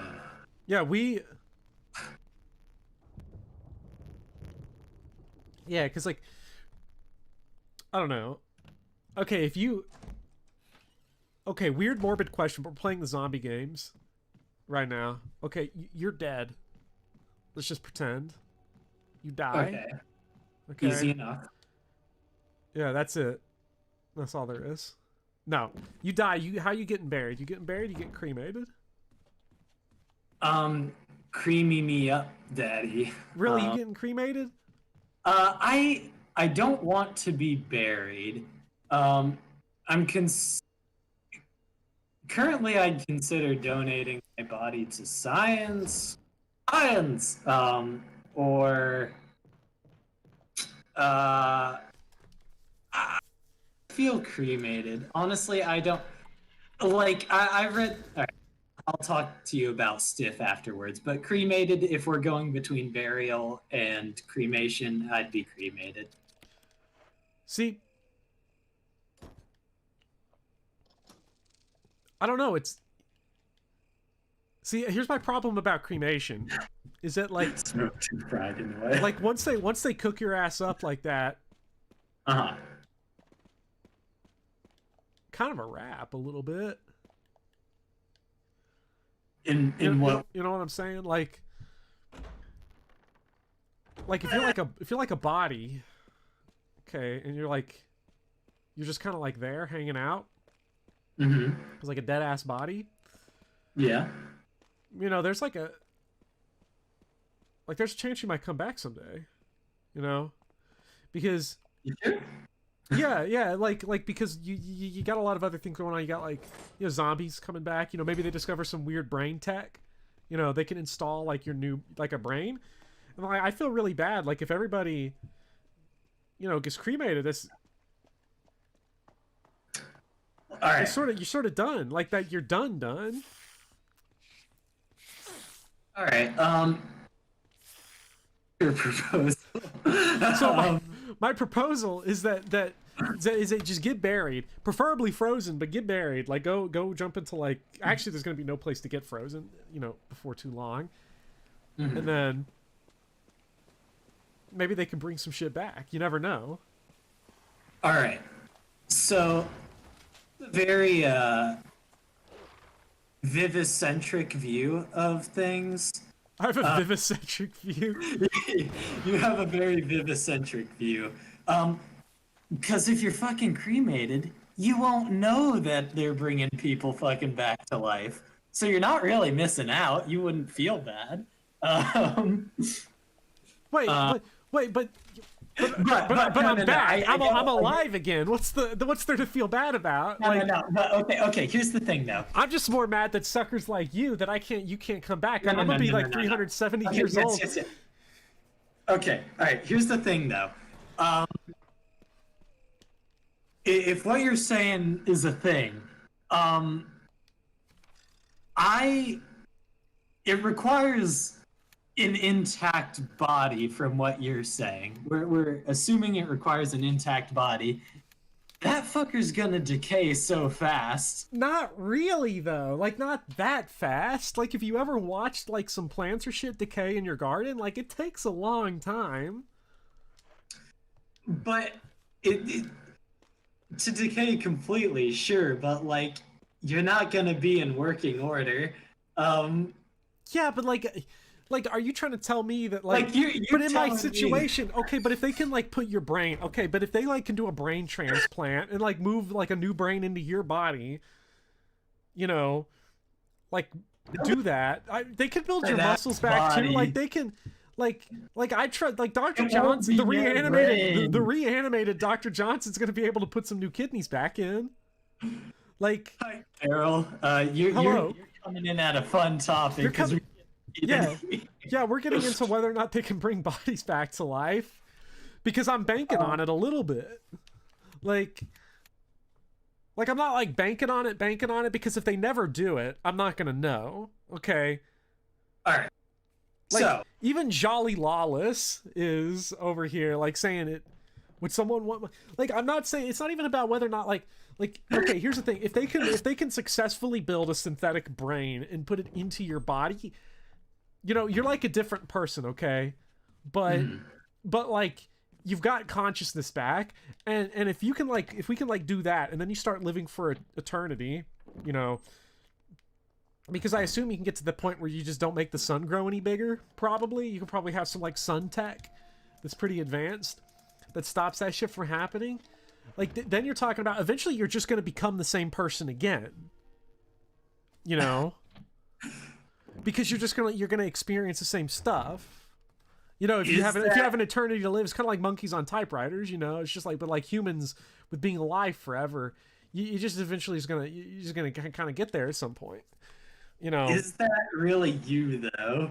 Because I mean, like, you're implanting a synthetic fucking brain. like, but it's a synthetic brain. But eventually, I'll remember all the pieces. You know, I'll pick it all back up at some point. You know, it's kind of like it's sort of like it's like you know, like you know how like you go to rehab, like because when I got hurt, you know, like when I had the surgery, I had to like go and I kind of had to rehab, you know, myself a little bit. Okay. And it's just sort of like that, but with your brain. Okay. All right. Okay. Let's say that this major hypothetical is a thing. Let's assume that there is. Well, okay. Well, let me address this to the people that are lost really quick. Like, so Carol's saying, but you're dead when your brain dead. So like, my point is like, what if they can just like reanimate your brain and shit? All right. Okay. It's pretty simple stuff. If we go with that, if they can reanimate your brain and shit, if you put my brain in my body, I would eat pizza the same way I still do, just to spite him. Wait, if you put your brain in my body, dude. Well, no. Okay.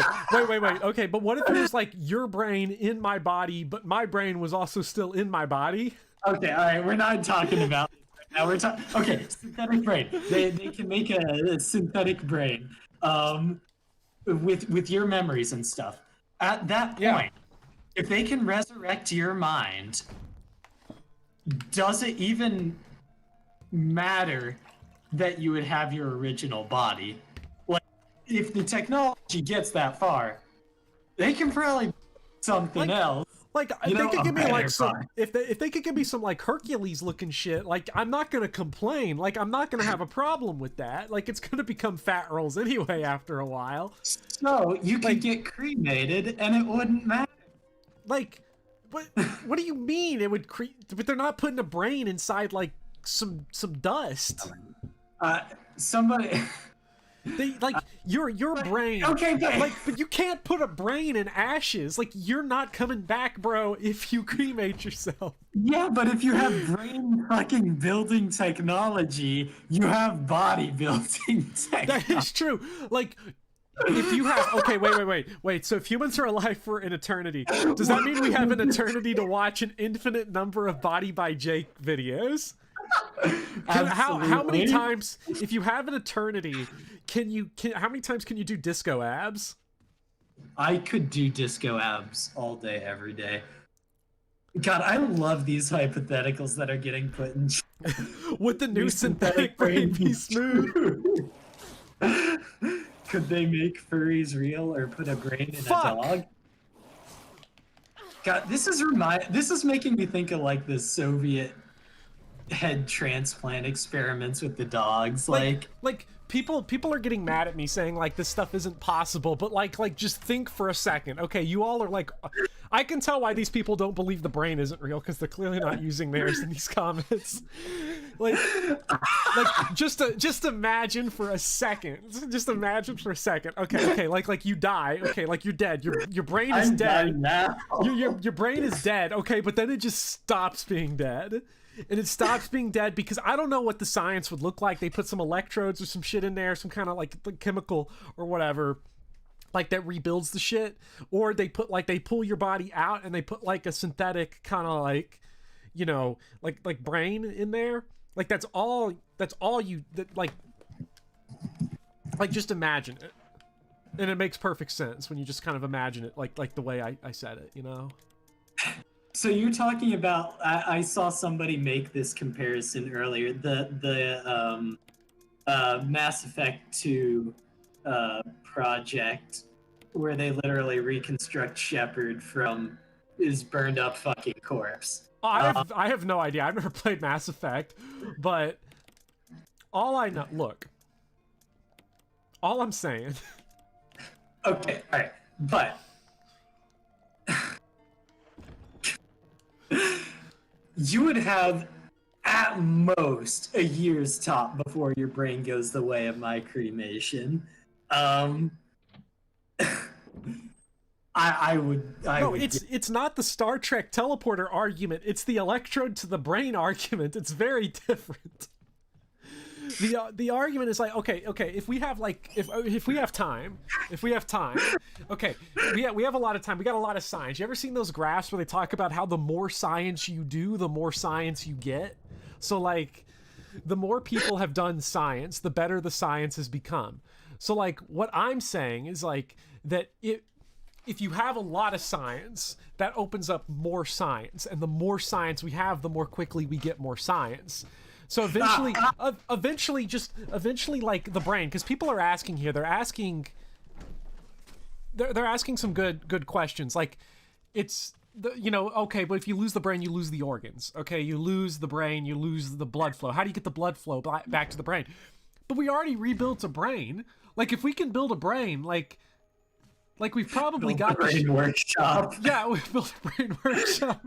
If we built a brain, we probably have the other shit on lock. Like, like, okay. Because I would imagine the brain's probably going to come last. Like, they're going to do this because they're probably going to start growing, like, lungs and shit in the lab before, because they're like, because, sometimes people... tissue engineering is big. Yeah. Yeah, so, like, right like, if you've got, somebody needs a new lung, are you going to, like, take that out of a dead body and then staple it into the new person? Or are you going to grow it in, like, a lab? And if you can grow a lung in a lab, what stops you from growing a brain in a lab? So, all right. I'm going to say the time. I would guess if something like that comes about, the time for us is already almost too far gone. What do you mean though, bro? Because so, like, the thing about neural tissue, like it builds. It is actively building and like reshaping the synapses and stuff like that based on stimuli. So like your experiences and memory and stuff like that, your innate reactions to certain stimuli are going to be hard coded in from the past to birth to now. Like if you would have to specifically be able to regrow like the paths that your own personal brain currently has to have anything that potentially reaches the level of what you're talking about. Otherwise, made an empty fucking brain. Yeah, but like cells cells reproduce. So like it's just time divided by cells equals new brain. Like you're gonna get there. Like it's gonna get there. Like the time isn't over for us because it's over for you because you lit your neurons on fire, okay, when you cremated yourself. You just blazed that shit up. I mean, Dude, my neurons are part of the fucking cosmos, man. Wait. Imagine that. Hold on. Hold on, but if we're rebuilding brains, what if we could unburn ash? Chat is against. Okay, alright. Yeah, saying about brains is true, then Dark Souls is my option. I'm going the Dark Souls route. Yeah, wait. So I am wait. So you've got, so you've got brain. Okay. So you've got brain because I would imagine like building a brain is harder than rebuilding like let's say you took your ashes and you could you put them back together in the order that they were in and then just sort of like because you put fire out with water, could we like reverse engineer like a V-Jolt water type business where it kind of like unset things on fire?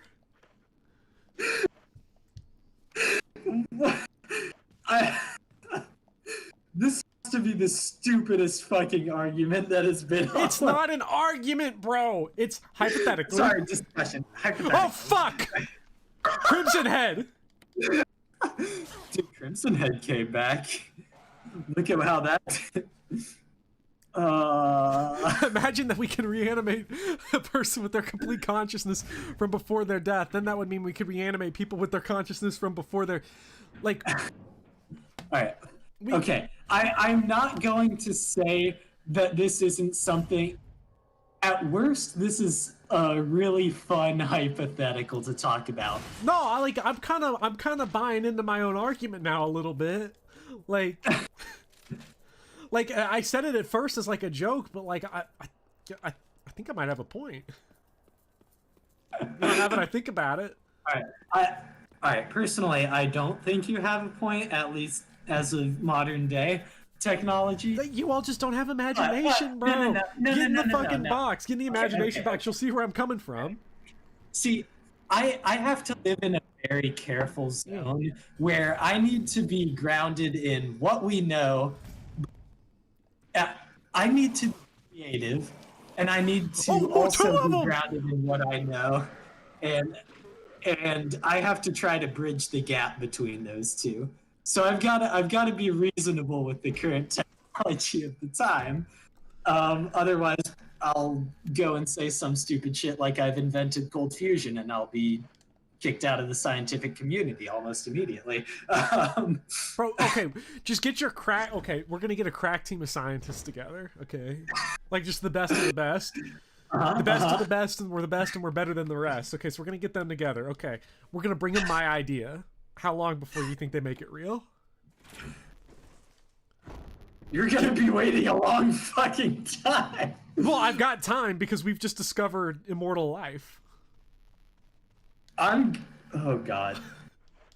Like, I'm gonna guess that I would guess that we get to the point where we can make a copy of our consciousness to a computer before we get to the point where we can reconstruct a brain like that. That's my guess. I mean, probably, but you got to start somewhere. Like you just okay. So let's say you upload your brain to the link. Okay, to the big brain zone. Okay. Then you get a 3D printer, and then you just sort of make a new brain. Like 3D printing tissue is pretty dope. Like, don't you see how that would like kind of work out? But then like if they print your brain and then like they install it, okay, then they install it into the 3D printed brain.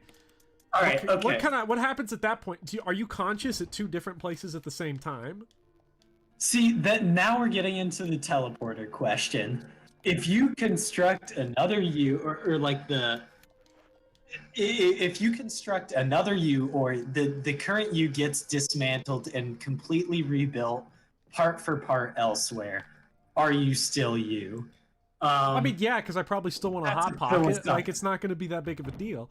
Like, if I spend all day worried about whether or not I went through the teleporter, am I the same person or not, then, like, you know, who cares? Who cares? Like, if I'm going to be the same bumblefuck just stuffing food in the microwave and, like, eating, you know, 10 White Castle burgers, like, I don't see how it makes that much of a difference whether or not I went through the teleporter or not. The point is that eventually, with immortal time, you would eventually become everything. Because if you have enough time to rediscover your own brain memories from just being alive infinitely, would I become everybody at some point? Like, would you become everyone given enough time? Would you have the collective memories of all that is possible? So you'd become like omnipotent, but not omniscient. You know what I mean? Like, you'd still be like some dude like eating Dominoes, you know, and drinking Natty Light, but like you Dude, have if the memories of Domino's is a everything. rat, if Domino's is the best we've got a billion years in the future, I'm okay with being cremated. Well, if humanity hasn't managed to progress past that, I'm okay with being cremated. I mean, like the thing about Okay, Domino's. okay. No, it's... No, you just no. See, here's the thing. Like Domino's, we're gonna have Pizza Butt in the future. Pizza Butt. All right, okay. Sorry. Hold up. I also see some people talking about CRISPR and like gene editing and stuff like that in the chat. Well, my brain would hold on. It's synthetic, built in a lab. It's more powerful. It gets updates. It's new tech. Oh god. It's very state of the art. Neat tech, isn't it? I do think that if this immortality shit comes about, it'll probably be through like making people immortal first, rather than resurrecting the dead. Yeah, but like, why stop there? I know somebody earlier asked, like, you know, how would they pick who they resurrect or not? Well, first of all, the people that cremated themselves, that's a wrap, you know? Because it's not going to be them. Like, they are very specifically excluded from this, because that would just be too ridiculous if you could reanimate somebody who cremated themselves. Although, to be fair, I guess you can't really cremate yourself because you're dead. My argument has changed slightly. I would rather be cremated because even if they do make this technology, I would have to listen to you talk the fuck about it for the next billion years. Like, because if we had like a billion years, how many times would we have the exact same, you know, because they say like no sentence has ever been said before, you know, like every sentence you say is like a new one. You know, nobody's ever said it like exactly the way that you're like throwing it down, which I think is like it's kind of weird to think about. Sometimes you think about it, you're like, I've never said this sentence before in my life, but I'm saying it right now. But if you like gave enough time, like time over sentences, eventually, you know, you're just having the same conversation over and over again anymore.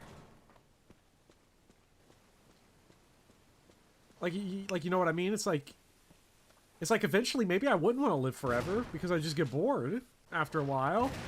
Like there's only so many pizza percent speedruns I can do before I'm like, yeah, I'm kind of getting over this a little bit.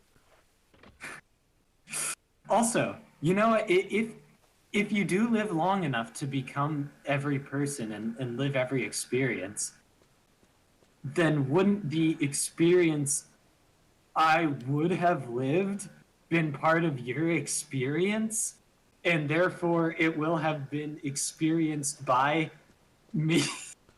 Wait a minute. Okay, let's go back to this earlier. Let's go back to this earlier idea now. I see I've been tagged, Professor. Yeah, I did just describe Sisyphus, but like, okay, but what if instead of pushing the boulder, you know, up the mountain, you're putting dominoes. Yeah, you're just eating Dominoes all day.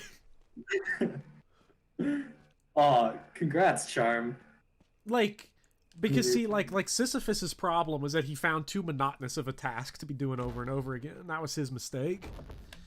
He should have found something that had a little bit more of like a long-term story arc to it, you know? Found it. It wasn't his assigned punishment. He found it. It was he just sort of like, you know, he just sort of did the shit. Like, he didn't. Dude's just kind of like. What if Chris just? What if he just punched it? Okay, but like, what happens? Okay, so like, okay, wait. Here's the idea. Here's my idea. Yeah, what's that charm toy? Okay. Seriously? Okay, wait. Here's what I got. Okay, because there's obviously a space problem. We start bringing everybody back from the dead. Okay, we got a space problem. You know, where do you fit everybody? 2 brains, 1 body. You sort of like start efficiency with the housing happy brains, route. like multiple brains inside the same body, but like if my brain was in, if your brain was in my body but my brain was still in my body, like it was half, like a half and half deal, could I hear your thoughts? Because like you we'd have to rent out headspace. like we would be struggling to like get our like to do the shit we need to do, but like would we, you know, could I hear you think, or would that still be just in your brain? Does my brain have the tap into yours? Dude, I think our brains would like. God, I feel like, how dare you engage me in this conversation without offering me some like pot or something? But Dude, this summer I got you on the hookup. I am excited. Anyway, beyond that, it'll be legal by then anyway. Yeah. Anyway, I think I feel like at that point, you know, if we're worried about like space, if like if our brains were touching, right? Like I feel like they just mold into each other, and we'd be like the Iron Bopper or Yeah, Professor the Iron Bopper, Professor Or- Colon. Wait, so what It would be happens if you? both. Do you ever just stop and think about how you're just a brain? Yes. Like I don't bother. Okay, I feel like now we're getting to the point where we're letting our existential fears and stuff affect our enjoyment right now. Or no, this is you're actually. kind of buzzkill. I'm enjoying this talk. No, I'm enjoying this talk. This is kind of funny. Yeah. Well, what I mean is like, do you ever think about how your body, like, you see like a cartoon skeleton, but like you're just a skeleton? Yes, all the time. Like, but you're not even the skeleton. Like, you're just kind of renting the space out a little bit. I have no idea where the fuck I'm even supposed to be going. I've been running around in circles in this game for like 30 minutes. I don't know where I'm going. I completely forgot. Are you gonna try? Are you in the spot to finish the game? Or? I don't even know if I can finish the game. I don't know where the fuck I'm going anymore. You're having an existential. Welcome to a resident existential crisis. Yeah, but you're not even the skeleton though. You know, because Dr. Johnson was doing that surgery on my kidney. That's not my kidney. Like, I'm just a brain. Like, whatever I'm conscious of, that shit ain't mine. Like, the kidney's just a kidney that kind of exists sort of out there in, like, the meat space of the universe. It's there to keep your brain alive. Yeah, so, like, it's there to keep the brain alive. So I guess, like, so I'm kind of mooching off of it a little bit, you know? Are you saying that the brain is the capitalist of the brain body? is the capitalist of the body. Too bad being a capitalist means you don't have a brain.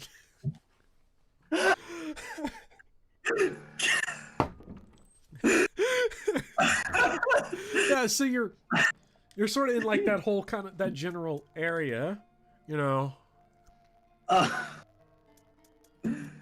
Wow. Yeah, but everybody is. I feel like the entire body is reaping some of the benefits of the labor value of the whole system. I don't feel like there's surplus value being generated. Yeah, I mean, the only surplus value goes to. Oh wait, does the surplus value go to the brain? Because if you eat, actually, that's a good point.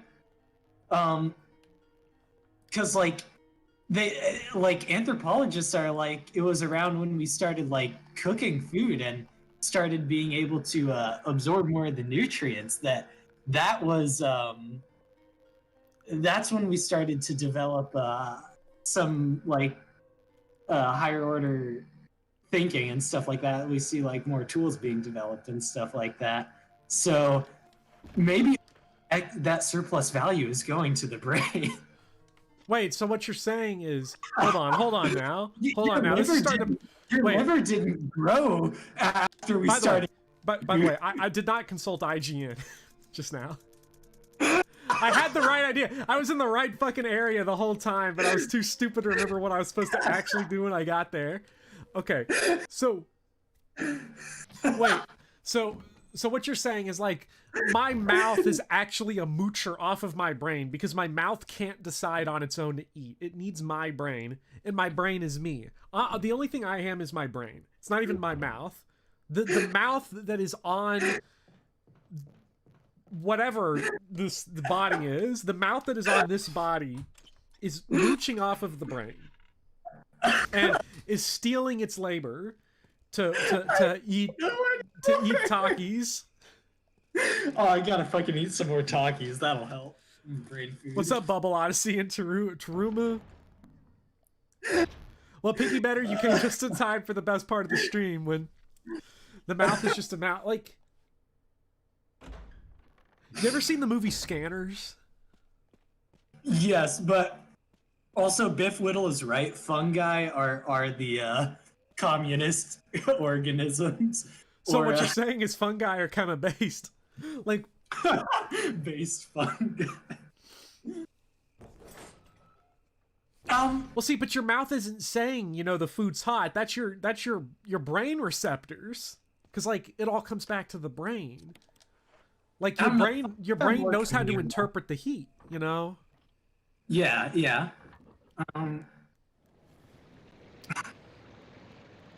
The human body is a meat slave, and we need to fix this.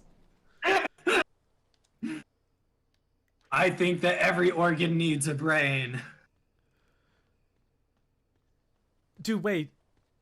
Dude, now we're not even talking about like two brains, one body. We're talking like how many organs even are there in the body? Like 10, 15? Like there's a lot. And you're making a brain for each. Does the brain get its own brain, or is it like brain and then everything else that's sort of like a scaffolded below that gets its own brain? Okay. Hi, and welcome to welcome to our how to build the perfect body. Body by Bopper. Body by... How to Frankenstein your way to a better lifestyle. Seriously though, how many organs are there even in the body? Because like I would imagine some of them we could probably just kind of trim the fat a little bit. I don't know. I feel like some of them aren't even worth keeping around. Like fucking, what's that one that's not even useful? There's like the gallbladder. I feel like the gallbladder. I think that one's useful. The gallbladder, the appendix is one that just sort of just fucks people up for no reason. Like it's a super. Yeah. That's just like a really petty organ. Fuck the appendix. Yeah, like I don't know what the hell got up. Like what the problem with the appendix is, but it's always on something. Like the appendix is just bugging, but god damn. Your heart is a Nazi, Zach? Oh, no. No. Get that shit out of here. It's time to stop. If your heart is a Nazi, then I'll feed you my Antifa cholesterol. How about that? Oh, Antifa cholesterol? Cholesterol is talking. You heard it here. Like, I'm just... Like what more? Like I feel like the large and the small intestine could probably be consolidated down. That's generally not good when that happens. Yeah, but like, did you try it though? People who have had and survived colon cancer have tried it, and it's generally not better for your health. And I, as the Iron Colon, would have to change my name. If well, no, like we would still call it the colon because it would be in the same spot, but like you would just sort of like, you know, so it would just be sort of trimming the fat down, you know, a little bit. Like, you know, maybe we'd have to be a little shorter, but like then you have less skin to deal with. What else do we got? We got 2 kidneys. You don't need those. You know, I think you could sort of like, I think you could combine the kidneys and the liver. I think you combine those and just sort of like streamline that whole sort of like, you know, a urinary tract system, you know, down a little bit. What did you say? I mean, Dr. Johnson knew it. Dr. Johnson always knows what he's talking about. I'm gonna be right back. I gotta go snag my jug of water. You talk to the people about why my science is good. No. Okay, everyone, Bopper's science is bad, but for the sake of argument, what would be the one organ other than the appendix that you would get rid of if you could? Um, do we even need 2 ears? That is a good point, Bubble Odyssey. Thank God for a break. How much more brain talk can we get in here, Gilga? One of your kidneys. Oh no. Kidney lung? Is that the best hybrid organ? It could. I feel like that would. I feel like a liver lung would be the best attachment because it would let people organ eugenics.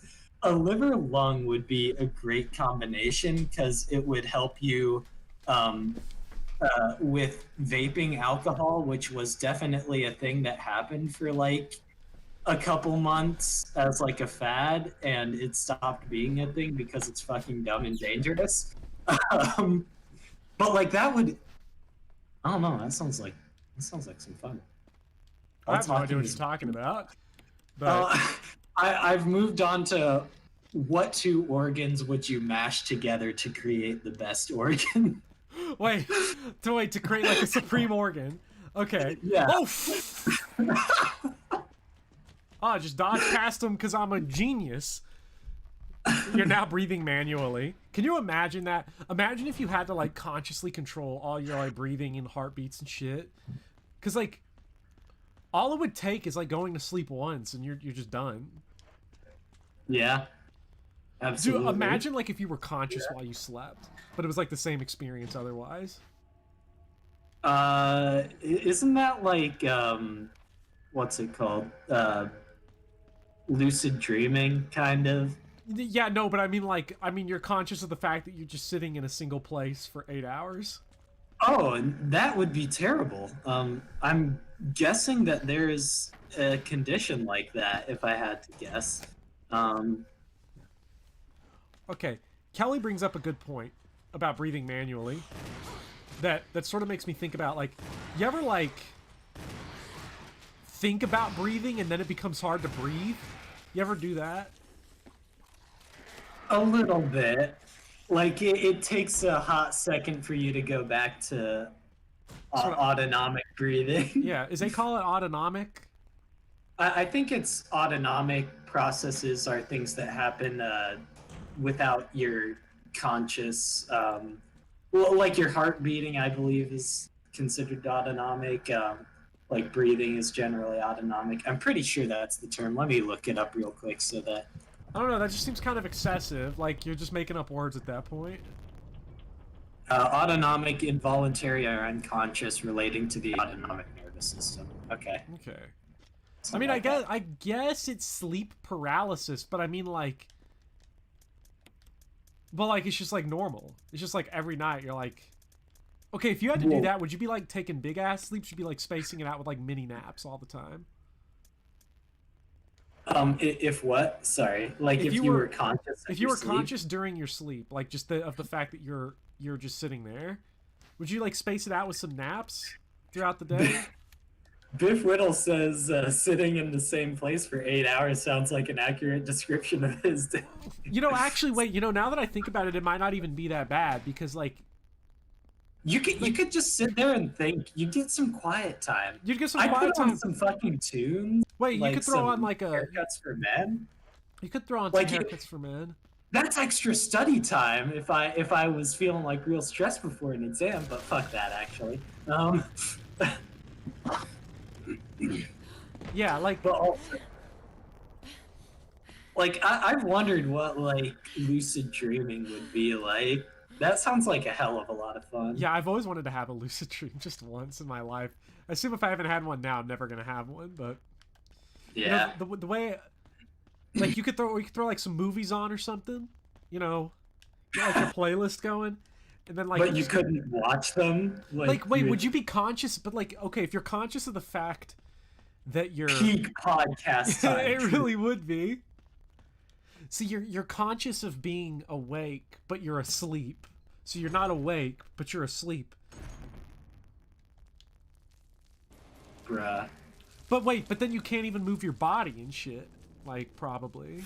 Because you're, like, asleep. Alright. Like, so it'd be like Oh. the ultimate feeling of being, like, trapped in a way. You just sort of get used to it, and you'd be like, you know, I've been meaning to watch, like, Seven Samurai for, like, a long time. I might as well check it out tonight, and then throw on, like, 3 other movies, too.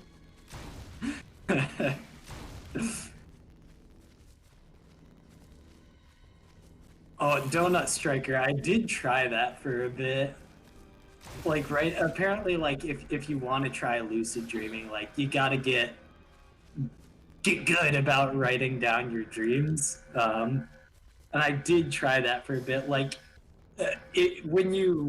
another thing is, like, when you wake up after a dream, like, you don't want to start moving immediately, because, like, you'll immediately forget what the heck the dream was. So, like, if you just kind of sit there for a sec, you tend to recall the dreams a bit better. And Vivian is saying that's a one true pair. Sleep paralysis and lucid dreams. Oh dear God, that would be the worst. Like, being awake and seeing that fucking sleep paralysis demon, no, thank you. Dude, my nightmares is always me getting, like, eaten by dinosaurs and shit. That's kind of funny. Like, it kind of is. It's not funny at the time, but, like nightmares are kind of cool, though. Like, you know what I'm saying? Like they're kind of fun. Yeah. In retrospect, they are. Depending on the nightmare. I don't like I haven't had a dream about Dick Grab Girl ever. But I've definitely been eaten by a T-Rex a couple of times.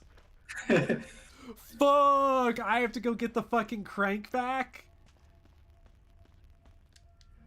Oh, fuck this, man. Hey, man, that's not cool. That's not cool, man. Okay. This is really distressing, because, like, I've found that as I've gotten older, I tend to dream a lot less, which is incredibly disappointing. Yeah, that's really sad. I you know, now that you pointed out, you know, I definitely dream a lot less than I used to. Maybe it's like a metaphor, man. Wow. That's really powerful. One day I realized there's nothing to look forward to. Bubble Odyssey wasn't here for the high school awkwardness story. Oh, that's right. Yeah, it's not important. I didn't think about that. How anybody who wasn't here for Dick Grab Girl is not going to understand why I said that. Anyways, well, nevertheless. Yeah. You know, because I do dream a lot less. No. Yeah. At night. Why do I have 2 knives now? Can I dual wield? Bruh. I really want to try and get back into a spot where I'm dreaming regularly, because it's kind of fun. Well, I'm really jealous of a lot of people here. Some people are... Yeah, some people are not having a good time. Like, Slammerai's saying, like, his dreams are, like, existentially traumatic, watching people he loves fade away. He wishes they were fun, like getting eaten by dinosaurs. Dude, and Sabrina's saying her dreams are very sexual. God, I wish that were me, because that's, like, the one opportunity. In your dreams, pal. I feel like that's a moment where Beavis and Butthead would be like, oh, we have a date. We have a date. Yeah. Oh, alright. So, until the illustrious year that was 2020, I could probably have counted how many times I had cried on my hands in the past 10 years, until 2020. No happens. That no longer that's just a regular occurrence. But have you ever woken up crying? Have I ever woken up crying? No, I don't think so. You know, maybe I have, but I don't recall ever doing that.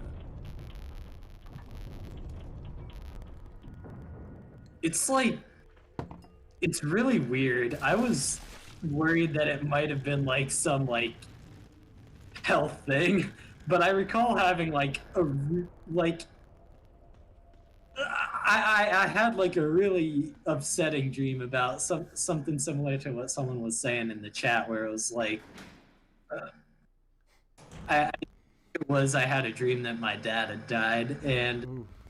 it was like in a very subtle way too. But I just remember waking up from that, like, tears going down my face, and I just had a nice long fucking sob in the shower. Oh man. Traumatic. I was like, damn, am I okay? Dude, crying in the shower is kind of a classic though. It's a classic. Bopper's Chadness has really touched me. Oh. It's kind of dope. Oh wait, I see how this works. Dude, I got puzzles for the brain. Cause crying in the shower is definitely like the go-to. You know what's really bad when it's like you're taking a bath, you can't even stand up for the shit. That's when it's really bad. Yeah. You know, I just...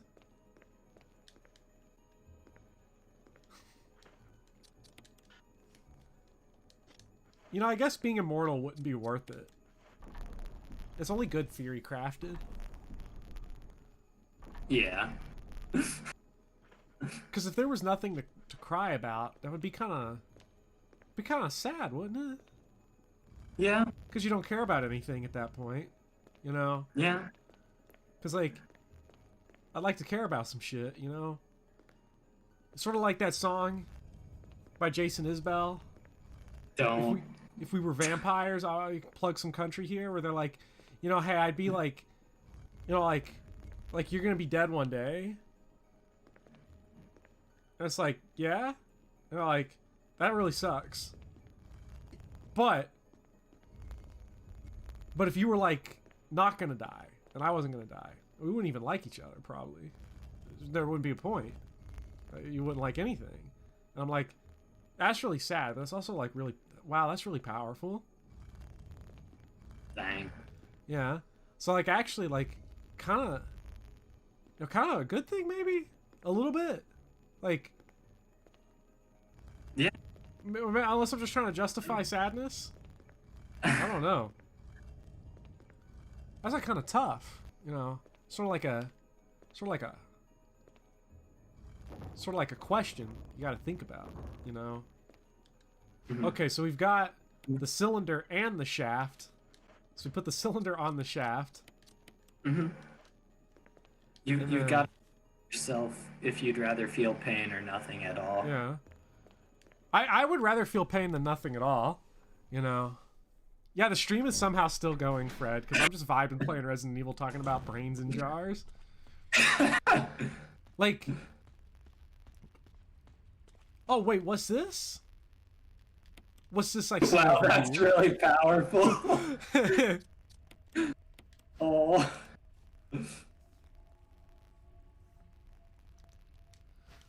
Dang. Because I see... That really sucks, Sabrina. Yeah. That's awful. Yeah, that's really awful. And like, awful stuff like that.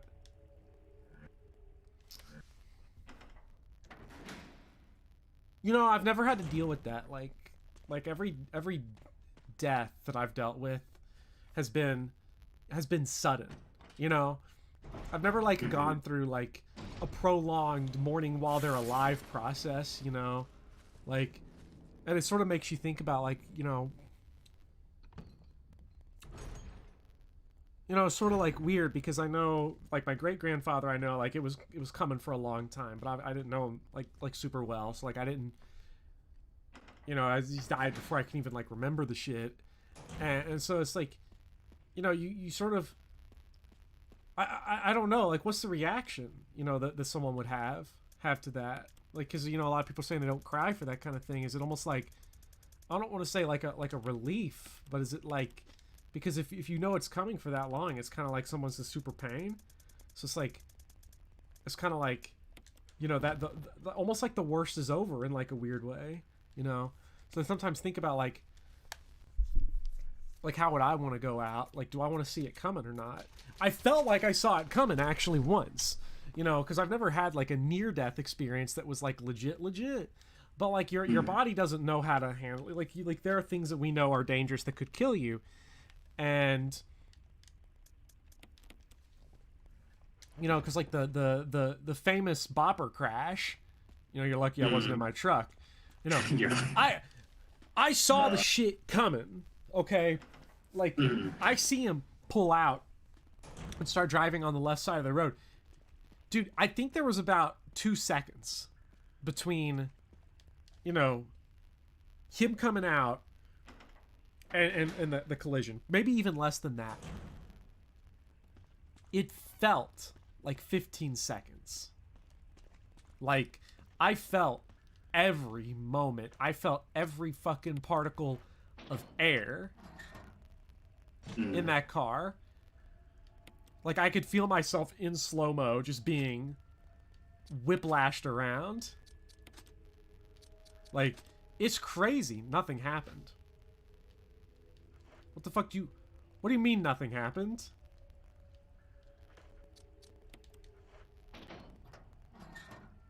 Do you have to match some stuff up on them? That's my guess. Okay, gotcha. 3, 1, 2, 4. Nothing's happened. Oh, there's probably some shit in a file I didn't read. That's really annoying. The game's expecting me to, you know, engage with it, which is Ew. gross. Yeah. That's disgusting. Hello, mayonnaise. Welcome. Are you an instrument?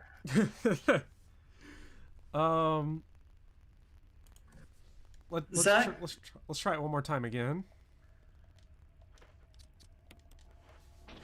I don't think you should feel like guilty about that, Zach. Like dealing with a stressful loss like that is, everyone goes about it a different way, and it's nothing to be ashamed of. Nah, don't be ashamed. Everybody mourns in their own, you know, way. To quote Travis Touchdown and No More Heroes 2, some people fuck at funerals, I chop off heads. You know, so like you can't feel bad about reacting the way that you do. Like you can't, in a lot of ways, you can't control that. It doesn't mean like you felt it any less than anyone else. You too, Jill. Barry Burton. The noise I heard brought me down here, but I didn't expect to find a place like this. Have any idea as to what might be at the bottom? There's only one way to find out. Everyone is a hero in their own way. Captain Hammer. We should have called the Hammer, actually, you know, now that we're thinking about it. Sterilize. Can we get the Hammer on one of these streams? Can we please? Like... Oh, I want the Hammer a part of the Bopper lore. Call the Hammer. Wait, if we ask, can we ask the Hammer to consult us on Resident Evil stream law and get him in on one of the streams that way? Like, I want to know. I want to know what is the legality of this? Like when we start singing, you know, like when I'm throwing down some wiggles, is that like allowed? Yeah, bro. Like are they gonna come for me in their Hong Kong chugga big red car and they could fuck me up, or? Like, you're lucky they weren't in their Hong Kong chugga big red car. That'd be funny, guy. You're lucky I wasn't in my Hong Kong chugga big red car. Bro, you don't even know. I've been traveling near and traveling far. You know, I still have the lyrics that pulled up. I didn't even read them. Toot toot chugga chugga. It's toot toot, not Hong Kong. Toot toot chugga big red car. We'll travel near and we'll travel far. Nice. Simon's in the back seat singing la la la. Simon's in the back seat of the big red car. Let's get the Mangum out. Let's try it. I haven't. Magnum Revolver. They don't fuck around, do they? Biff Whittle, he was singing the fruit salad. I did fruit song, salad. right? I did fruit salad early. The first step, cut some bananas. The second step, toss in some grapes. The third step, then you take your nuts and you squish them. You squish them. Chomp. My personal favorite gag song is the Kermit singing Rainbow Connection. You ever like you ever one of those sing-along tapes where they have the words and the bouncing ball at the bottom that like goes around and you like Yeah. I never had one of those. I know what you're talking about. Yeah, I never had one of those. My parents blew their money on bananas and pajamas. Oh. The first step, bananas in pajamas. Oh shit, there she is. Oh god. She is the unkillable kind of Mr. X type thing in this game of a sort. Gotcha. Why are there so many songs about rainbows? And what's on the other side? Okay, look here, Jordan Peterson. Our visions. Now listen here, mister.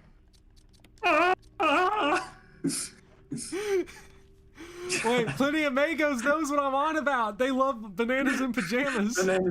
Bananas in pajamas. Beep bop beep dop deep dot deep. Bananas in pajamas. Deep deep deep deep.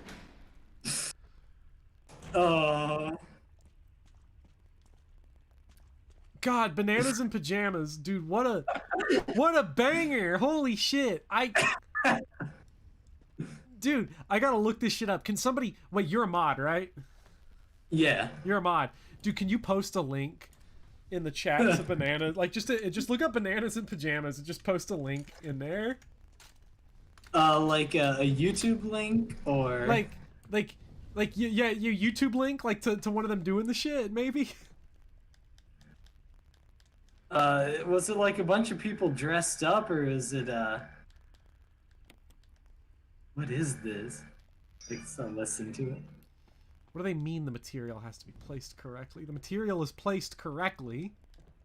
It's on the shit. There we go. The live action one. It's live action. Oh my god. Yeah, I remember Mayonnaise. They ran down the stairs. They're coming down the stairs? Is that Yeah, it? I think so. I think they come down the stairs. They come down the stairs, and like you can tell it's them because they're giant bananas in pajamas. Oh my god. I'm hoping that there's nothing weird in this video because I don't feel like going through all 5 minutes of it right now. I mean, it's probably fine. I mean, what's somebody gonna do? Get mad at us for posting a YouTube link on YouTube? I don't know. Like, how do I like? Can I put myself into that now? I can only remove my own comment. Wow, this is great. Okay. It's very telling that I haven't actually learned how to do mod things. I mean, what are you gonna do? Like, who are you gonna kick out of here? Mayonnaise 000 for like commenting relevant thoughts? Like, yes. I will let the power go to my head 100%. Yeah. Fucking Barry just betrayed us, by the way. Pajamas. Barry? Barry just betrayed us. He dipped. While we're down here with Lisa Trevor, the monster. This is a really sad story, the Lisa Trevor thing. It's so soon to hear it in English. Kelly, you didn't miss much. You just missed bananas in pajamas. Thanks, Iron Colon. You're welcome. I don't know what I'm doing. How long does fruit need to sleep?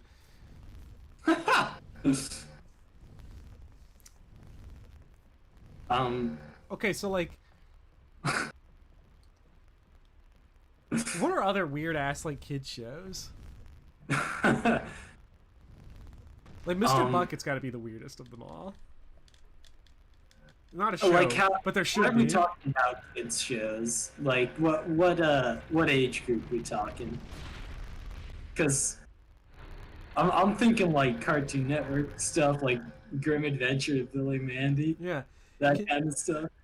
Grim Adventure Billy Mandy, pretty good. Can you imagine, like, one day we're gonna be old enough to where... Oh, Bear in the Big Blue House. Dude, Bear in the... Do True. you remember... Anybody remember fucking... What was it called? Dragon Tales? I never saw Bear in the Big Blue Dragon House. Tales? Yes, I Dragon know. Tales, Dragon Tales. Like, Yeah. Oh, dude, that was my jam. Dragon Tales was... That shit was slapping nonstop. You got PBS on... You got PBS on the shit. You're throwing down some... Dragon Tales, you're throwing down some... Little Bear, down the Little Bear toothpaste. Dude, I was a Little Bear fanatic growing up, because Little Bear, that kid, like, he was like a bear, but he's little. I'm thinking, fucking Teletubbies. Teletubbies, holy shit! Teletubbies is the reason why I played saxophone in middle school. Run that one by me. Okay, so basically, there was a bit in in Teletubbies where they were watching TV on the Teletubs, and one of the things they had up there was like some dude playing the sax, playing a mean sax. And I saw that, and I was like, bro, I gotta learn how to play the saxophone now. See, but it wasn't like then. Like, I just always, it gave me an eternal fascination with the saxophone. Fuck! We gotta be quick. Gotta be quick on our feet. Can you still play the saxophone? Like, If I picked it up right now, could I still play it? Probably not. Because it's been, what, 4 years of high school, 4 years of college, and now it's been... No, don't let me think about it like this, man. oh. Alright, fine, No! fine. But... oh. I haven't played saxophone in 10 years. Once there's things you can say, it's been a decade since I've done the shit. That's messed up, yeah. That's when it starts to hurt a little bit. I knew that Jackie Chan Adventures wasn't a fever dream that I had. Knew it Jackie Chan existed. Adventures? Wait, no, I loaded the wrong save. Oh. Dude, yeah, but saxophone is a great instrument. Like, top tier instrument. Need It more. really is. It's something else. Sloppy.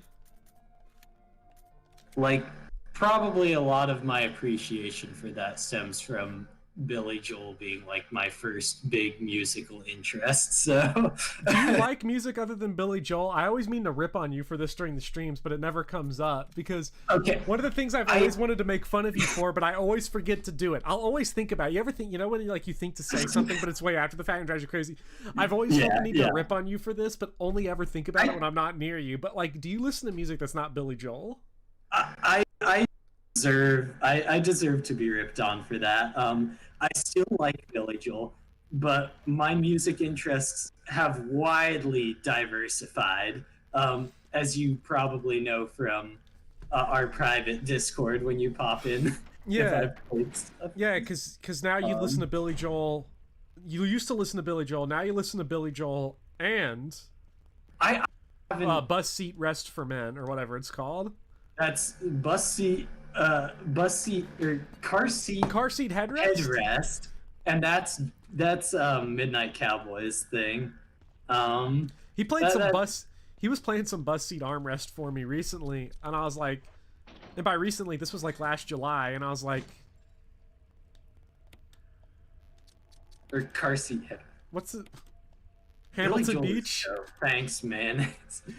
Hamilton Beach. Never like, used that name with me.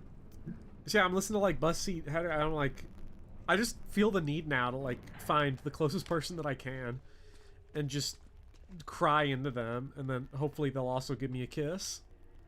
Dang, is that what it does to you? That's Because what I haven't.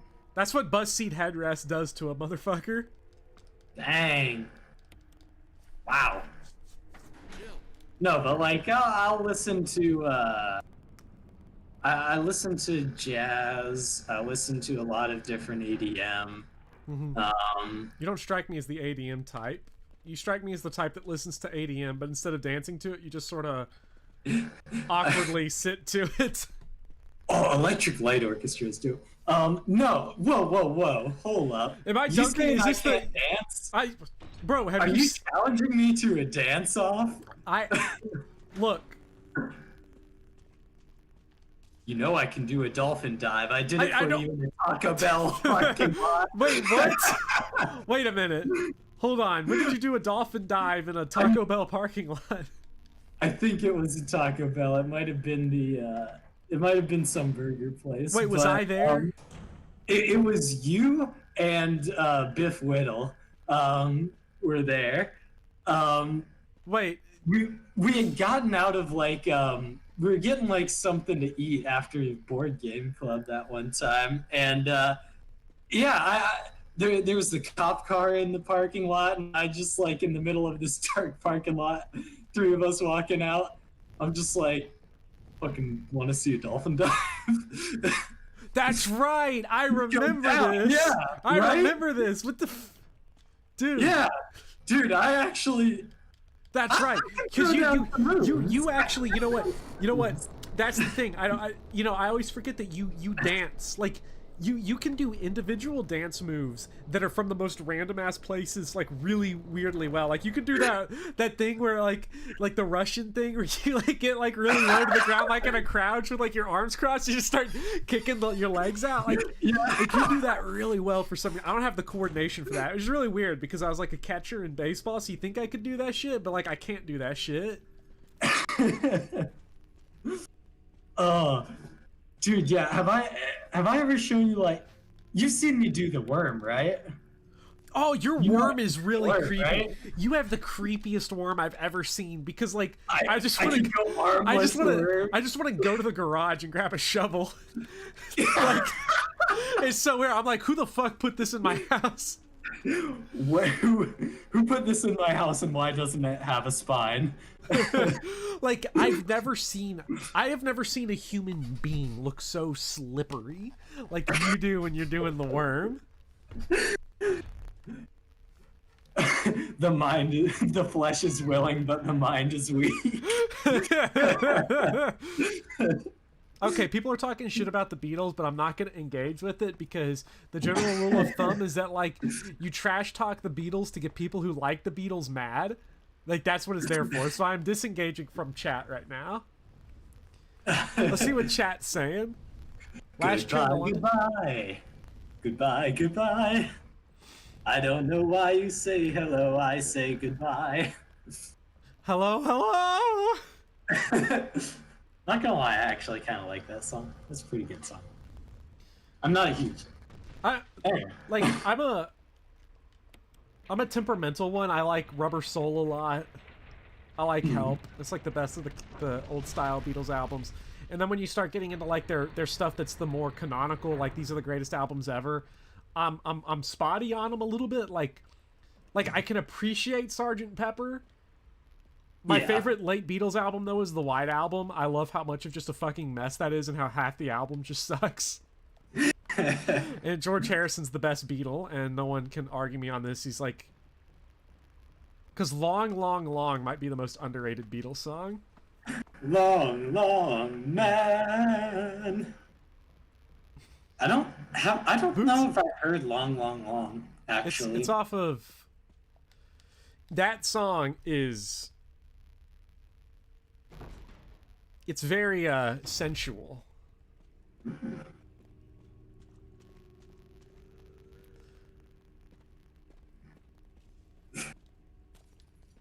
Let's see. Boots 42's over here starting some shit. Yoko is my favorite Beatle, but that's pretty divisive. Let's see. Kelly says, "Oh, Bopper, have you heard the Mother Vocal album or the remastered one?" I have no idea what you're talking about, so no. Like, what is Mother Vocal album? Like, is an artist named Mother, or is this like a mother like as in the video game? Say sensual again for ASMR. Sensual. Get right up in the mic for it. Sensual. Or not. So good. Dark Souls damage.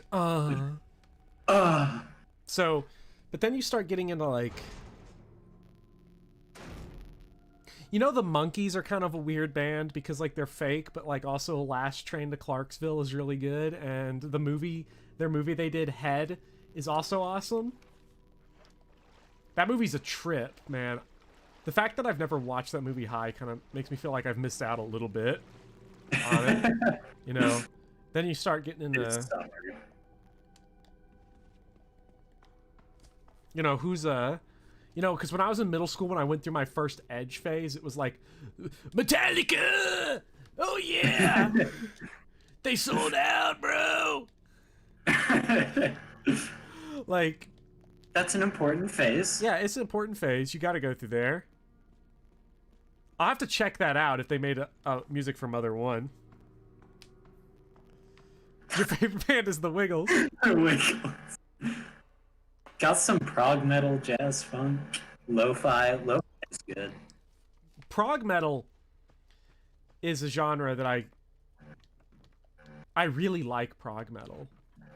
But the one sort of binding characteristic of a lot of prog, whether it's Dream Theater or Symphony X or something, is that like Dream Theater especially, they write the worst lyrics. the cheesiest fucking lyrics you'll ever hear in your life. Like it just feels embarrassing a little bit, you know, even though I like the music. Not Symphony X so much. Symphony X is kind of there. Symphony X kind of gets lost up their own ass, but you got like, what else you got? Like a lot of power metal, you know, Dragon Force, Stradivarius. Like their lyrics are they're so bad. It's so bad.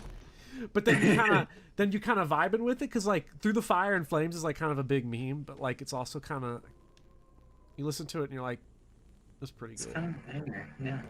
A lot of meme songs that turn into memes actually kind of bangers. Hot take? Yeah. Hot take. I don't know. I agree. I think so. My Metallica hot take is that actually Load and Reload are their best albums, and it's like not even particularly close. I'm just gonna throw that out there. Their sellout albums, quote unquote, were way better. I just went through that whole like underground sequence and like yeeted out of there. And I feel like I fucked up somehow and didn't get the shit I needed to get. Like somehow,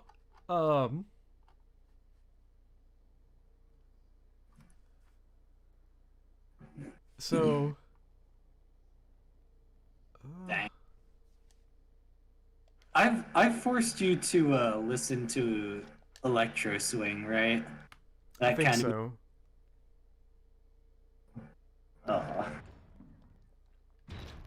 What's the one band called? You know you know the thing. The thing. Parov Stellar was probably the dude I forced you to listen to. I have no idea who that is. So it's probably. Probably.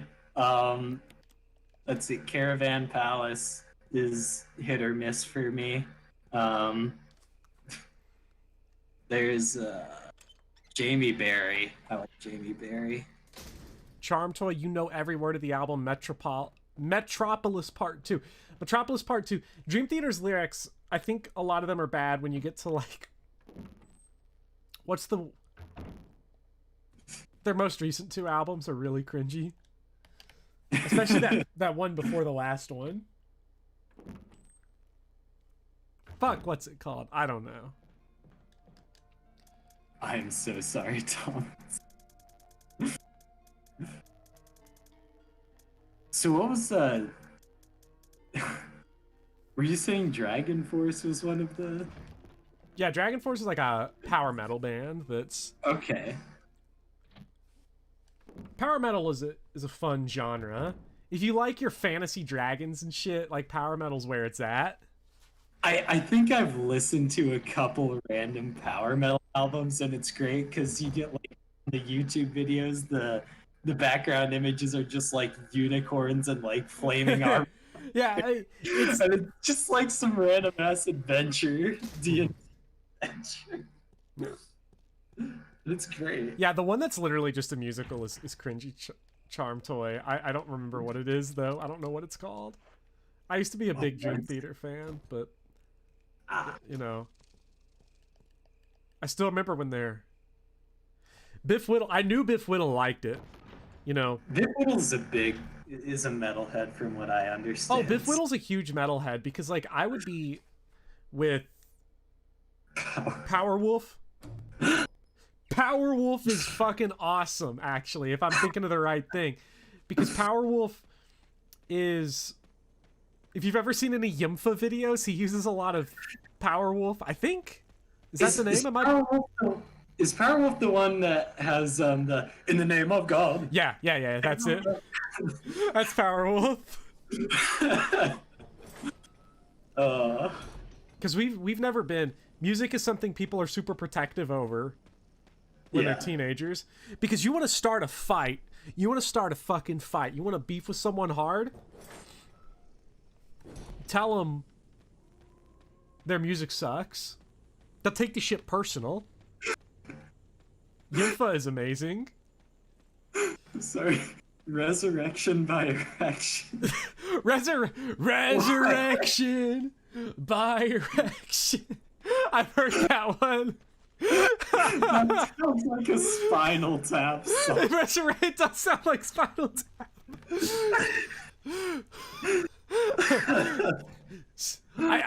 You know, there's a lot of great Spinal Tap songs from that movie, but Spinal Tap may be the best comedy ever made. There's only a few contenders for best comedy ever made in my book. It's Spinal Tap, it's Hot Fuzz, it's Repo Man, but Spinal Tap probably takes the cake most days. And I don't know what my favorite, you know, everybody goes back to Stonehenge, everybody goes to Big Bottoms, but like, Give Me Some Money, kind of super underappreciated. Give me some money. Give me some money. Do I watch any Souls YouTubers? Yeah, I watch Yimfa and you know, other Limit Souls. Breakers. Limit Breakers is good. Vati Vidya, of course. Gotta get the deep lore. Gotta get the deep lore. Stop wasting my time. You know what I want. You know what I need. Wait, fuck. I'm looking for loose cash, spare change, anything. Just give me some money. Get some money. Oh. The lyrics of that song just remind me of what is it? The Cash. Is that Pink Floyd song? Maybe. Do. No, I don't know. I don't know. The thing about that song is that there's a song on the Saint of Lost Causes, the final Justin Townes Earl album, straight up called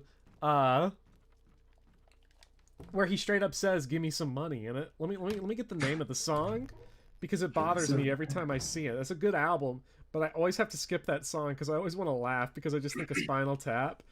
It's called. If we're talking about Ain't Got No Money, and he's asking for money. Now, if we're talking about Spinal Tap bangers, though, we would be remiss if we didn't bring up Cups and Cakes. Cups and cakes, cups and cakes. Oh, what good things Mother makes. If you've got to take tea, won't you take it with me? What a gay time it will be. Cups and cakes, cups and cakes. Oh, I'm what waving good an actual things lighter Mother back and makes. forth. right now. I forget what the rest of the words are after that point. I If remember you're it's going to take tea, won't you take it with me? What a gay time it will be. It Having cups and milk cakes and with... sugar, bread and jam. Yes, please, sir, and thank you, ma'am. The china's so dear and the treacle so clear, and I'm glad that you are here. Do I ever listen to the F-Zero OST? I mean, I listened to it when I play the games, but never actually sat down and listened to it. I remember it being banger, though.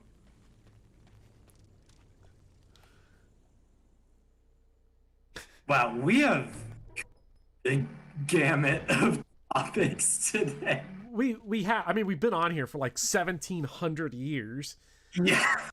And we're just sort of like throwing things back and forth. People getting mad when I sing just because people are jealous. I got the chords. I don't know.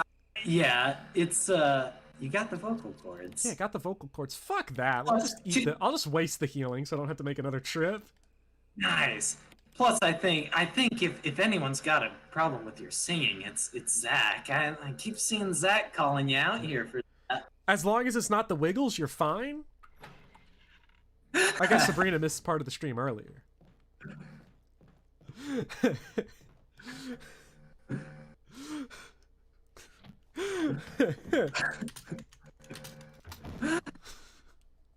Let's make a fruit salad today. Oh, we'll do it in a healthy way. Oh. I'm gonna, just to counteract the healthy fruit salad, I'm going to eat some more Takis. You know, sometimes I just... Okay, who else is like good? You know, we talked Jason Isbell earlier. I'm always on that country kick. I'm like not a huge country fan, but I feel the need to defend it. You know, it's sort of like it's like a thing I do. Because most people are dogging on it all the time for like no goddamn reason. Because they're fucking stupid. It's just as simple as that. And then, I don't want that stupid knife. Who needs a knife? Get that away. Takis in the chat. Let's go. You found his mayonnaise, found his forever home. You listen to country used to. If you want to know why country's a great genre, just go listen to Parked Out by the Lake. Parked Out by the Lake is one of those memes that I desperately want. I'm gonna put it in chat just because it's that important to our group culture. People, like... yeah, post the link in chat. Yeah. It'll be the official music video too. I'm still parked out by the lake, the one by Santa Fe, and I'm sitting out here parked out by the lake. If you're wondering where I'm parked out by the one that's 80 miles from Santa Fe. It's the lake parked where am I? Oh fuck, Crimson Head.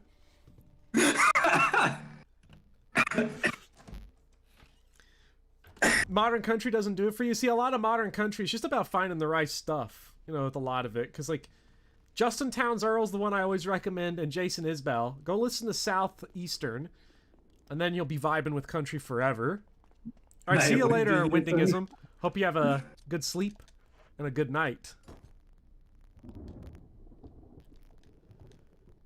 It's like, it's not even like they listen to country music that old white dudes listen to. It's boring white dudes.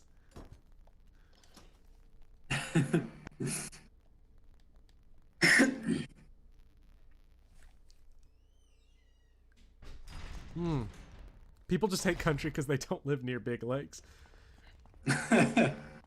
Are they parked where I'm at? God, the music video of Parked Out by the Lake appears in the first part of No Attacking, Path of Radiance. Did we ever manage to... Oh, sorry, yeah. Yeah, go on with what you were saying. I was just wondering if we ever managed to successfully find the lake that he was parked at that's 80 miles from Santa Fe. We found a 'Cause I couple know that were close to. We found a couple that were within the vicinity. Right. Doran Brooks is hip hop. Well, that means I just have to yell at Doran Brooks nice. how Danny Brown is the best rapper currently, and Run the Jewels is also up there. The only genre that I've never really like dug into that's like a big main one is punk, and I've seen some punk fans in the chat today. That's Yeah, because I know like the Misfits. There you go.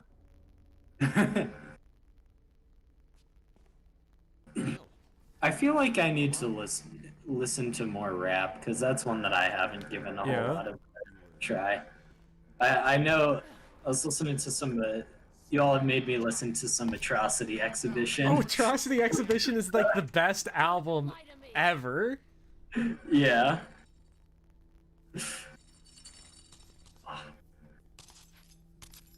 There's some real bangers in there.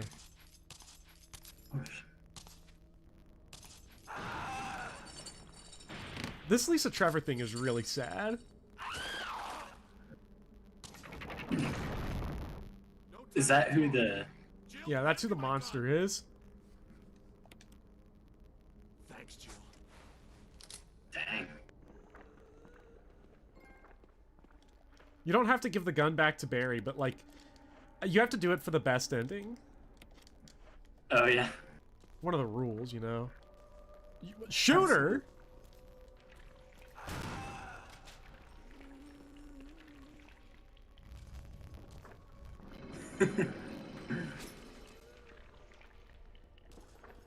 I forget exactly how this fight works, but it's weird.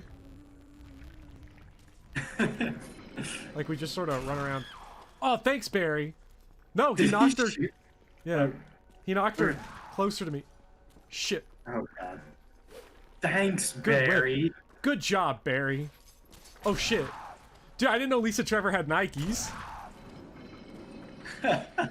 Absolutely. I only imagine trying to do this fight without the big guy himself.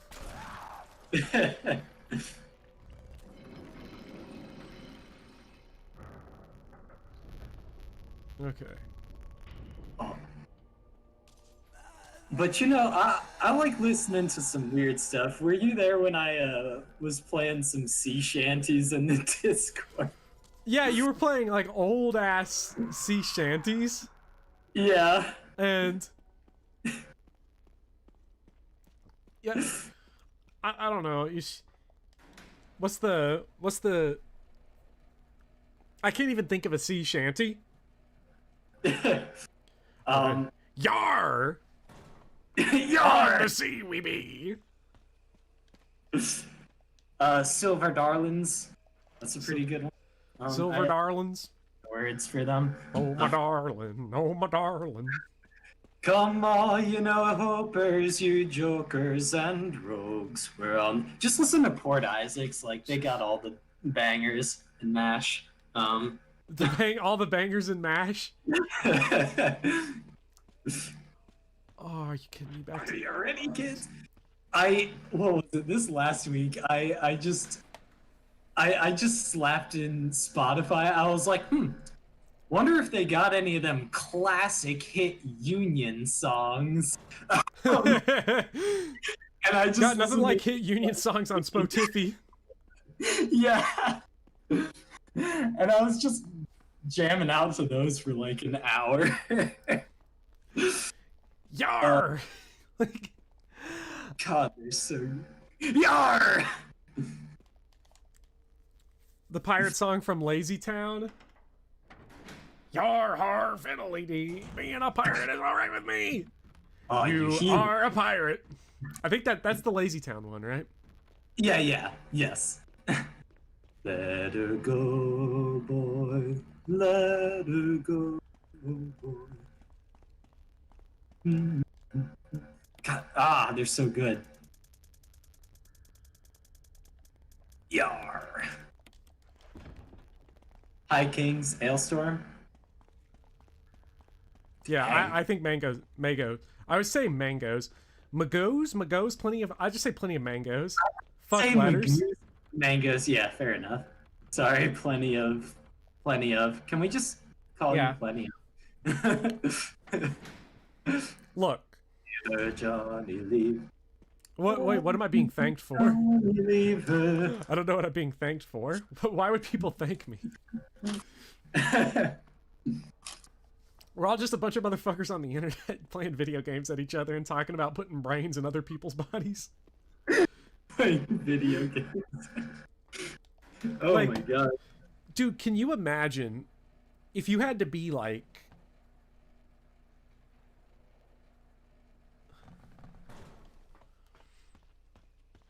launched into the sun or launched into the cold of space? Which one you got?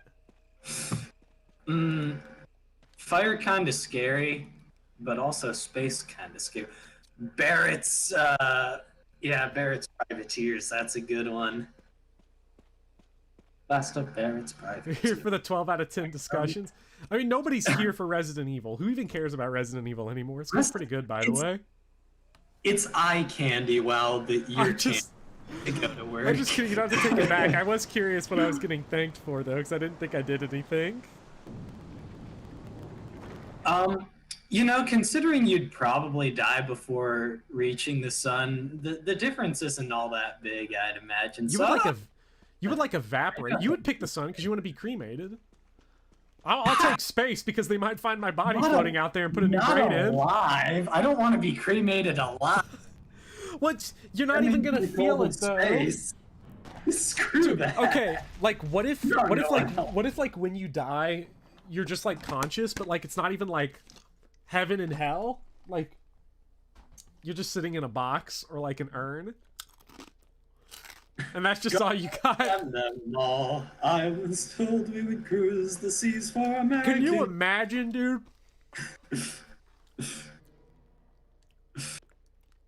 That would suck. And that's why I want to be cremated. Wait, no, but I specifically said urn as well. Like, what if you're just a pile of ash and you're just still conscious? Because we assume consciousness comes from the brain, but what if it's like something else entirely and like we're just awake? Wait. Isn't that just being a ghost though? Like, I'd haunt the shit out of some stuff if I was a ghost. Could you imagine how badass it would be to be a ghost? Like, That I'd would- fuck with people. I would fuck with people so hard. Like, you got no clue. Like, I'd be knocking shit over. Like, I would haunt a DVD of all a box set of Danny Phantom and just play that forever as my ghost gag. wait. Just games. You gotta be a meme if You're you're gonna a haunt ghost. Danny Phantom. He's a phantom. Nice shot. Daniel Phantom. You Robin Yin is talking about how he's just staring at Jill the whole time we're having this conversation. Hey, if you like Jill's ass, just wait until we see Chris's ass. It is thick. And you don't want to see what he does to that boulder during the boulder sections. The boulder. The boulder? I have not heard of them. Is zero. Yeah, but like, all right, if you're a ghost, all right, first let's set the ghost ground rules. Okay, so we've got ghost ground rules. Ghost ground rules. You gotta haunt. You have to haunt a place that you had been while you were alive. Well, yeah, of course. So first off, what is your favorite stomping ground, and what are you gonna be doing when you're haunting over there? And would it have to be involved with how you died? Just as a question. Oh, I'll have to check them out, man. So, like, I would be, I think if you're a ghost, I think I'd rather not have a choice about where to haunt. I'd be too stressed making that choice. Because if you just sort of like end up in a place, it's kind of like, it is what it is. I'm gonna make the most of it here. But, let's say I choose to haunt, like a record store or something. I might always regret that. Or like if I haunt an old apartment, I might be like, you know, what could have been. You know, there'll always be like that sort of like, I could have done better. Yeah. You know what I'm saying? Like, so I'd rather just not have the choice. I guess it's more like, what do you want to do when you're like a ghost? You know, what would you haunt some people with? You more the poltergeist kind of person, or you would haunting a school would be fun, like going back to our high school and haunting it. That shit would be fun, dude. Oh, it starts out like you just rearrange some of the stuff in some of the classrooms. It starts out light. Maybe like the toilets start overflowing at once or something. So then you get into the real serious shit and start haunting the theater department, because that's where all the superstitious do you remember that guy? Do you remember in high school? Do you remember when? I don't know if you know where I'm going with this, just from laughing. But do you remember when that guy was brewing tea in the urinal? What? Do you remember this? I don't think I may have heard about it, but you didn't like see it firsthand, did you? I got a picture of it. I was in the bathroom. I saw it in there. What? I saw it in there, dude. Put a bunch of tea bags in there. Oh. Come again? That's incredible. Dude, I missed out. See, this is all this crap I missed out on. Like, seeing in high school. That's Wait, great. there it is. Colin. Colin, yes. Hey, Colin, you're finally here. Namesake. Let's go. Wait. To use the electronic door, place the initials in alphabetical order. What?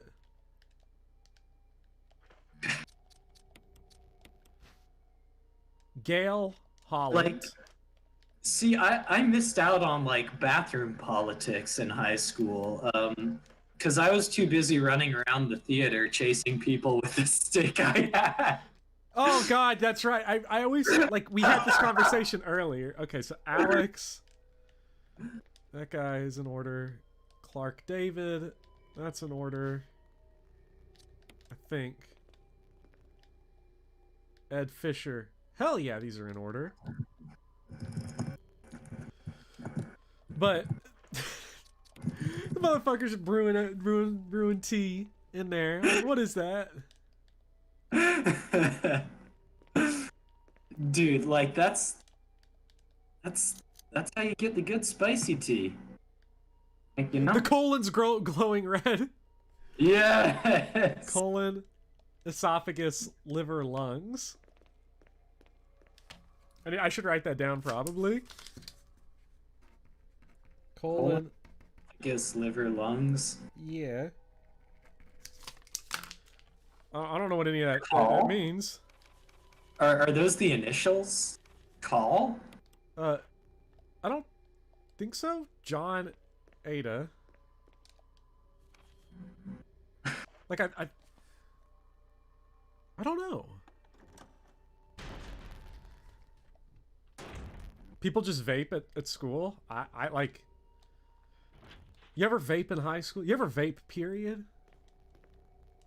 I have only ever had alcohol. That is the only substance that I have ever partaken in, which is one of the things that I am working. We were talking about earlier on the stream. Yeah. But no, I have not vaped. Have you? Once. I don't get it. Yeah. Yeah, I don't know. It's one of those things I don't really get either. Like, and I hookah as well. Hookah? No. Hookah's pretty fun, but I would imagine after COVID, every hookah bar in America's out of business. Oh, yeah, yeah. Which is, actually, it's not funny, because that's local businesses, but, like, that's the... Wait, we need a... So we need John, Ada. I think it's... This dude's such a dumbass. He just made his login John. This is like a super secret laboratory, and they also let him just have a 3-digit password. You haven't even done a single weed charm. God, because you know how like straight laced I was before. Yeah. We did that smoking. We've talked about this before, but we did that like anti-smoking. We did do the anti-smoking video. And I got yes. mad because my mom walked out with a cigarette, and I was like, "Mom, that's not cool. That's not funny. You're not funny. It's not funny." Do you know what that's going to do to you? Like, No. okay, now I don't fuck with like tobacco or anything. No, because like that's one that I don't. Yeah, really that's because that's just honestly. gonna kill you for no reason. Yeah, Okay, we do have that door unlocked now. I'd be fine with some weed. Oh hell yeah! It's so good. So good. Okay. Wow, we just unlocked basement 3, but Bruh, beer is delicious. I don't get when people are saying like beer isn't a quiet over here. Like, I could pound down some porters, but like then they're going over and like drinking wine and stuff like that, and I can't stomach that. yeah, Oh fuck! Oh no! Oh yes, No! yes.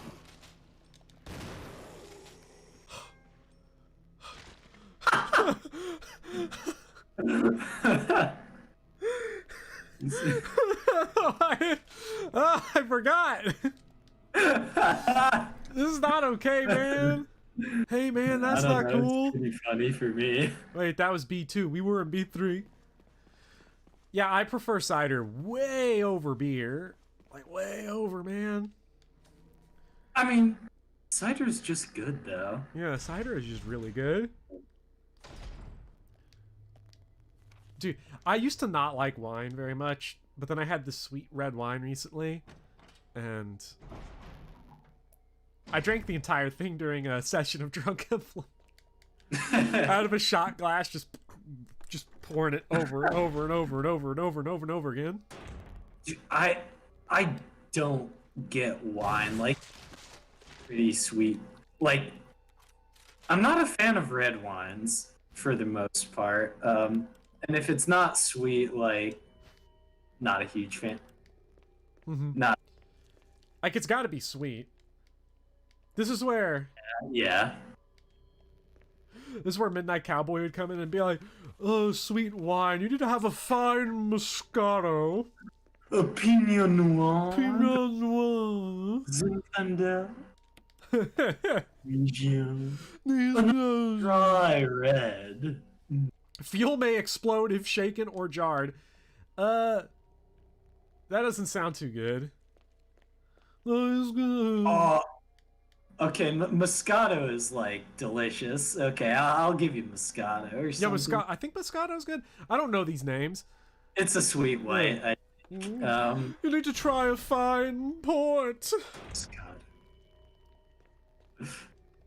You can't truly enjoy the wine without shoving the bottle up your bum. I don't know why. It sounds like how they'd say it. Yeah, but chug. Chuck, but Oh. wait, that's Ed Fisher.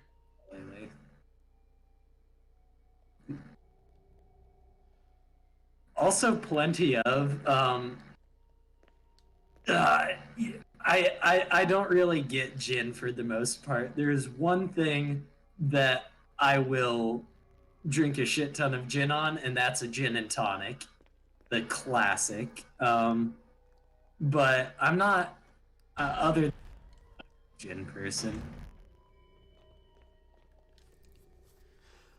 I don't like a lot of hard alcohol other than good bourbon. Oh, you gotta mix. Oh, ew. Oh, bourbon. Oh. Like a Give me like my a high taste quality bourbon. cocktails. Like a Woodford Reserve. You not? I should probably give bourbon a little bit more of a shot than I have, but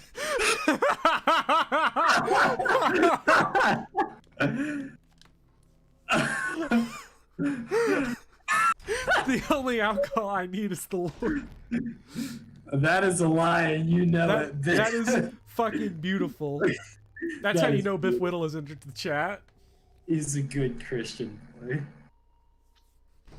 American attitudes towards alcohol, they don't make any sense, but because don't. it's you shouldn't drink while they're chugging down 16 Bud Lights. To be fair, Bud Light isn't even like that's not really a drink. It has light in the name. Yeah. Of all the corporate beers, that's probably the least bad. I had a Natty Light recently for the first time. Whoa! You're gonna say that when I'm living in the city of Yingling? You know, it's so weird because I don't even think of Yingling in that same way. Oh really? You know? Yeah, it's like on another, sort of like Sam Adams, where it's like sort of like Okay. on another level, you know? Okay, alright, I see. So like corporate like being like just the super like what you think of when you think of a college frat party or something. Yeah, it's weird because I never see Yingling commercials. I see Yingling ads. I just had water for the first time. The password should have been Cena. You once chugged whiskey because you were depressed. That's a bad time. Oh no. Yeah, no. I haven't had anything to drink in like multiple days. That's how you know it's going good. I thought you were talking about in general, and I was like, you said that just after on your glass, and I was like, or what sounded like glass, so. Oh, that's an L81. Oh, okay. Actual good shit. Sometimes people be dogging on L81 in the chat, and I'm like, you know, I'm actually not a fan of... Okay, we've got film.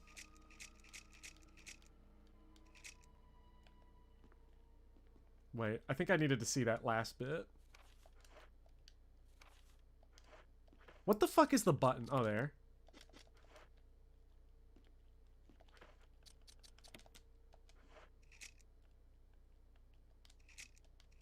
I think now. 8462. Hell yeah. Okay. Doing in the UK. Thomas.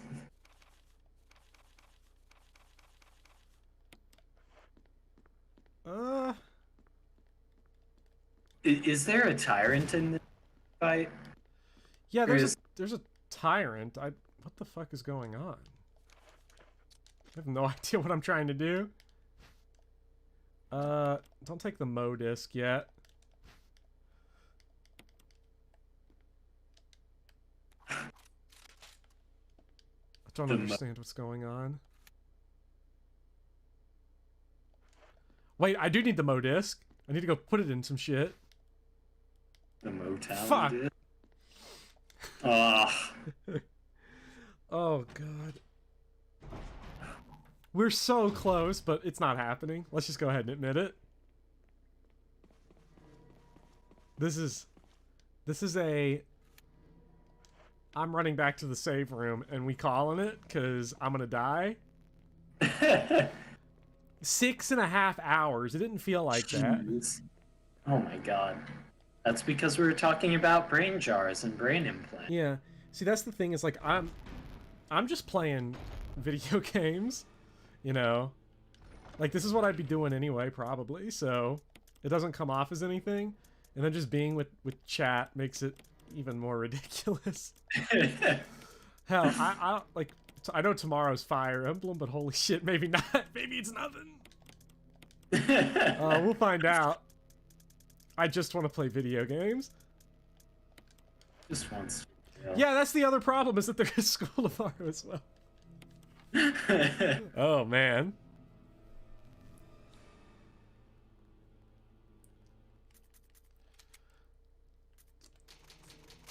Like, that's the funny thing is, like, 50 people is, like, this is nowhere close to what I get with Fire Emblem. Fire Emblem, I'm going to be rocking 200, 250. But that actually makes these streams easier to just keep going and going and going because I get to talk to everybody. So... Well, I hope you had a blast, Iron Colon. I don't know how we're going to handle this because this will take, like, less than an hour to finish this game next week. So maybe we'll do a wombo combo. We'll just feed into Resident Evil 0 or something, but Yeah. probably what we'll do. That's probably what we'll do. Yeah, I think that's gotta be how it goes. Yeah. Well, Have you had dinner yet? you know, now that you mention it, Oh God. I actually had lunch. Mm, I that get is hungry a at meal weird that times. happened 12 hours When are we ago. gonna play Code Veronica? I am currently practicing Code Veronica right now. I'm doing a run through of it to make sure when I get to the stream I don't just get bodied instantly. So we will be doing Code Veronica probably after 0. So I get hungry at weird times. Like, I'm never hungry at normal times, you know? Mm-hmm.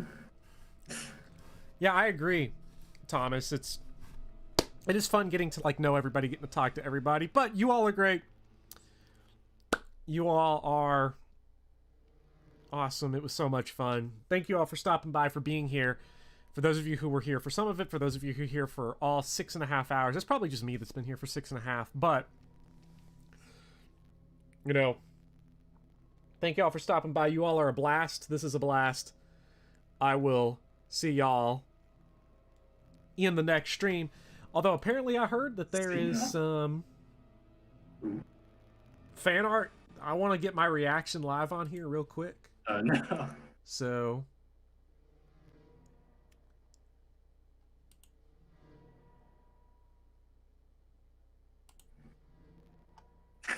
yes. Yes. Mordecai. Hooray. Oh So- man. All right, what's up, Bloopy? Glad you could. Beautiful. Oh, man. Goodbye, everybody. Goodbye, Kelly, Sabrina, Gilgamesh, Mayonnaise, Plenty of Mangoes, Bloopy, Thomas, Trenton, Willem, Lukalele. I'm glad you stuck around Lukalele. It was a lot of fun. Zachary, Charm Toy, and Zach and Zachary, Tarumi, Doran Brooks, the Underman 14. All of you all are great. Joe _, of course. Me and the Iron Colon will see you for some more Resident Evil next week. Maybe. I don't know. Fire Emblem, maybe tomorrow. Maybe not. I might need a break. I might need a fucking break. I'm also still, oh my god, heartbroken over it. Alright, Vivian, you as well. See you all later. Y'all the best. Peace out. We leave and I just see Zachary talking about kissing Willem in the VC, and I'm all for it. See y'all later.